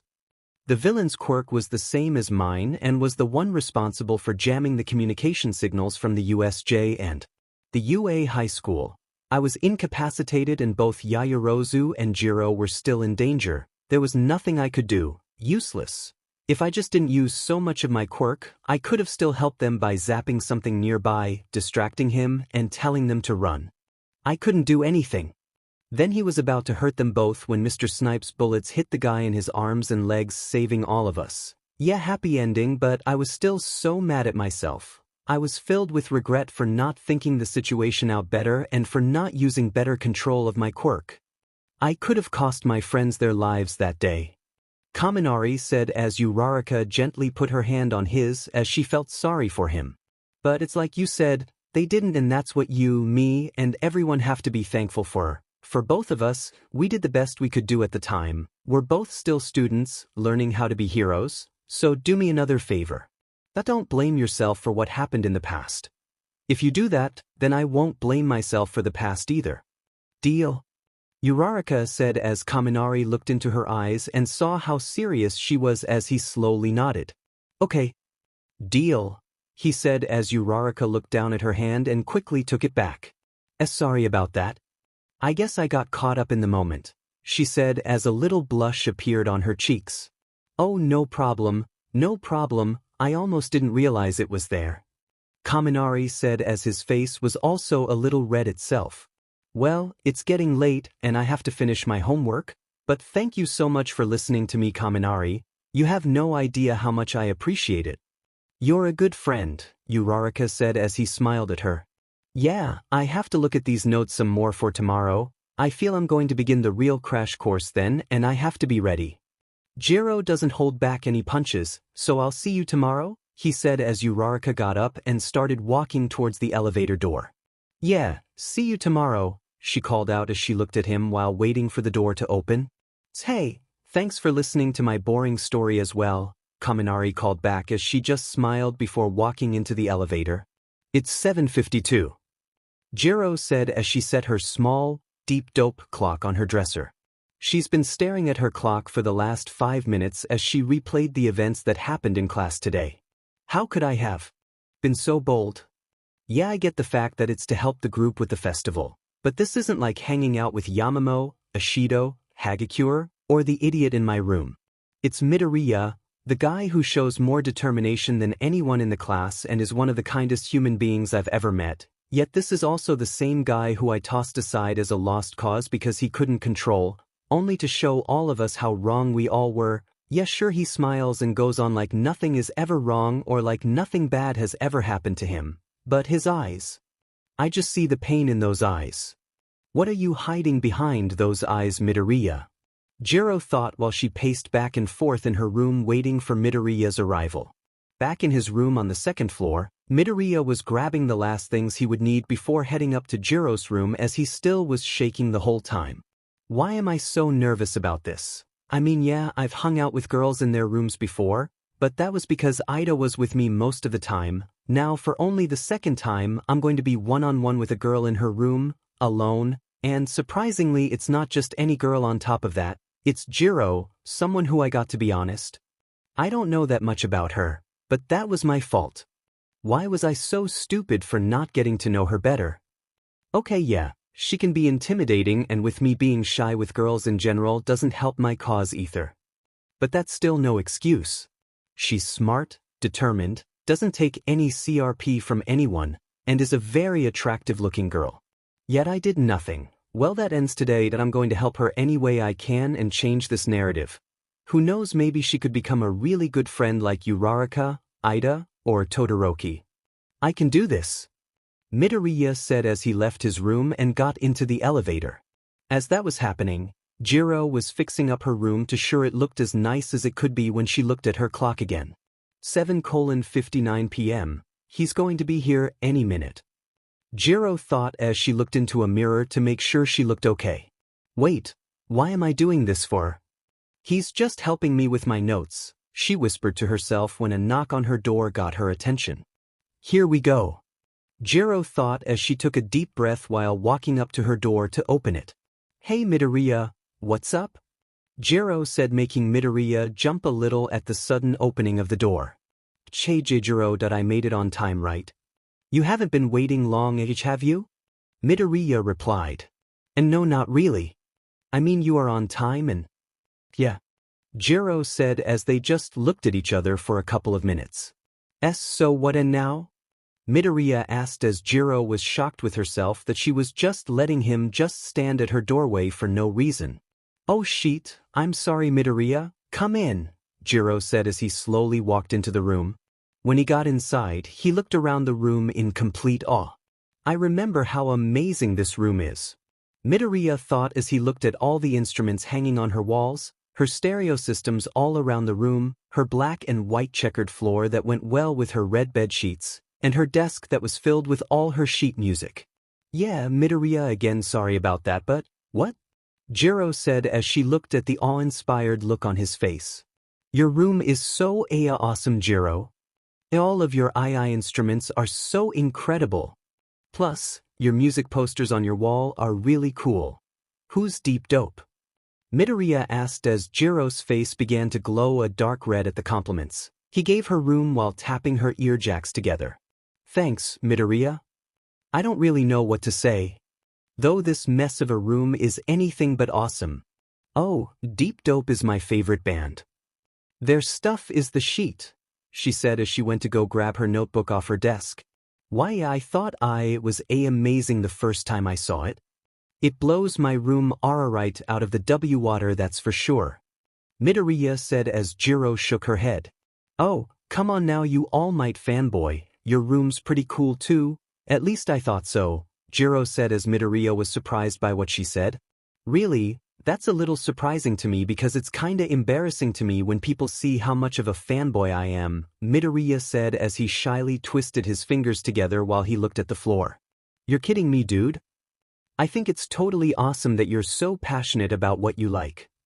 Plus, All Might was the best hero out there, so there's nothing to be embarrassed about. But I do get where you're coming from, Jirou said as she made a spot for Midoriya at her desk. Really? How so? Midoriya asked. Because I'm the same way, dude, when it comes to my passion. Look, when everyone was looking at everyone's room that night, I was very embarrassed when you guys saw my room. Yeah, I'm very passionate about music. But I'm also very private about it. I'm not exactly sure why, but I am. Jirou said as she sat on her bed while he sat at her desk. Wow. I guess we have something in common for a couple of people who don't normally talk to one another. Kind of funny, isn't it? Midoriya said as he got his stuff out. Yeah, it really is actually. By the way, I'm sorry for being so distant. It's not that I hated you or anything, I was just really stupid at the time. Jirou said when he had an angry-like look on his face. Don't ever say that, Jirou. You're not stupid, you never were stupid, and that wasn't your fault. It was mine. I should have tried to talk to you, but my own cowardness and shyness stopped me from doing that. I should be the one apologizing to you. It was my fault. Midoriya said as she had a shocked look on her face. Midoriya, don't blame yourself. Jirou tried to say when he interrupted her. No, Jirou, it was my fault, and I don't blame you for not. Midoriya said when Jirou's hand suddenly grabbed his hand, shocking him in the process. It's both our faults, okay? I'm just as guilty, so maybe instead of casting blame on one another, we can start anew. And get to know each other. What do you say, Greenie? Jirou said, surprising him. But… Midoriya said when one of her jacks came up to his lips and stopped him from continuing. Not but's okay? Jirou said with a smile as she retracted her jack. Okay, Jirou, he said as he smiled back. They looked at each other for a moment before he realized that they were still holding hands as he looked down at her hand on his, causing her to look where he was looking. Looking at her hand on his, she turned a deep red again as she slowly took her hand and looked away from him to hide her embarrassment. Sorry, Midoriya. Jirou said as Midoriya, who was also red-faced as he rubbed his hand slowly as he looked down again. It's okay, Jirou, Midoriya said as she turned to face him. So, let's see if we can fix these notes. You with me? Jirou said as Midoriya smiled again. Let's do it, Violet, Midoriya said as Jirou blinked at the nickname. Violet, really? Jirou asked as Midoriya turned red again. WWL, you called me Greenie? Yeah, alright Itasigi, Midoriya said as Jirou laughed. What? He asked. You know, for a nerd you're pretty damn funny, Jirou said as Midoriya had a less than enthusiastic look on his face. Wow, thanks, he said as she laughed again. Say you want to meet up again tomorrow night same time? Jirou asked. Sure, I should be free after practice, Midoriya said, making Jirou smile. Good, now let's get to work, Greenie, she said as Midoriya laughed at her nickname for him as they both got started on her notes. The next day the whole class went back into the auditorium for the second day of practice. So, the song titled, Heroes 2, that's kind of a catchy title. When did you come up with that song, Jirou? Shoji asked as the 5 band members were set up in one corner of the building. Yeah, it's a song I've been working on for a while but I couldn't quite get it finished until recently, and I'm close to finishing the music sheets and I should be done by next week so that all of you will have a copy. Hey Kaminari, I do have your copy ready so we can get going on your training, so today you will be working with me. The rest of you try to get a little more practice in to knock off that rust you may have, and when I have the notes completed we can start playing, okay? Thanks, Shoji, for the compliment, Jirou said as everyone went to their instruments. Hey, Kyoka, can I ask you something before you go with Kaminari? Yaoyorozu asked as Jirou went over to the electric synthesizer keyboard. What's up, Yamamo? Justice. Yaoyorozu just smiled. How did it go with Midoriya on the notes last night? She asked as Jirou's face blushed a little. What are you doing, Yamamo? We just worked on the notes, nothing more, Jirou replied as Yaoyorozu had a suspicious look on her face. Really, Kyoka, you guys didn't talk or anything all night? Come now, she said as Jirou looked away. Look, nothing happened, okay? Yeah, we did talk, but it was about the notes. Can we please drop this? Jirou said, surprising Yaoyorozu. But why? You guys are finally hanging out and talking to him like you've wanted to, and Yaoyorozu said when Jirou suddenly grabbed her sleeve, shocking her as she looked at her with a dark red face. Please, Yamamo. I got to train the idiot over there, so can we talk about this later? Look, I promise I'll give you a little more details later, okay? Jirou asked as Yaoyorozu signed and nodded her head. Okay, but I'm holding you to that, okay? She said as Jirou walked back over to Kaminari to begin his lesson. Hey, is everything okay with Yamamo? Kaminari asked as Jirou sat next to him. Yeah, she had trouble with the keyboard, but she figured it out on her own. So tell me, Jirou said as Kaminari had a confused look on his face. Tell you what? Wait, I didn't tell anyone anything else, I swear, Jirou, just don't. Kaminari whispered loudly when Jirou just whacked him in the arm. Oh, shut it, moron. I'm talking about the guitar. Do you like it? Jirou asked as he calmed down. What? The guitar? Oh yeah, I love it. Plus it's in my favorite color, yellow, I like, Kaminari said as Jirou smiled. Good, so tell me your opinion. Do you like the song I wrote? She asked as Kaminari looked at the sheet music with the lyrics on it in front of him. I think the lyrics are sweet, but the way I read it, it kinda reminds me of something that I can't quite put my finger on, Kaminari said, catching Jirou's full attention. Really? What do you mean? She asked. Well, it almost seems like you were writing about someone who was fighting against all odds to chase their dream of becoming a hero, Kaminari said as Jirou's face got red really quickly. You read too much into things, you idiot. So let's see what we need to work on. You did look at those notes, right? Jirou said, getting off the subject. Of course I did, Jirou. Although I didn't have a guitar at the time, Kaminari said. Oh, quit beaching and let's see you play, Jirou said as he started playing. Oh, whoa, okay, hold up a second, Jirou said as she got up from her seat. What? I'm not going to play it perfectly the first time, Kaminari said. Well, my ears hurt already, so try it again, Jirou said as he started playing again. Hold on, she said as she went behind him and placed her one hand on his that was on the guitar neck while placing the other hand on his strumming hand. Play it slowly like this. And pinch the chords up here like this, Jirou whispered in his ear as he followed her instructions. Wow, this is more complicated than I thought it would be. Jirou smells really good right now. Wonder what she's wearing. Man, her hands are so soft. Wait, where did that come from? Focus, you dumb butt, focus. Kaminari thought to himself as Jirou let go of him after showing him what to do. Okay, play it slowly and the way I showed you, alright? She said as he played some more. Boy, this is going to be a long practice. Good thing I got Midoriya's number last night, so I'll just send him a text that I may be late tonight. Jirou thought as she got her phone out. Hey Greenie, I may be a little late tonight because Kaminari needs a lot of work on the guitar. So meet me at my room at 8:30 p.m. okay? See you then. Jirou hit send on her phone as she went back to training. No, you moron, like this, Jirou said as she again placed her hands on his to show him again. Over on the other side of the auditorium, the dance team was going through some drills that Ishido instructed them to work on when Hagakure approached her. Mina, do you move your feet to the right or left first? She asked.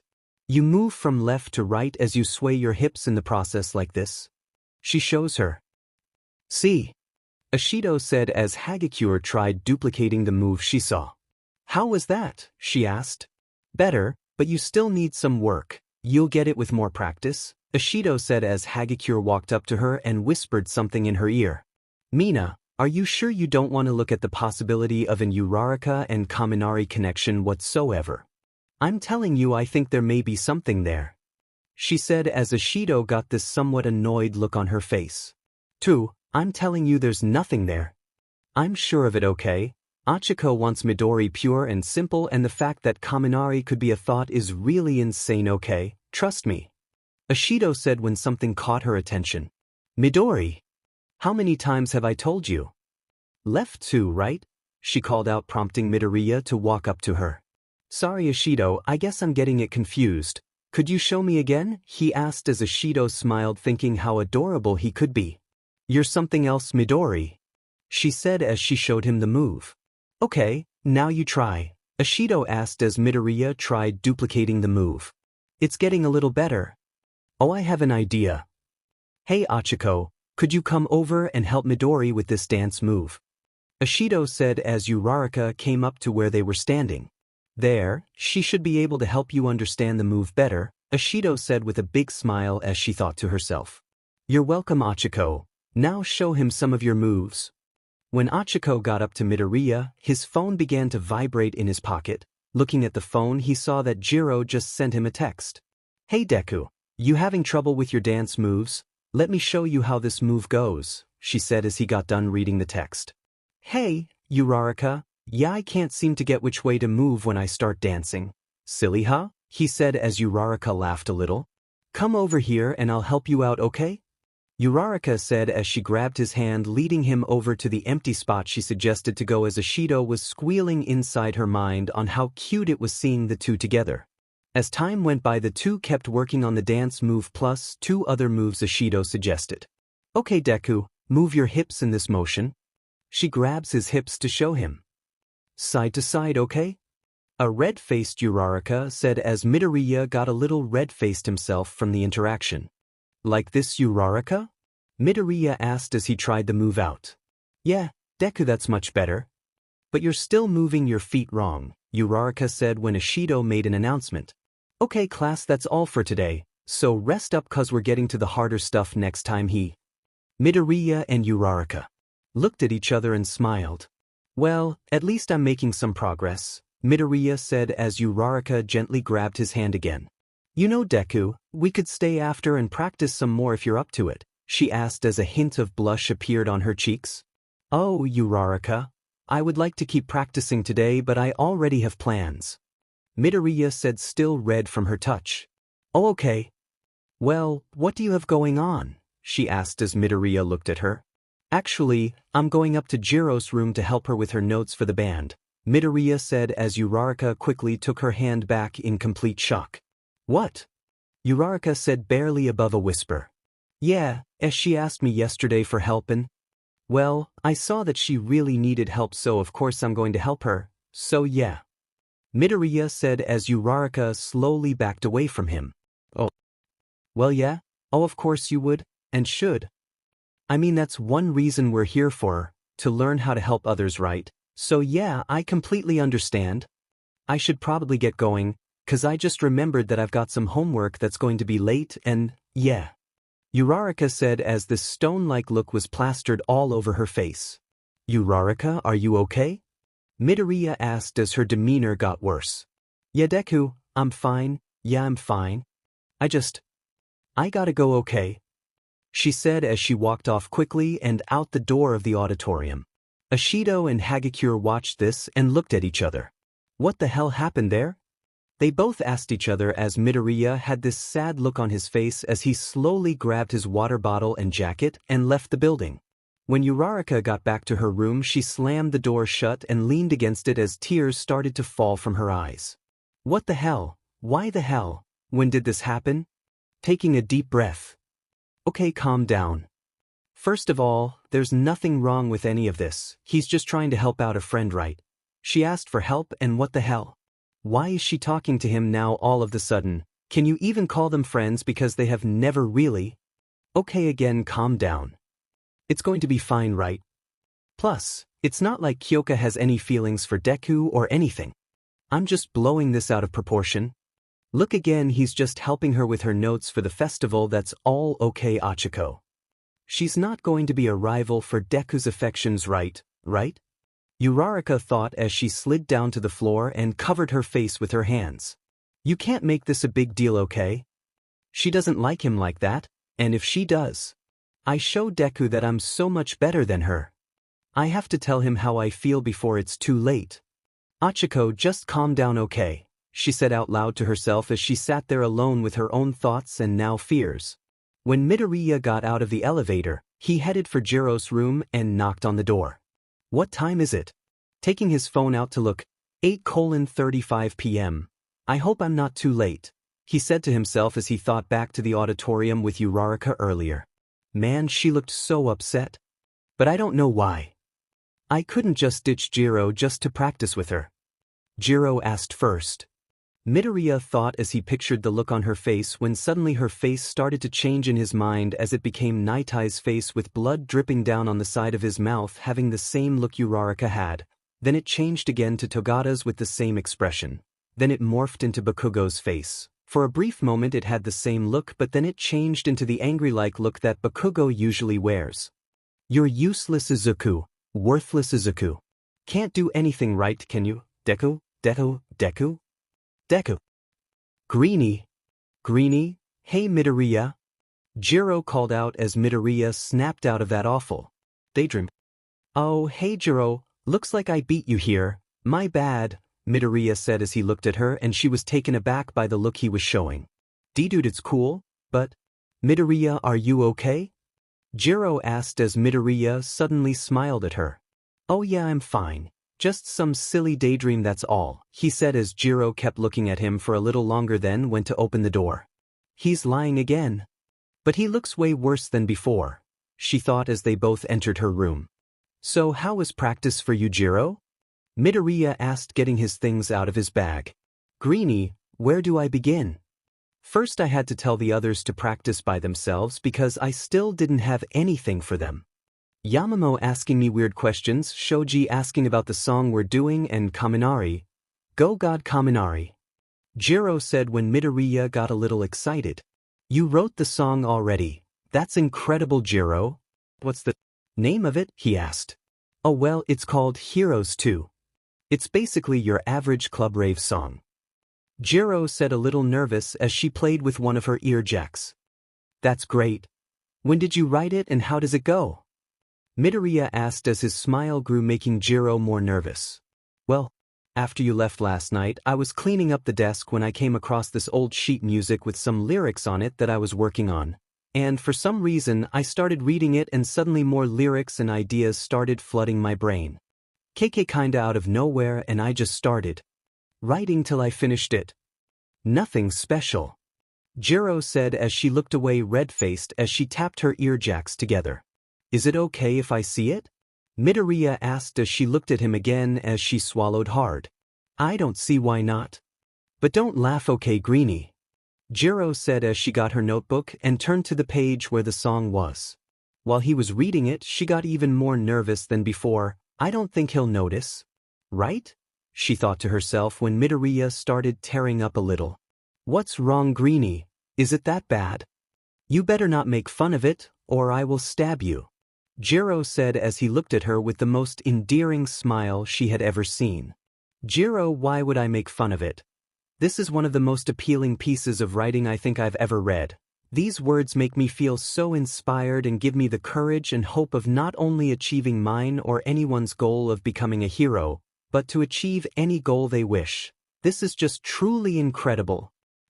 I think you'll put a lot of smiles on people's faces when they hear this. Midoriya said as Jirou just stood there completely blown away by the compliments he gave her. She quickly turned around to hide her blush and the face she was making.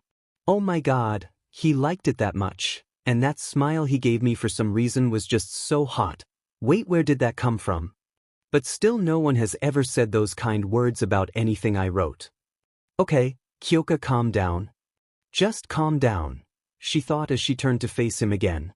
Thanks, Midoriya. No one has ever said that to me before about my work. You kind of caught me off guard there. Jirou said as Midoriya spoke again. I mean it, Jirou, this is fantastic. I can't wait to hear it for the first time, he said as she turned away again as her earjacks started going haywire as she grabbed a hold of both of them. I see. Well, I'll make sure you're there when we practice it one day. Okay. Anyway, how was your practice today? Jirou asked when he had a confused look on his face. Wondering why he wasn't saying anything, she turned around to why. What? Jirou asked. Well, you didn't finish your story about your day yet? I think you left off with Kaminari. Midoriya said as Jirou suddenly got a dreaded look on her face. Oh yeah, him. Kaminari's has a lot of work to do. I've never heard such awful noises before, but thank God we got his notes done, or I would have been in a much bigger hole right now. But he does have potential. I just have to work on him extra hard, that's all. Plus Tokoyami said he would help out too, so that's it, Greenie. So again, how was your? Jirou asked as she sat down on her bed. Oh, it was nothing exciting really, Jirou, Midoriya said. When Jirou pouted. Oh, come on, Midoriya. I told you mine. It's only fair. Jirou said when she saw his eyes change from the happier look he had to the look he had at the doorway. Well, I was with the dance team today, and of course, Ashido was going all out. I couldn't get one of the dance moves down, so she put me with Uraraka to help me out with my development. So, we worked on it for most of the day and I was starting to finally get it when practice ended. Uraraka was so happy with me and how I was progressing that, well. Midoriya said as Jirou looked at the sad expression on his face as it got worse. What happened, Midoriya? Jirou asked as he slowly continued. Well, she asked me if I wanted to stay and practice with her tonight so we could get the move down better, but I told her that I had plans with you and she was so shocked by that and upset for some reason that I felt bad for turning her down. Midoriya said as Jirou had a little knot in her stomach for some reason. I wonder if those rumors about Achiko have a little truth to them after all. She thought to herself. Greenie, I know it's hard to see someone upset like that, especially a good friend like Uraraka, but you can't make everyone happy all the time, dude. Hell, I've done that to many of my friends in the past and they all got over it the next day, so I wouldn't worry about it too much, okay? Achiko will be fine. Jirou said as Midoriya slowly looked up at her with it. Look that cut her to her core. Well, at least you had friends to tell them that. Never mind what I said. So what notes do we have to fix tonight? Midoriya asked, changing the subject. Wait, Greenie, what do you mean by? Jirou asked when Midoriya interrupted her. Jirou, please can we just not talk about it? He said as Jirou looked at him and felt so awful on the inside. Okay. Midoriya, it looks like we have to get Yamamo's and Tokoyami's done tonight, and I'll work on the sheet music for the song for everyone else. Sound good? Jirou said as Midoriya smiled a little. Yeah, that will work, he answered as they both got to work. Oh, Jirou, thank you, Midoriya said as Jirou looked at him and smiled. Listen, Greenie, if you ever need someone to talk to. One of her earjacks extends over to his lips. I'm always here to listen. Anytime, any place, I'm here. I want to help you any way I can, okay you nerd. Jirou said as Midoriya smiled. Okay. V Violet, he said as Jirou just rolled her eyes. You need to come up with a better nickname, Greenie, Jirou said as Midoriya blushed a little. But I'm not good at it like you. At least give me some time to think of a good one, Midoriya said as Jirou laughed at the face he was making while they both worked well into the night.